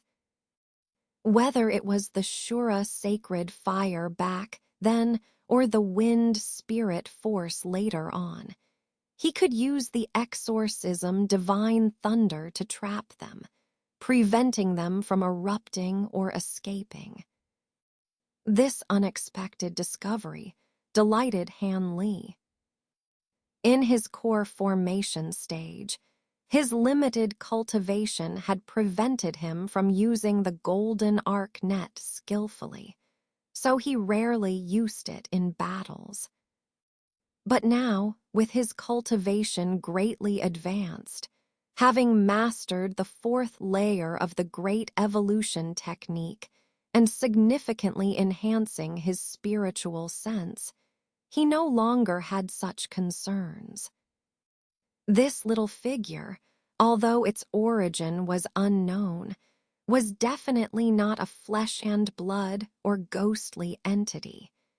It seemed more like a bizarre existence mutated from a cultivator's nascent soul. Given this, Hanley decided to give this technique a try. The poor little figure had heard legends of the golden thunder bamboo, but knew nothing about the hidden properties of exorcism divine thunder. Otherwise, it wouldn't have relied so arrogantly on its monstrous form. In an instant, this previously arrogant little figure was effortlessly captured by Han Li. Seeing his success, Han Li smiled slightly. With a wave of his hand, a green light enveloped the golden ball, pulling it into his hand. "How dare you trap me? Release me immediately, or I will make your life a living hell." The golden ball trembled slightly, and the girl's furious, sharp voice came from within, extremely piercing. "Make my life a living hell? It seems you don't understand your situation. Stay inside and clear your head," Han Li said with a frown, his expression turning cold. Then, with a thunderous sound, the golden arcs in his hand flickered again. Thin strands of electricity wrapped around the golden ball, layer after layer, until Han Li had used up nearly half of the exorcism divine thunder stored in his flying swords. Only then did he examine the now significantly larger golden ball with satisfaction. Ignoring the frenzied curses from within the ball, Han Li slapped his storage pouch, producing a white jade box. He stuffed the golden ball into the jade box and immediately sealed it, adding several restriction talismans without hesitation. Instantly, the voice inside the box was cut off. Han Li weighed the jade box in his hand, his expression returning to normal. He glanced at the now soulless, zombie-like stout cultivator, and with a blank expression, sent out a fireball, reducing him to ashes. Afterward, he leisurely flew back towards the small town. A short while later, Han Li appeared back at the inn, no longer venturing out and waiting for the birthday celebration.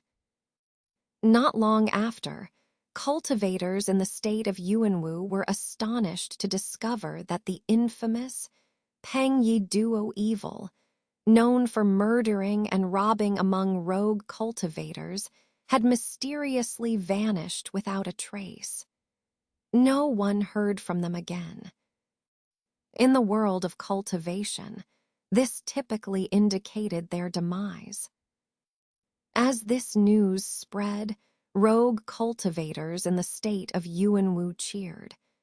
Some speculated that the pair had offended a major cultivation sect and been eliminated, while others suggested that their notorious reputation had finally led to their downfall at the hands of a passing expert. Rumors flew wildly. In the state of Tianluo, located thousands of miles away from the state of Yuanwu, lies the lair of the 6 sects of the demonic path. In the western part of Tianluo, the Kailing Mountain stretches for tens of thousands of miles, its terrain rugged and filled with numerous spirit beasts and rare insects, home to the beast spirit sect. At the moment Han Li captured the little spirit infant, An extremely enraged old man's shout suddenly erupted from a pitch-black stone house within Kyling Mountain. Who is it? Who dared to capture the supreme wood spirit infant?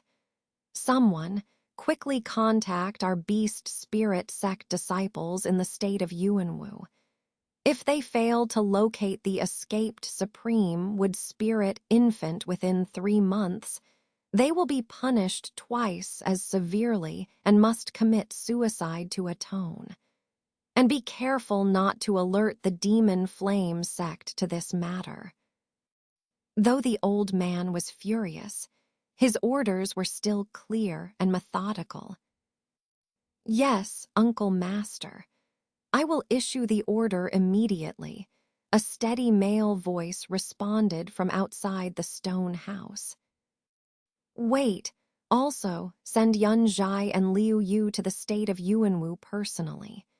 Both of them possess wood attribute spiritual roots and are the best matches for the supreme wood spirit infant.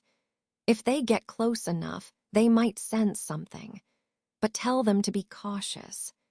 Anyone capable of capturing the spirit infant must be highly skilled, far beyond their ability to confront. Once they find out who has captured the spirit infant, I will deal with that person myself, the old man added. Understood, I will personally request the assistance of the 2 junior sisters. Nephew will take his leave now. The man outside responded respectfully. Footsteps were heard, gradually fading away. Inside the stone house, a deep sigh was followed by silence. In the giant fortress of the Fu family, shrouded in purple mist on the purple Dao Mountain, Fu Tianhua, the current head of the Fu family, was in high spirits. His face was glowing, and he greeted every junior member of the family warmly, much to the astonishment of those who were used to his stern demeanor. No wonder, as the patriarch's 400th birthday was imminent.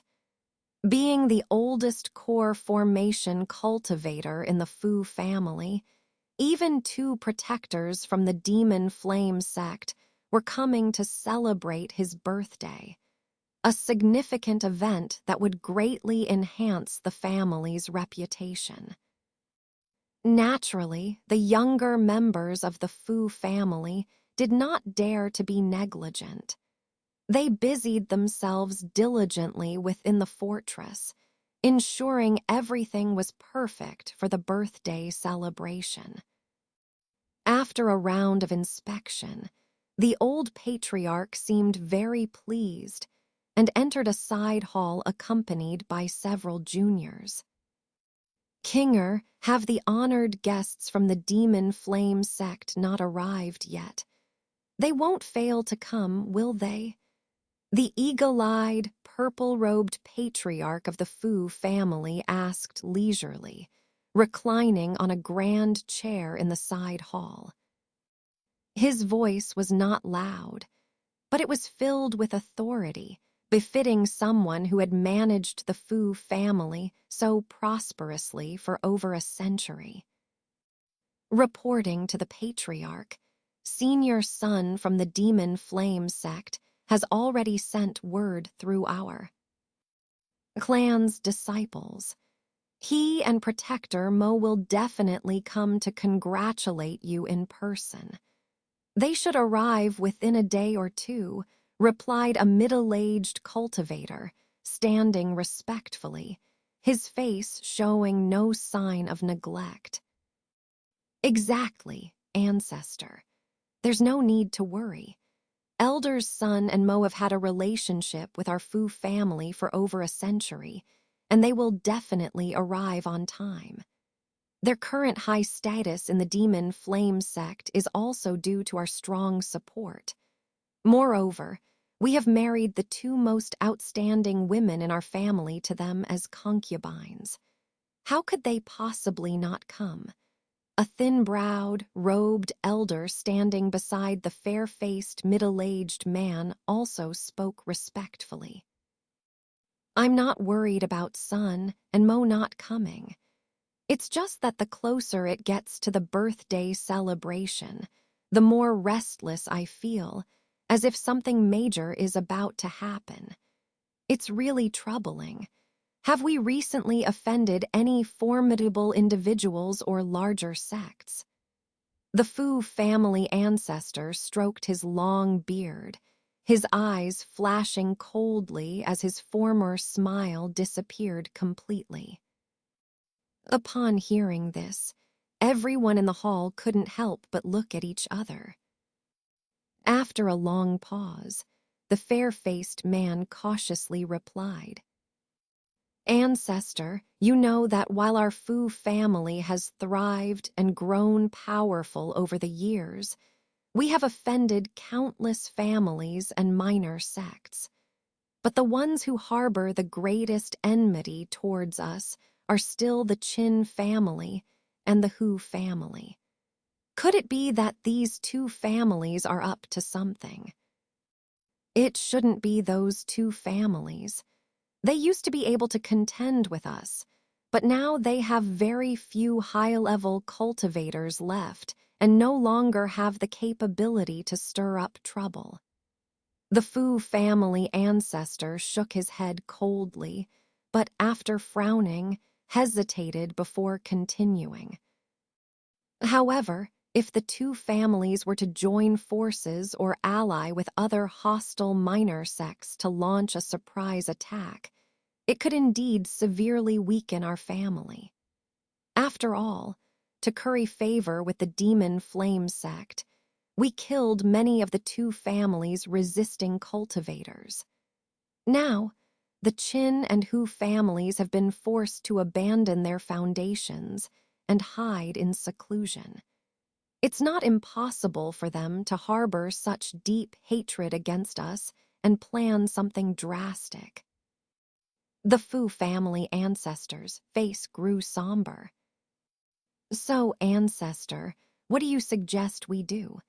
the robed elder cautiously asked. "Appear relaxed but stay alert. Double the manpower at all posts. Keep the protective formation of the fortress activated around the clock without a single moment's lapse. Pay extra attention to any unidentified rogue cultivators and assign more people to monitor them." The Fu family ancestor leaned back and closed his eyes, issuing a series of precise orders without any hesitation. "Yes, I'll arrange it immediately." The fair-faced, middle-aged man quickly accepted the orders and left.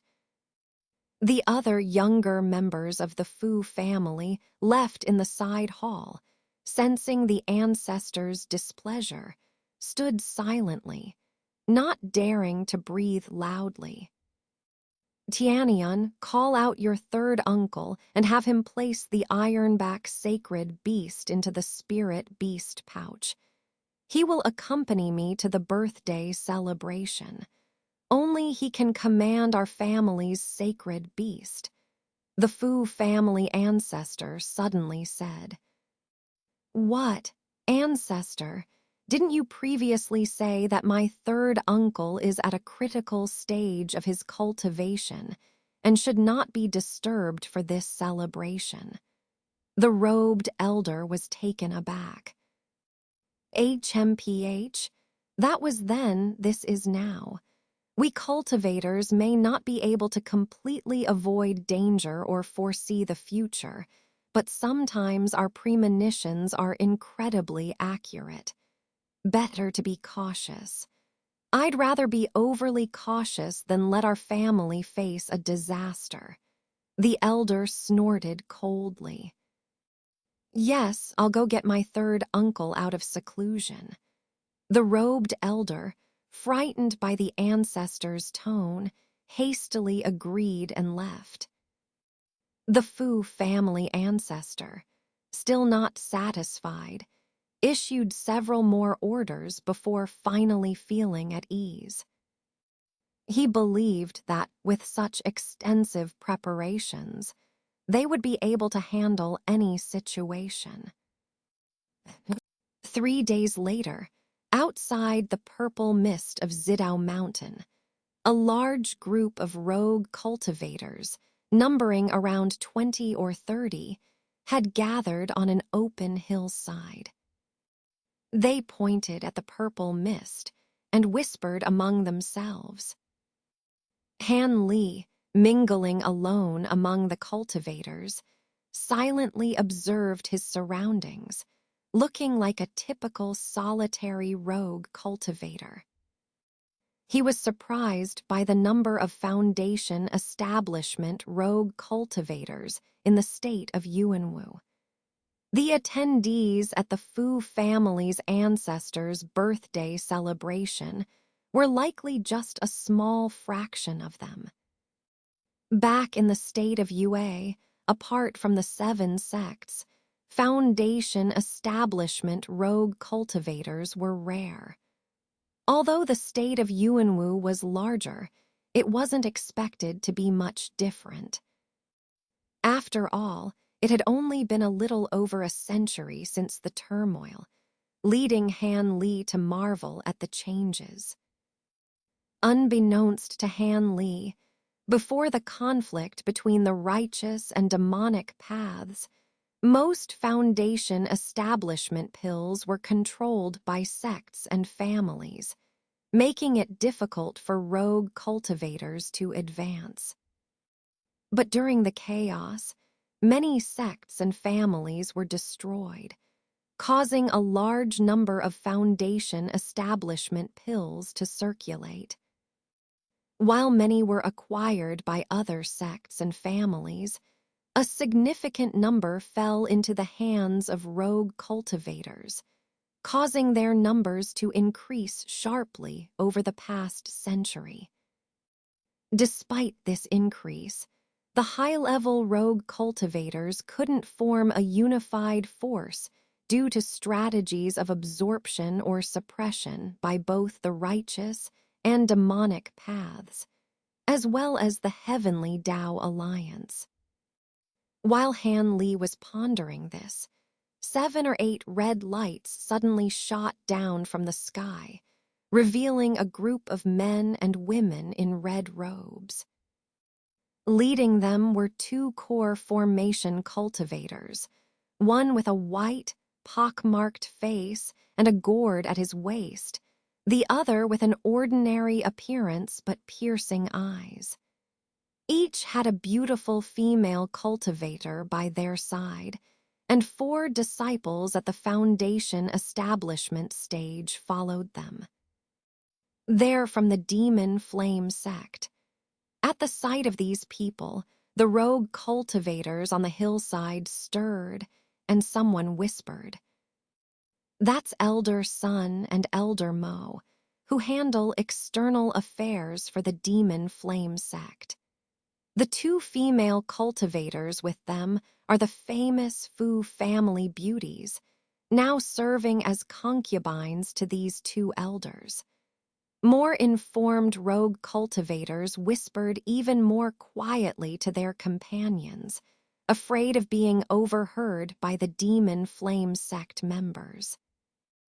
Han Li heard these words clearly with his spiritual sense, and glanced at the 2 core formation cultivators of the Demon Flame sect before briefly scanning the female cultivators beside them.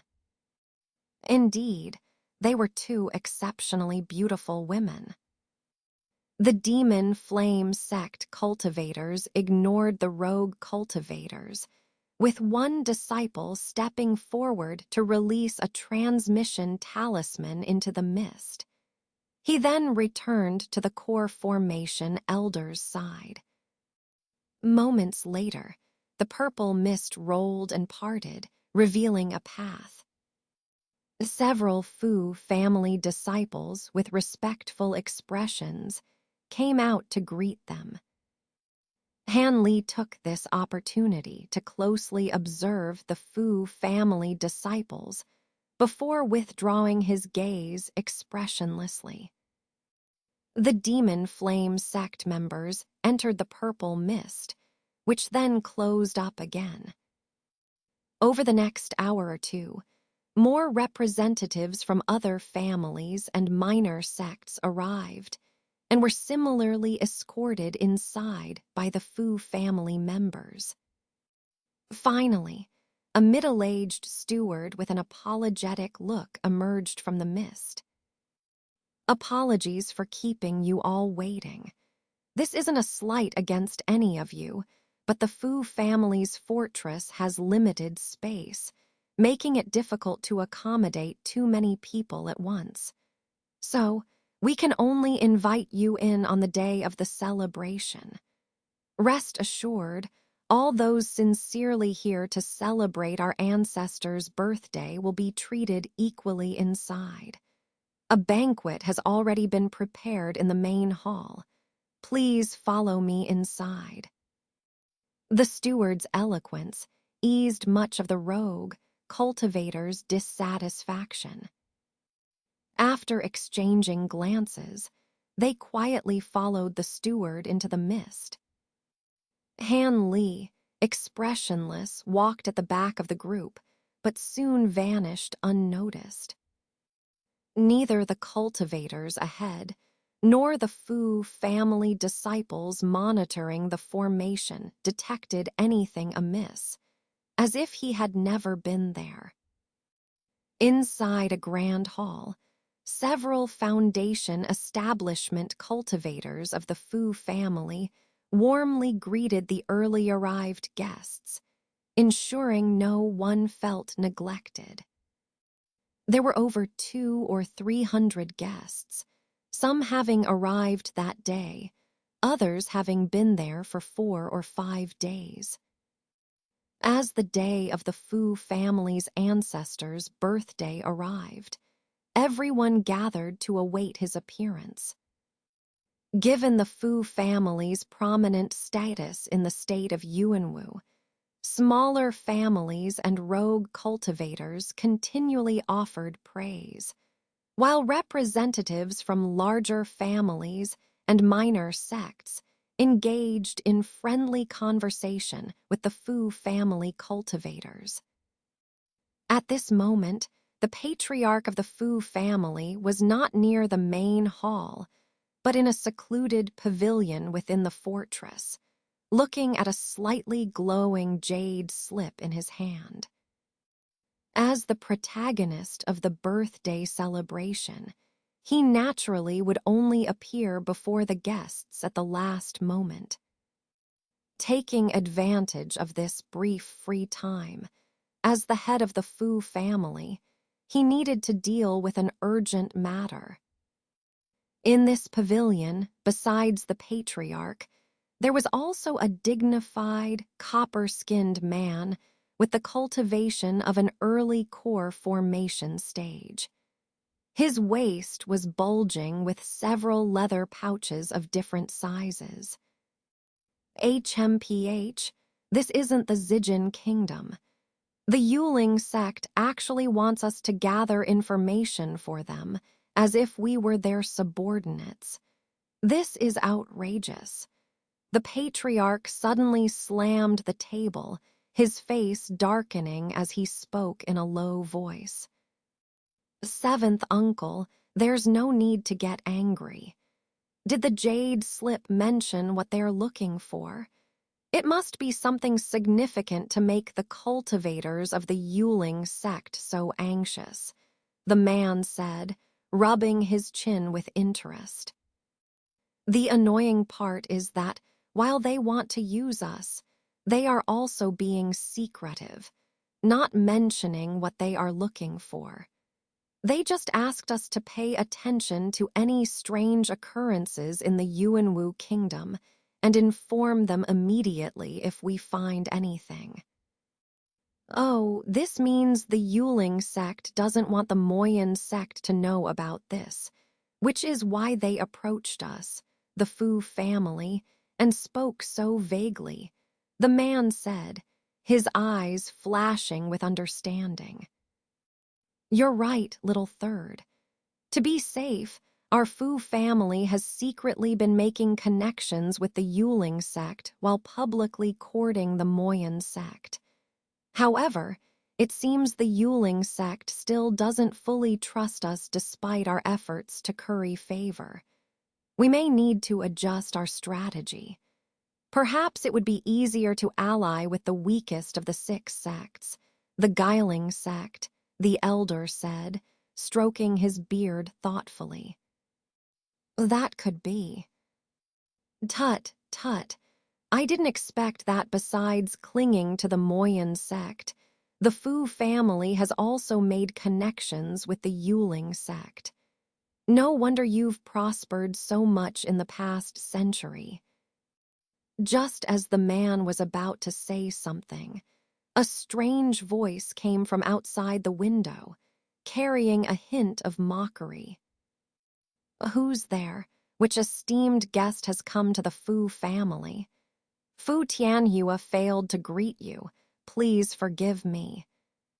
The patriarch and the man jumped up as if their tails had been stepped on. They exchanged horrified glances before the patriarch asked loudly, his voice full of suspicion. Both were shocked that someone had approached without their knowledge. "No need for a grand welcome. I have come uninvited today." As the man outside finished speaking, a blue light suddenly filled the pavilion. The patriarch and the man were startled and quickly flashed to the corners of the room, each enveloped in a crystalline protective barrier. The patriarch even spat out a white flying sword, which hovered before him, while the man solemnly grabbed a nondescript black beast bag at his waist. The light then faded, and a blue-robed cultivator appeared in the middle of the room. He looked ordinary, around 25 or 26 years old. It was Han Li, who had sneaked into the fortress. At this moment, Han Li stood with his hands behind his back, surveying the wary patriarch and the man. He spoke slowly. "I scanned with my divine sense just now. There are only 3 core formation stage cultivators in the entire Fu family fortress, and you 2 have the highest cultivation. You must be the ones in charge." After saying this, Han Li's expression remained extremely calm, showing no emotion. "So it's a nascent soul stage senior. May I ask what brings you to the Fu family? How can we assist you?" The patriarch, having sensed Han Li's profound cultivation, forced a smile despite his drastically changed expression, feeling greatly uneasy. "You are the patriarch of the Fu family." Han Li squinted slightly, staring at the elder in the corner, and asked calmly, "I wouldn't dare call myself a patriarch in front of a senior. I am Fu Tianhua, the current head of the Fu family," the elder replied respectfully, sensing the lack of emotion in Han Li's voice and feeling even more uneasy, as if the visitor's intentions were not friendly. "Since you are the patriarch, I have found the right person. Since I am here to collect a debt from the Fu family, I should inform you first," Han Li said, looking at the elder with a peculiar expression. "Collect a debt? Senior, you must be joking. This is our first meeting. Could there be some misunderstanding?" Fu Tianhua's heart sank into an abyss as he heard Han Li's words. The man beside him, who had been silent, turned pale, gripping the beast bag more tightly. Having a nascent soul stage cultivator claim to collect a debt was undoubtedly ominous. Misunderstanding? Certainly not. I should explain things clearly to you so you don't die wrongfully. But your many little schemes leave me no time for idle talk. You too can go first. As for the rest of the Fu family, I will send them along shortly. Han Li glanced at the man and then smiled. What? You intend to annihilate our entire family? The patriarch shouted in apparent fury. However, he suddenly produced a yellow talisman. With a flash of yellow light, he shot backward and disappeared as if passing through the wall. It was a rare Earth escape talisman. Run! Where can you run to? Han Li sneered, but did not take immediate action against the patriarch. Instead, he flicked his finger towards the other man. A green light appeared and disappeared in an instant, piercing through the man's chest. His protective barrier shattered instantly, offering no resistance. The beast bag in the man's hand emitted a black glow, but it dimmed the moment the man died, and an angry roar came from inside. The man's body fell to the ground, but Han Li did not spare it a glance. For him, killing an early core formation stage cultivator was child's play. However, he was interested in the beast bag and took it with him. Han Li then looked at the wall where the patriarch had disappeared, a cold smile on his face. With a flick of his sleeve, a white shadow flew out and a small fox appeared before him. You are proficient in Earth escape techniques. The patriarch of the Fu family is yours to handle. With your cultivation and illusion skills, dealing with a mid-core formation stage cultivator should be effortless. Han Li instructed the white fox calmly. Of course, Master. Please wait a moment. I will be back shortly, the fox said proudly before disappearing in a flash of yellow light. Han Li then patted a beast bag at his waist, and countless three-colored gold-eating beetles poured out, forming a massive cloud of insects hovering above him. Go, Han Li commanded. The insects split into numerous small swarms, transforming into dozens of three-colored swords, which flew out the window in a rush. Han Li then sat cross-legged in the pavilion, extending his divine sense to cover the entire Fu family fortress. The core members of the Fu family were easy to identify by their clothing and cultivation methods. Under Han Li's divine sense, they were all exposed. He ignored the non-cultivating mortals in the outer fortress, instead directing the flying swords towards the Fu family cultivators. Immediately, screams and shouts filled the air, and the thick scent of blood enveloped the fortress. Meanwhile, deep underground, the patriarch of the Fu family was fleeing using the Earth escape technique. His only thought was to escape far from here. As for the fate of the disciples and juniors in the fortress, he neither wanted to think about it nor could he afford to. He could imagine the fate of the man, even without seeing it. Despite the family's sacred beast, expecting it to help escape from a nascent soul stage cultivator was sheer fantasy.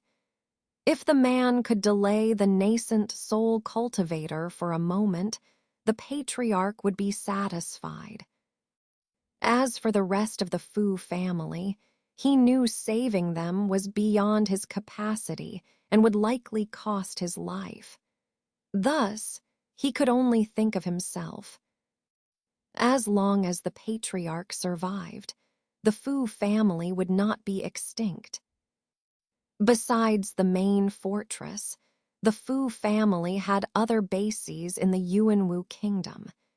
If he could reach them, there would always be a chance for the Fu family to rise again. The only thing that troubled him was how the Fu family had provoked this unknown nascent soul stage harbinger of doom, who had come with the intent to annihilate his entire family. Although the visitor appeared nonchalant, just thinking about his demeanor sent chills down the patriarch's spine. Just as the Fu family patriarch saw himself escaping from the fortress, he heard a soft and coquettish female voice in his ear. "Your Earth escape technique is far too slow. How about you hand over your head and let me report back to my master?" The patriarch was startled and paused. Before him, a dazzlingly beautiful young woman appeared, surrounded by a flash of white light. She was just a few feet away, smiling charmingly at him. "You." The patriarch barely managed to utter a word before the woman's delicate lips parted, and a pink mist sprayed from her mouth, enveloping him before he could react. Realizing the danger, he attempted to retreat using magic. However, as the sweet fragrance filled his nose, his body went limp and he collapsed, his protective aura utterly ineffective. Yinyu looked at the unconscious patriarch at her feet and smiled lightly. With a casual wave of her hand, a crescent-shaped white blade slashed down. Blood splattered everywhere. In the main hall of the Fu family fortress, hundreds of guests were engaged in lively conversations. Several core formation stage cultivators, who had come to personally congratulate the Fu family, were being entertained by high-ranking members of the family, all in high spirits. Suddenly, faint screams echoed from outside the hall. The buzzing conversations halted abruptly. The guests exchanged puzzled glances. Some alert cultivators immediately looked at the Fu family members with caution. "Everyone, please don't worry. It might be a minor issue. Let me send someone to check," said a blue-robed elder seated next to the two guardians of the Mo Yan sect. Though his face showed a slight change, he maintained a calm demeanor. This man was a cousin of the Fu family patriarch and the third core formation cultivator of the family. After apologizing to the two guardians, he turned to instruct two Fu family disciples behind him. The disciples quickly headed out of the hall. The two Mo Yan sect guardians remained expressionless, but exchanged a glance filled with a hint of concern. Two more screams soon followed, indicating that the disciples who had just exited the hall had met a grisly fate. This time, all the guests clearly heard the sounds, causing their faces to pale.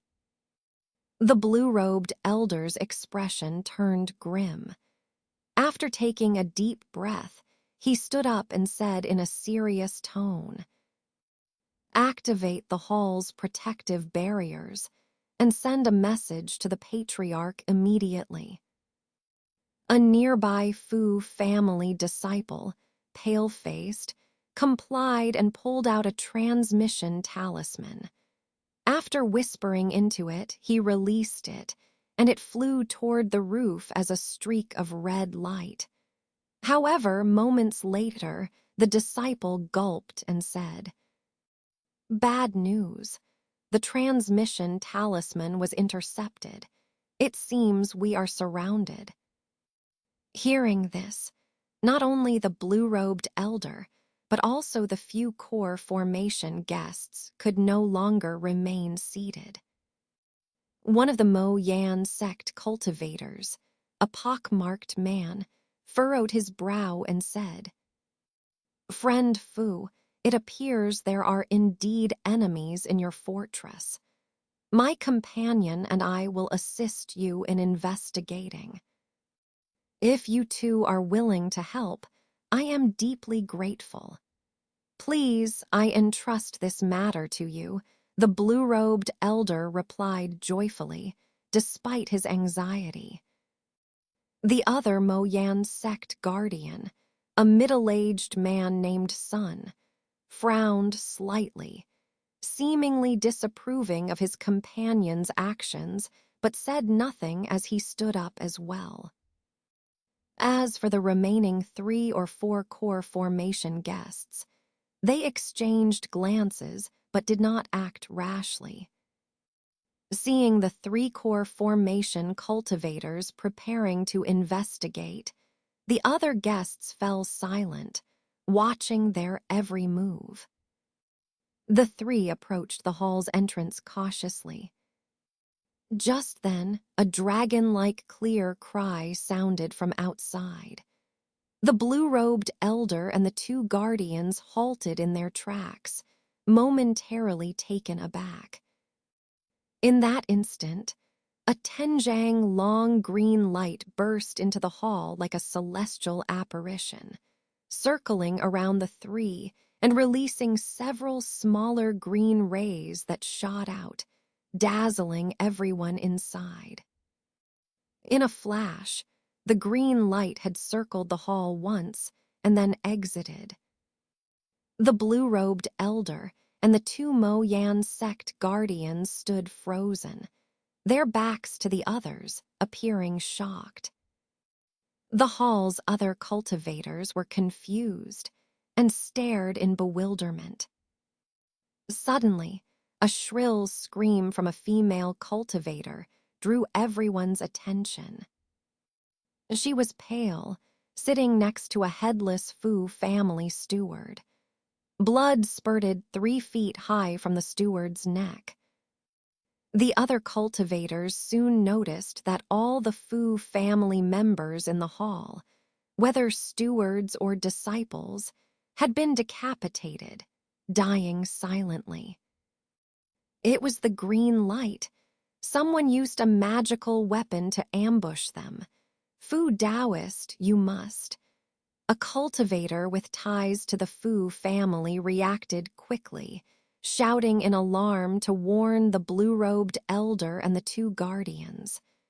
However, he stopped mid-sentence, turning pale. The blue-robed elder and the 2 guardians, standing with their backs to them, suddenly disintegrated like paper figures, collapsing into piles of flesh. Seeing this, the guests collectively gasped in horror.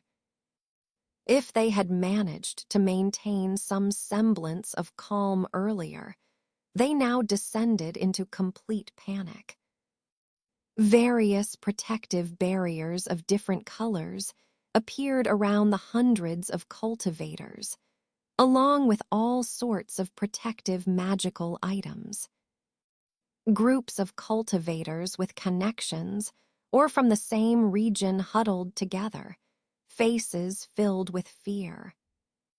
The person who had instantly killed 3 core formation cultivators and over a dozen Fu family members had to be a terrifying nascent soul stage cultivator. If it was indeed a nascent soul cultivator, wiping out everyone in the hall would be effortless. The more they thought about it, the more terrified they became. No one dared make a sound. Many regretted coming to the Fu family celebration, feeling as if they were caught in the crossfire. The hall fell into an eerie silence. A few cultivators with stronger divine senses tried to probe outside the hall, but found their senses blocked by the isolation barriers set up to prevent eavesdropping during the celebration. This left them cursing the Fu family inwardly. As the guests remained in a state of fear and uncertainty, a strange male voice came from outside. From now on, for the next hour, no one is allowed to leave this hall. Anyone who tries will be killed without mercy. After an hour, you may come and go as you please. The voice was cold and carried a murderous intent, sending a shiver down everyone's spine. But the words brought a strange sense of relief to the cultivators. The speaker did not seem intent on killing them all, which made them feel a sense of unexpected fortune. They realized that their survival might be due to not having seen the attacker's face. Despite the lack of explicit threats, no one dared to leave the hall. As for avenging the Fu family, the idea was laughable. Even if they had the capability, who would risk making an enemy of a nascent soul stage cultivator for the Fu family? An hour seemed both long and short. During this time, aside from some quiet whispers, the hall was mostly silent. Occasionally, screams from outside would break the silence, each scream short and abrupt, indicating instant death. It was clear that someone was on a killing spree in the Fu family fortress, and no one could resist. Hearing these sounds, the cultivators in the hall speculated about which powerful figure or faction the Fu family had offended to face such annihilation. There were feelings of sympathy for their demise, but more felt schadenfreude. After a mere quarter of an hour, the screams in the fortress ceased, and it became as quiet as the hall. The cultivators exchanged glances, but remained still. When he arrived outside the hall, the Fuzhou family fort was already empty. Except for the bloodstains on the ground, there was no sign of anyone. It seemed that the core members of the Fuzhou family had been completely wiped out, as if their bodies had been turned to ashes.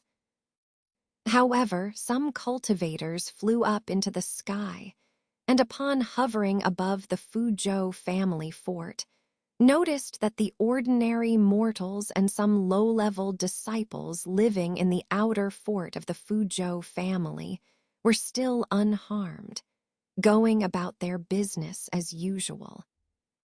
These cultivators seemed to be unaware of the drastic changes in the inner fort and continued with their activities. It appeared that whoever attacked the Fuzhou family either disregarded these people or believed that wiping out the core members of the family was enough to make them disappear. Having experienced such a shocking event, these cultivators naturally dared not stay here any longer. Most of the wandering cultivators immediately flew away from this troubled place. The remaining cultivators, after whispering to each other for a moment, also left one by one. The annihilation of the Fuzhou family was a major event for both friendly and hostile forces, and it was bound to cause a stir once the news spread. Moreover, this time, even two guardians of the Flame Demon sect fell victim here. Regardless of whether the perpetrator who wiped out the Fuzhou family was truly a Yuan Wying stage cultivator, the Flame Demon sect was bound to take action. Their task was to quickly relay this news back to their family and sect, so that they could gain an advantage or make preparations in advance to deal with any possible situations that might arise. However, just shortly after the last few cultivators hurriedly left the Fuzhou family fort, several unfamiliar cultivators in green robes arrived late at the Purple Dao Mountain from outside. When they saw that the restrictions on the Fuzhou family fort were open due to lack of control, they were stunned. At this time, the outer disciples of the outer fort finally discovered the shocking changes in the inner fort, and the entire Fuzhou family fort became chaotic. Seeing some Foundation establishment cultivators arguing and panicking below, everyone was in a state of panic. Several green-robed cultivators hovering above the Fuzhou family fort couldn't help but exchange glances. The Fuzhou family, the #1 family in the Yuanwu kingdom, was annihilated by a mysterious Yuan Wying stage cultivator in just one day, and the news spread throughout the entire Yuanwu kingdom's cultivation world in just a few days. The Yuanwu kingdom's various forces were in an uproar. The Flame Demon sect suffered losses as well, with 2 of its birthday congratulatory guardians also affected. Therefore, the upper echelons of the Flame Demon sect were furious and dispatched numerous personnel to search for this mysterious culprit. They even claimed that the sect's Yuan Wying stage ancestor would personally meet this expert, who did not put the Flame Demon sect in his eyes. However, anyone with insight could tell that the Flame Demon sect was mostly just bluffing, and it would likely end in nothing. After all, according to the accounts of the witnesses at the time, it was the 2 guardians of the Flame Demon sect who were so close to the Fuzhou family and foolishly challenged the expert who sought revenge. They were just unlucky. It was said that after the Yuan Wying stage cultivator wiped out the Fuzhou family, he immediately left the Yuanwu kingdom. Even if the Flame Demon sect's influence was great, where else could they find the culprit? Moreover, once a cultivator reached the Yuan Wying stage realm, it was easy to defeat them, but it was extremely difficult to kill or trap a Yuan Wying stage cultivator. It probably required 3 or 4 cultivators of the same level to join forces or set up a powerful formation or restriction. This matter was simply unthinkable. The Flame Demon sect would not mobilize so many Yuan Wying stage cultivators just to avenge the Foundation establishment guardians. Moreover, even if they were willing, those Yuan Wying stage old monsters would not easily intervene in such matters. But even so, the entire cultivation world of the Yuanwu kingdom was shaken by this incident. The benefits such as the spiritual land and markets that the Fuzhou family previously occupied naturally became a matter of contention among various forces, causing changes. However, this had little to do with Han Li.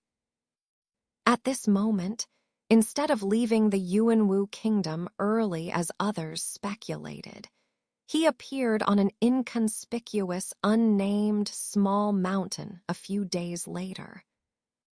He floated in the air with a faint green light, staring blankly at the misty mountainside of the small mountain, his face showing a hint of nostalgia. It's been over 100 years. This place is still the same as before, with no changes. However, since the restrictions are still intact, could this place have been taken over by other cultivators?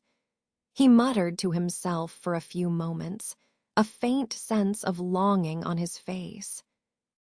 When he used the three-colored, devouring gold insect to destroy the Fuzhou family cultivators, and then flew away with the head of the Fuzhou family patriarch, he headed straight for this place.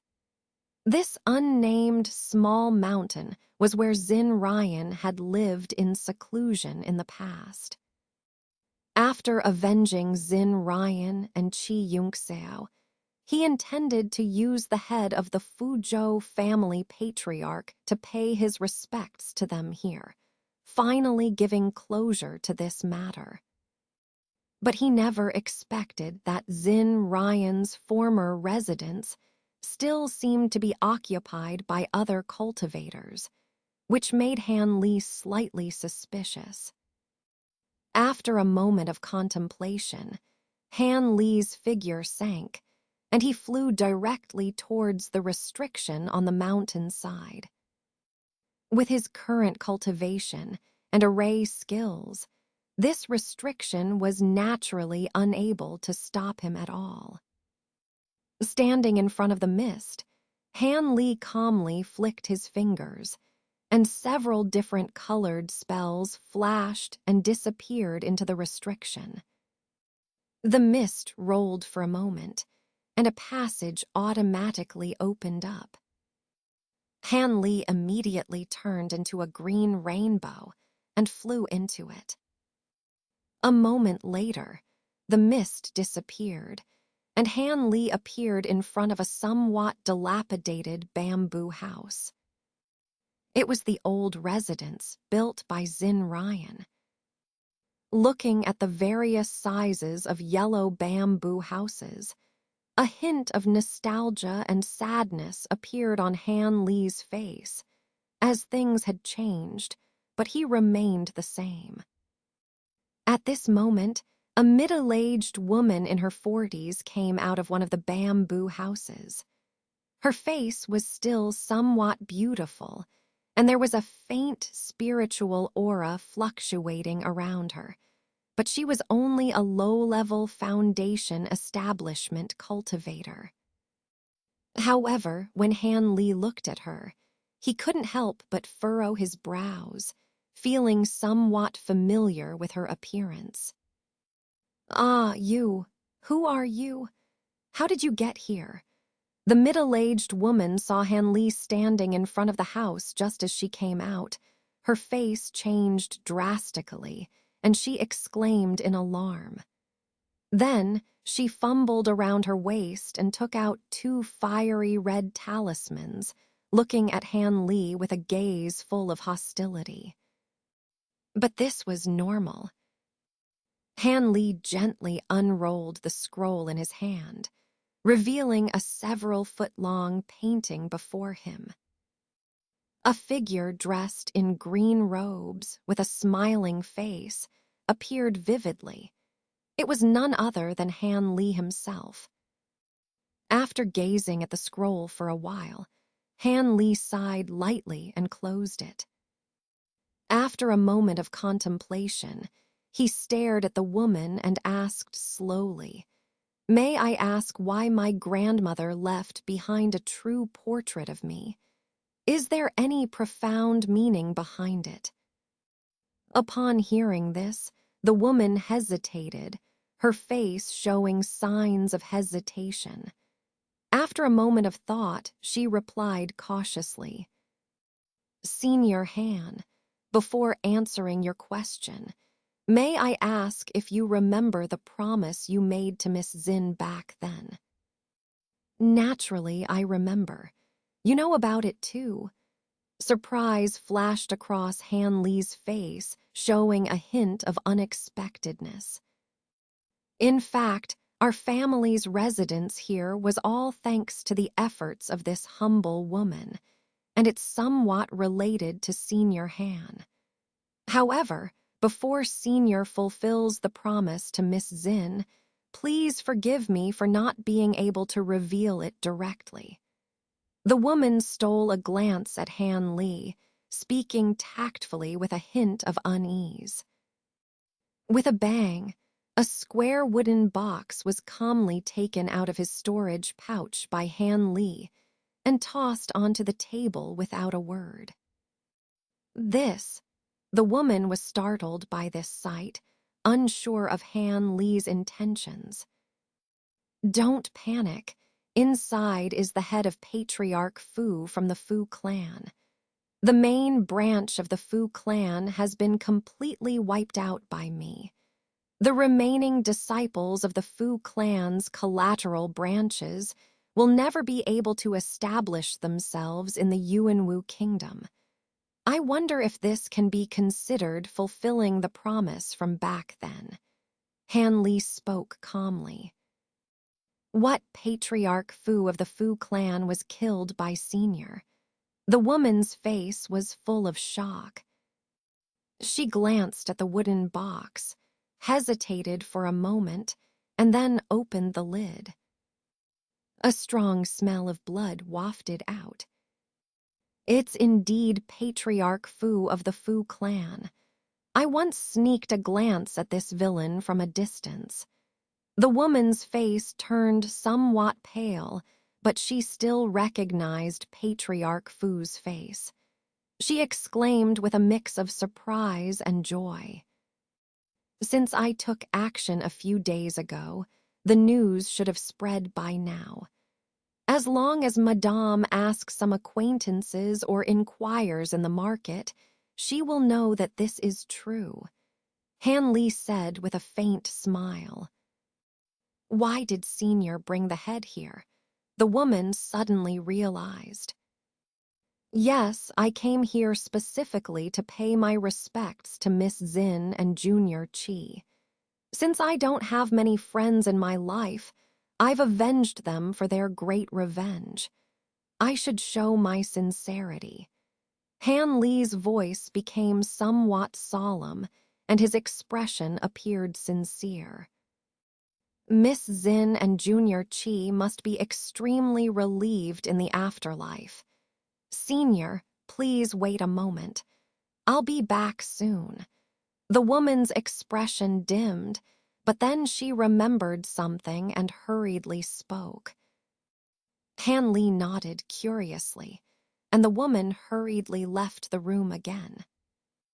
This time, the woman went to a loft behind the house, dug under a big tree, and took out a light green jade box. Then she carefully carried it back to the house and placed it on Han Li's table. "What is this?" Han Li squinted his eyes, preparing to hear what the other party had to say. "Senior Han, actually, before Miss Chi passed away, she left behind a last will. She said she wanted to hand over the contents of this box to Senior, but only after Senior fulfilled the promise and wiped out the Fu clan. Grandma was Miss Chi's close maid back then, so she entrusted this matter to Grandma. Grandma has been staying here ever since, not moving elsewhere. If there is still a chance to see Senior, it will naturally be here. After decades, Senior has not returned. Grandma entrusted this matter to me before she passed away. She also personally left Senior's portrait to prevent missing Senior. Now that Senior has come and fulfilled the promise, I naturally have to follow Miss Chi's last will and hand this item over to Senior. I can finally put my mind at ease." The woman spoke calmly, with a hint of relief on her face. It seemed that this matter had been weighing on her mind, causing her considerable stress. Han Li was somewhat moved.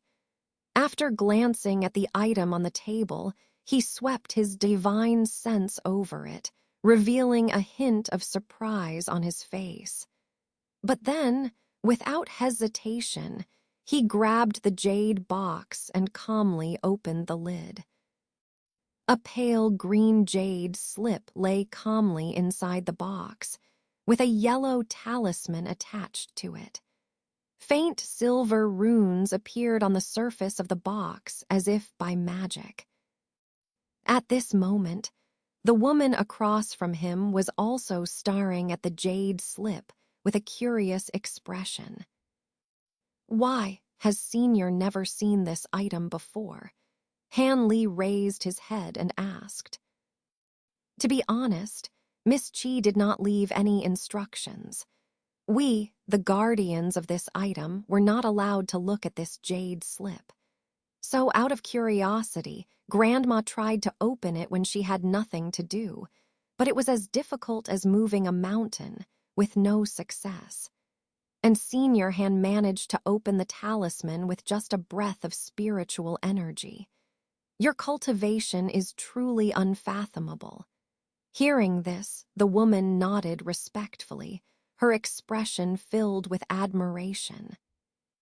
It was said that Senior Han had only built the foundation back then.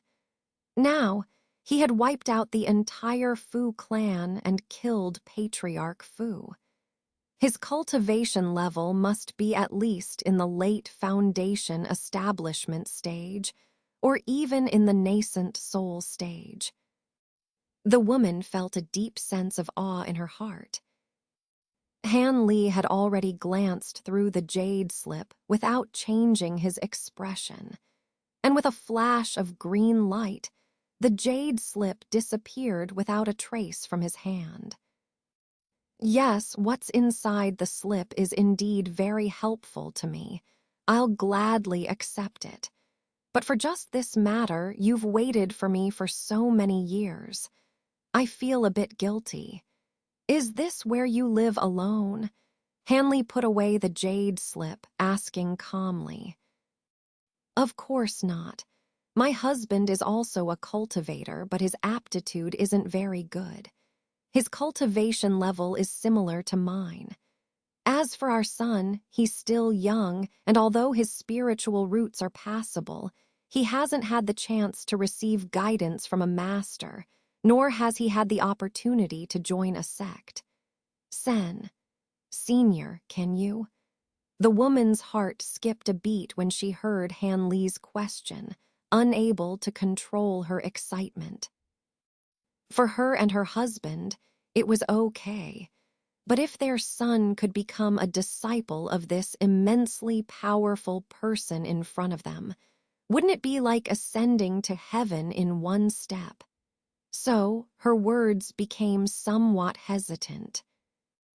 She didn't know if these words would offend the powerful person in front of her. No need to say more. I understand Madam's intentions. Han Li waved his hand lightly, stopping the woman from continuing. The woman felt a chill in her heart. But at this moment, Han Li's expression remained unchanged as he continued. Since the lady is Miss May's descendant and has kept this item for so long, although I don't take disciples, I can give him an opportunity to establish his foundation. Here, I have a foundation establishment pill and 2 bottles of chi refining pills that are very useful for the foundation establishment stage. Whether he can successfully establish his foundation depends on his luck. As long as he succeeds, he should have a good chance of entering a major cultivation sect or clan. Han Li said as he took out 3 small bottles from his sleeve and handed them to the woman. A foundation establishment pill. The woman's eyes lit up with joy upon hearing this. She expressed her thanks repeatedly, and the disappointment from just now vanished in an instant as she looked at the pills.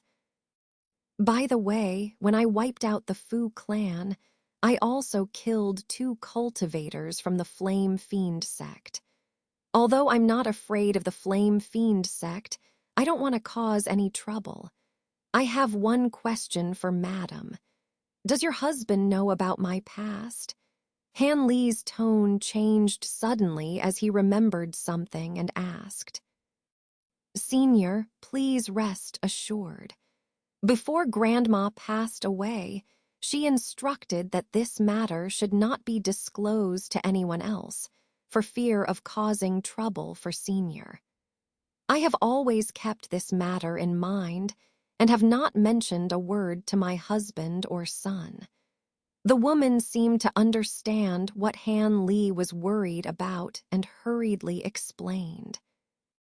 I also know that Madam wouldn't spread this matter lightly. Well then, I'll first pay my respects to Miss Xin and Junior Chi, and then I'll take my leave. Han Li nodded in satisfaction, standing up. Ah, Senior, you're leaving already? Why not stay a while longer? My husband and son will be back soon. The woman also stood up, trying to persuade him to stay. However, with a poo-tong sound, a white light flashed behind her, and she fell unconscious. Han Li seemed to have been prepared long ago.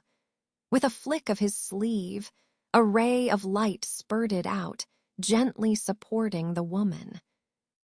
At this moment, the white light behind the woman dissipated, and the silver fox transformed from the moonlight fox suddenly appeared.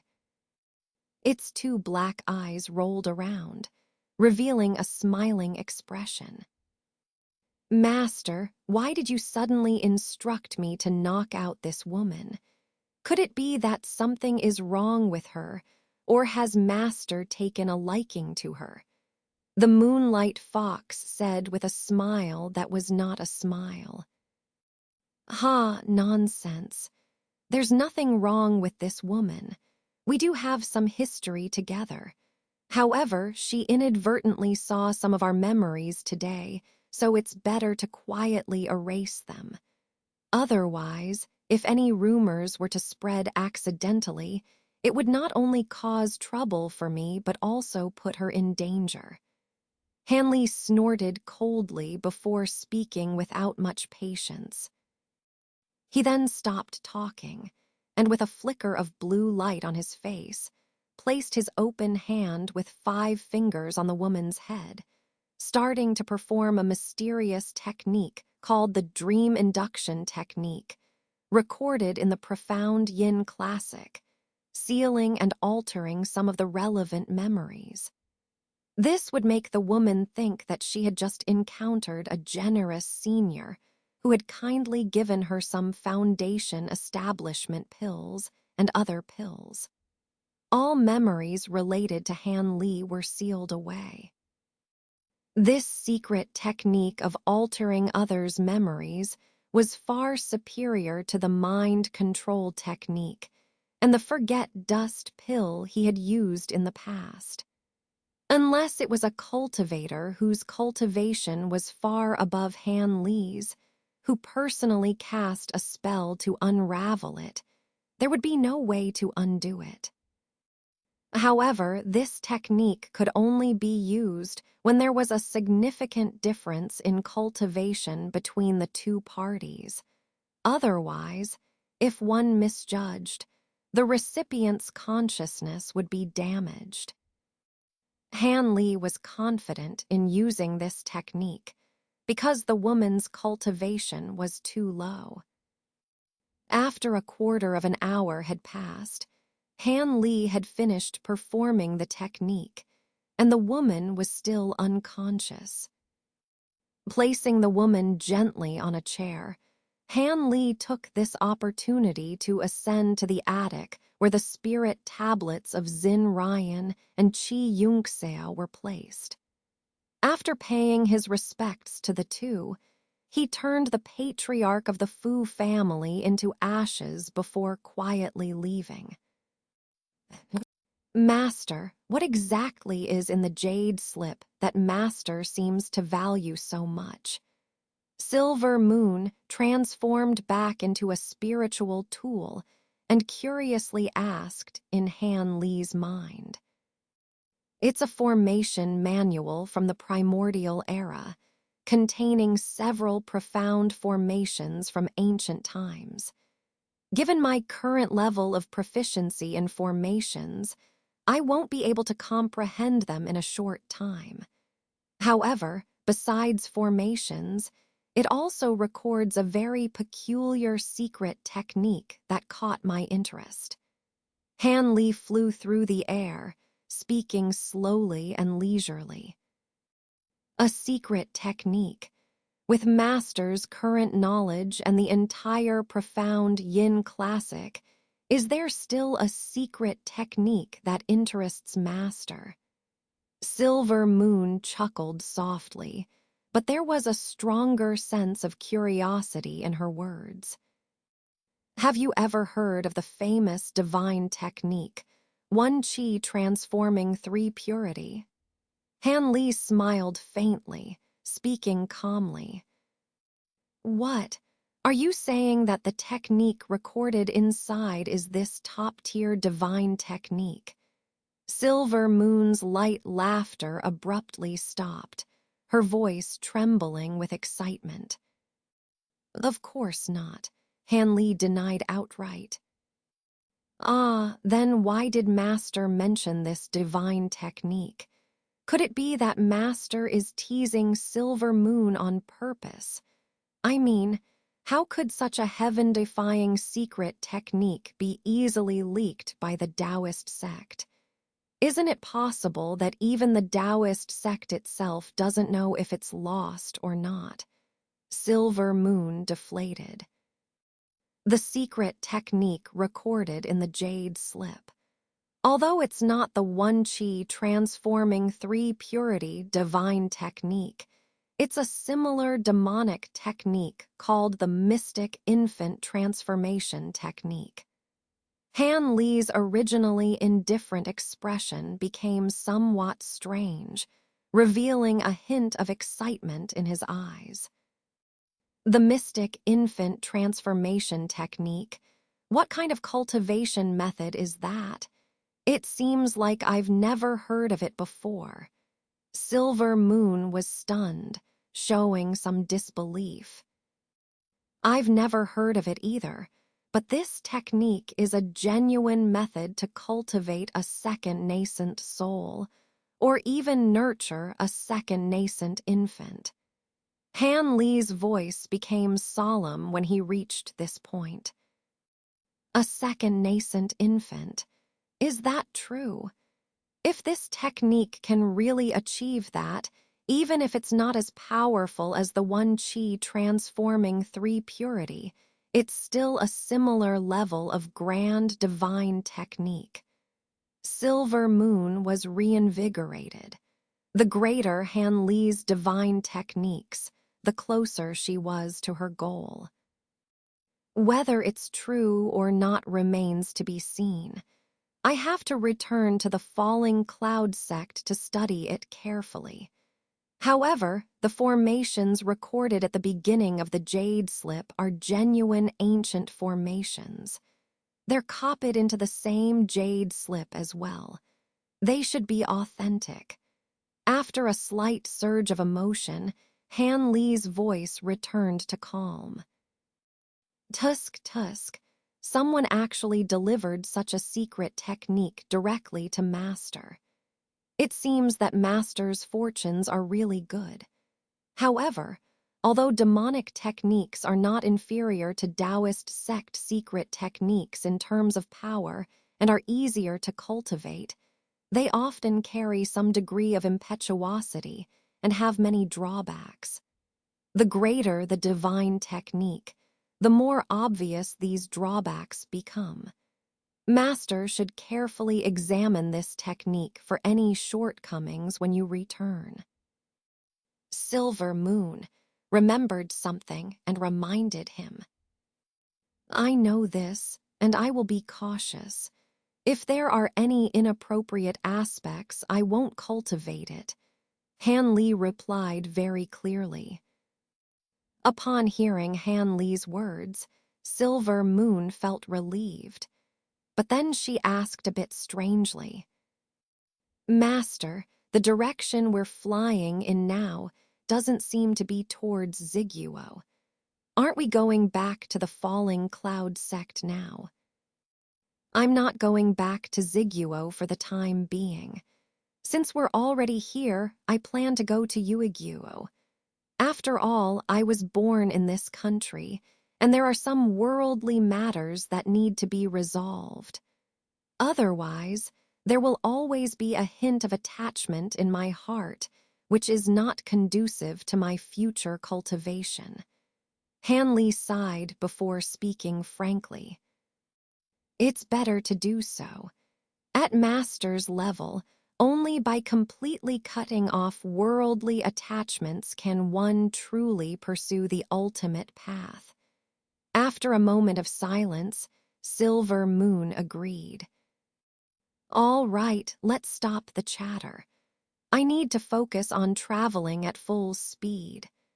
After saying this coldly, Han Li didn't intend to continue talking with Silver Moon. His figure suddenly turned into a green rainbow, breaking through the void at a speed several times faster than before, disappearing in the blink of an eye. Han Li didn't know that several green-robed cultivators were secretly discussing something in a forest thousands of miles away, each with a worried expression on their faces. What should we do? It's been several days, and there's still no news of the spirit infant. If we can't find the spirit infant within 3 months, the sect might send enforcers. A seemingly strong man, full of anxiety, said to the others. HMPH. The words about finding the spirit infant within 3 months were probably just an angry outburst from the master. After all, everyone knows that once the heavenly wood spirit infant breaks free from the restraint, it's not something we mere foundation establishment cultivators can control again. But if we don't even have a clue about the spirit infant's whereabouts, we might really be in big trouble. Another middle-aged, Confucian-looking man, his face as cold as water, said in the same tone. But the escape of the spirit infant has nothing to do with us. It was Senior Enning, who was responsible for guarding the spirit infant, yes, but Senior Enning, who was responsible for guarding the spirit infant, was the one who separated us juniors and tried to merge with the spirit infant against orders, resulting in his death from backlash. By the time we arrived, the spirit infant had already disappeared. Although we have artifacts to restrain and track it, the spirit infant's speed is too fast, and we can't catch up. Moreover, it's now isolated by restraints, so we can't sense it at all. A green-robed woman, her face filled with fear, explained. That's settled. Let's leave it to the enforcers who are coming. But it's unfortunate that the transmission array midway broke down. The 2 seniors, Sister Han and Sister Liu, must fly for 2 days to reach the next transmission array controlled by our sect and come here. Calculating the time, it should be 1 or 2 days. During this period, will the cultivator who restrained the spirit infant leave the Yuanwu country and go to other countries? After all, we don't even know which country this person belongs to. The big man frowned, showing concern. Several junior brothers may not know, but Sister Han and Sister Liu are the designated candidates for merging with the spirit infant. Many years ago, they specifically practiced a secret technique prepared for this purpose. Even if they're far away, they can still sense the direction of the spirit infant. That cultivator who restrained the spirit infant will definitely not escape their detection. The old man with slightly yellow eyebrows said coldly, seeming to have great confidence. Upon hearing the old man's words, the expressions of the other three relaxed slightly, all breathing a sigh of relief. But the Confucian-looking man's eyes flickered with uncertainty, and he spoke with some doubt. However, won't the person who restrained the heavenly wood spirit infant be the same person who killed all members of the Fu family several days after the spirit infant's escape? How coincidental is that? The place where the spirit infant disappeared was near the Fu family's location. A few days later, the Fu family was wiped out. This has also ruined our plans to collaborate with the Fu family. Could it be that this person also knew about our relationship with the Fu family and deliberately took such ruthless action? Ninth junior brother, you're overthinking it. How could the other party have such great supernatural powers to know about our relationship with the Yu Ling sect and the Fu family? 8 or 9 times out of 10, it's just a coincidence. However, it's indeed a bit unlikely for two nascent soul stage old monsters to appear in the same place at the same time. Perhaps it was indeed done by the same cultivator. The woman shook her head at first, but then analyzed it with a hint of uncertainty. What a coincidence. Even if it's the same person, they won't know about our relationship with the Yu Ling sect and the Fu family. Most likely, it's just a case of two nascent soul cultivators appearing at the same place at the same time, which is unlikely but not impossible. The old man spoke in a gloomy tone, seeming to have confidence in his words. All right, regardless of whether it's the same person or not, as long as we can find the whereabouts of this person, we can save our lives. Haven't we agreed to wait for the enforcers from the sect? The big man said, his brow furrowing slightly. Yes, what the second senior brother said is correct. We can only hope for the arrival of Sister Han and Sister Liu, and then we will have a chance of finding the spirit infant. The woman nodded in agreement. The atmosphere among the group became somewhat heavy as they continued to discuss their predicament. Senior Liu, Senior Han. The 4 green-robed cultivators were startled to see the 2 white-clad women, then quickly bowed with respect. Forget the formalities. We overheard your conversation earlier, and we'd like you to repeat it to us in detail, said the woman with large eyes and a pale, delicate face, her voice carrying a hint of authority. This woman was none other than Han Li's acquaintance from years past, Han Yunjai. Although her appearance had changed, her figure had become fuller and more captivating, and her cultivation had advanced by leaps and bounds, now reaching the early foundation establishment stage. Han Yunjai smiled and nodded, then found a clean spot to sit down casually. You're all in serious trouble. If you can't find the spirit infant, your master won't be able to plead for leniency on your behalf. Another woman, with lazy charm in her demeanor and phoenix-like eyebrows, chuckled. She was the one who had initially spoken and awakened the disciples of the spirit engulfing sect. We understand the gravity of our situation, but we feel unjustly accused this time. We hope the two seniors can speak on our behalf to our master. The elder among the green-robed cultivators said with a hint of pleading after a wry smile. Oh, let's hear both matters at once then.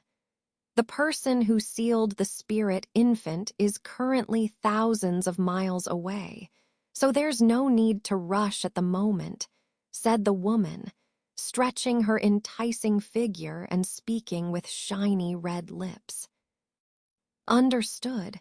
It all started when Senior Enning and several of us were passing through the Kunmu Mountains with the spirit infant. At that time, Senior Enning used the excuse. The elder respectfully detailed the events of the spirit infant's escape, its subsequent sealing, and the destruction of the Fu family. Han Yunjai listened quietly, her face showing no unusual expression, as if she had already made up her mind. On the other hand, the other woman named Liu's gaze flickered, occasionally revealing a curious expression, showing considerable interest in what the elder recounted. 2 days later, Han Li appeared at the border between the Yuanwu Nation and the Yue Nation, flashing into the territory of the Yue Nation with a green light.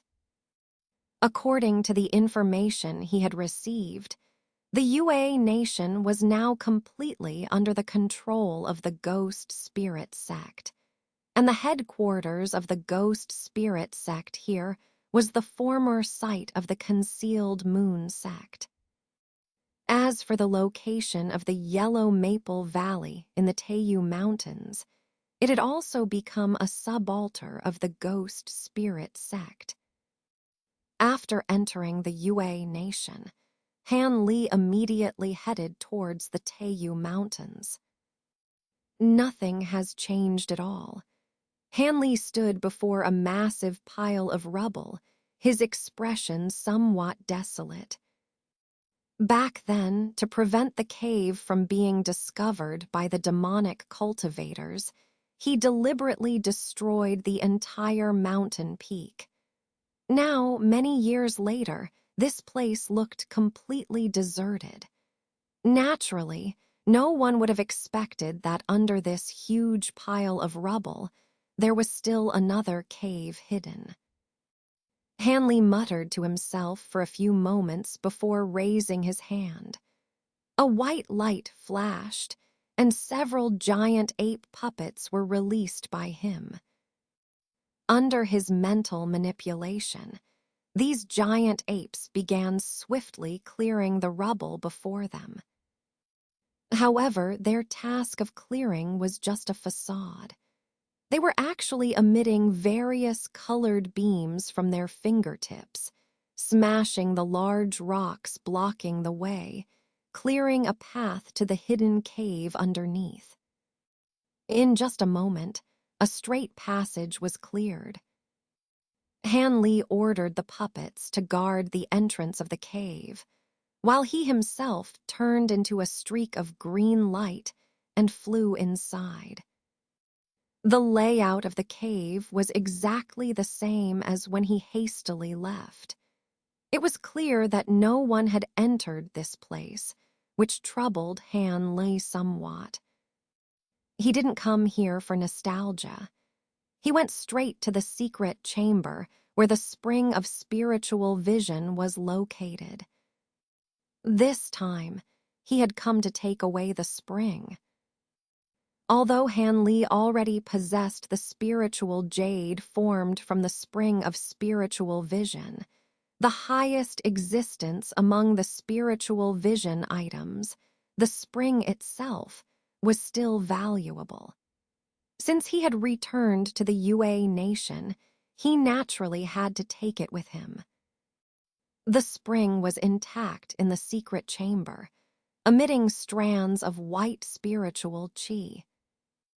Han Li looked at the spring with a complex expression, recalling the various events of discovering it when he first established his cave after successfully building his foundation. Everything seemed like yesterday, bringing various emotions to his heart. After standing in a daze for a while, Han Li sighed and then formed a strange hand seal with both hands. His eyes focused on the spring, and he began to chant a deep incantation. An incredible scene unfolded. The surface of the spring began to boil inexplicably, as if an invisible giant hand was constantly stirring the water, causing it to rotate and rise, forming a deep and dark abyss. Then, a stunning white mist of spiritual qi shot out from the cave, piercing through the roof and disappearing into the sky. Seeing this, Han Li's expression changed slightly. Apparently, this outflow of spiritual qi was beyond his expectation. However, after a moment of hesitation, he resumed his casting speed without any change in expression. At this moment, the trembling of the ground intensified, and a dazzling yellow light appeared around the spring. The yellow light condensed and shrank, causing the spring to shrink as well. The light soared, enveloping the entire spring, shining brightly. After a moment, Han Li shouted, and the light converged, leaving a fist-sized deep yellow bead floating gently in midair. Underneath it, a huge hole appeared, empty and devoid of the spring of spiritual vision. Seeing this, Han Li smiled faintly, but suddenly his expression changed, and a gloomy look appeared on his face. He clearly felt that the giant ape puppets he had placed at the entrance were under attack. Although they hadn't been destroyed immediately, they were clearly at a disadvantage and would soon be overwhelmed. Without hesitation, Han Li quickly took out a jade box, carefully placed the bead inside, and then turned into a streak of green light, flying out the same way he came. As soon as he flew out of the passage, he saw several black-robed cultivators surrounding the giant ape puppets, attacking them incessantly. Several dozen yards away from them stood a grim-looking man in gray clothes, his face filled with confusion as he watched the situation. When the streak of green light emerged, it startled these cultivators. After the gray-clothed man shouted stop, the black-robed cultivators immediately ceased their attacks and retreated to his side. Hovering in midair, Han Li abruptly stopped, his eyes devoid of emotion as he stared at them in silence. However, his aura gradually emanated, revealing his cultivation at the foundation establishment stage. Ah, this person is. Just as Han Li was preparing to take action without saying a word, one of the elders among the black-robed cultivators exclaimed in surprise, his face filled with astonishment. The elder among the black-robed cultivators exclaimed in surprise, his face filled with astonishment. Ah, this person is.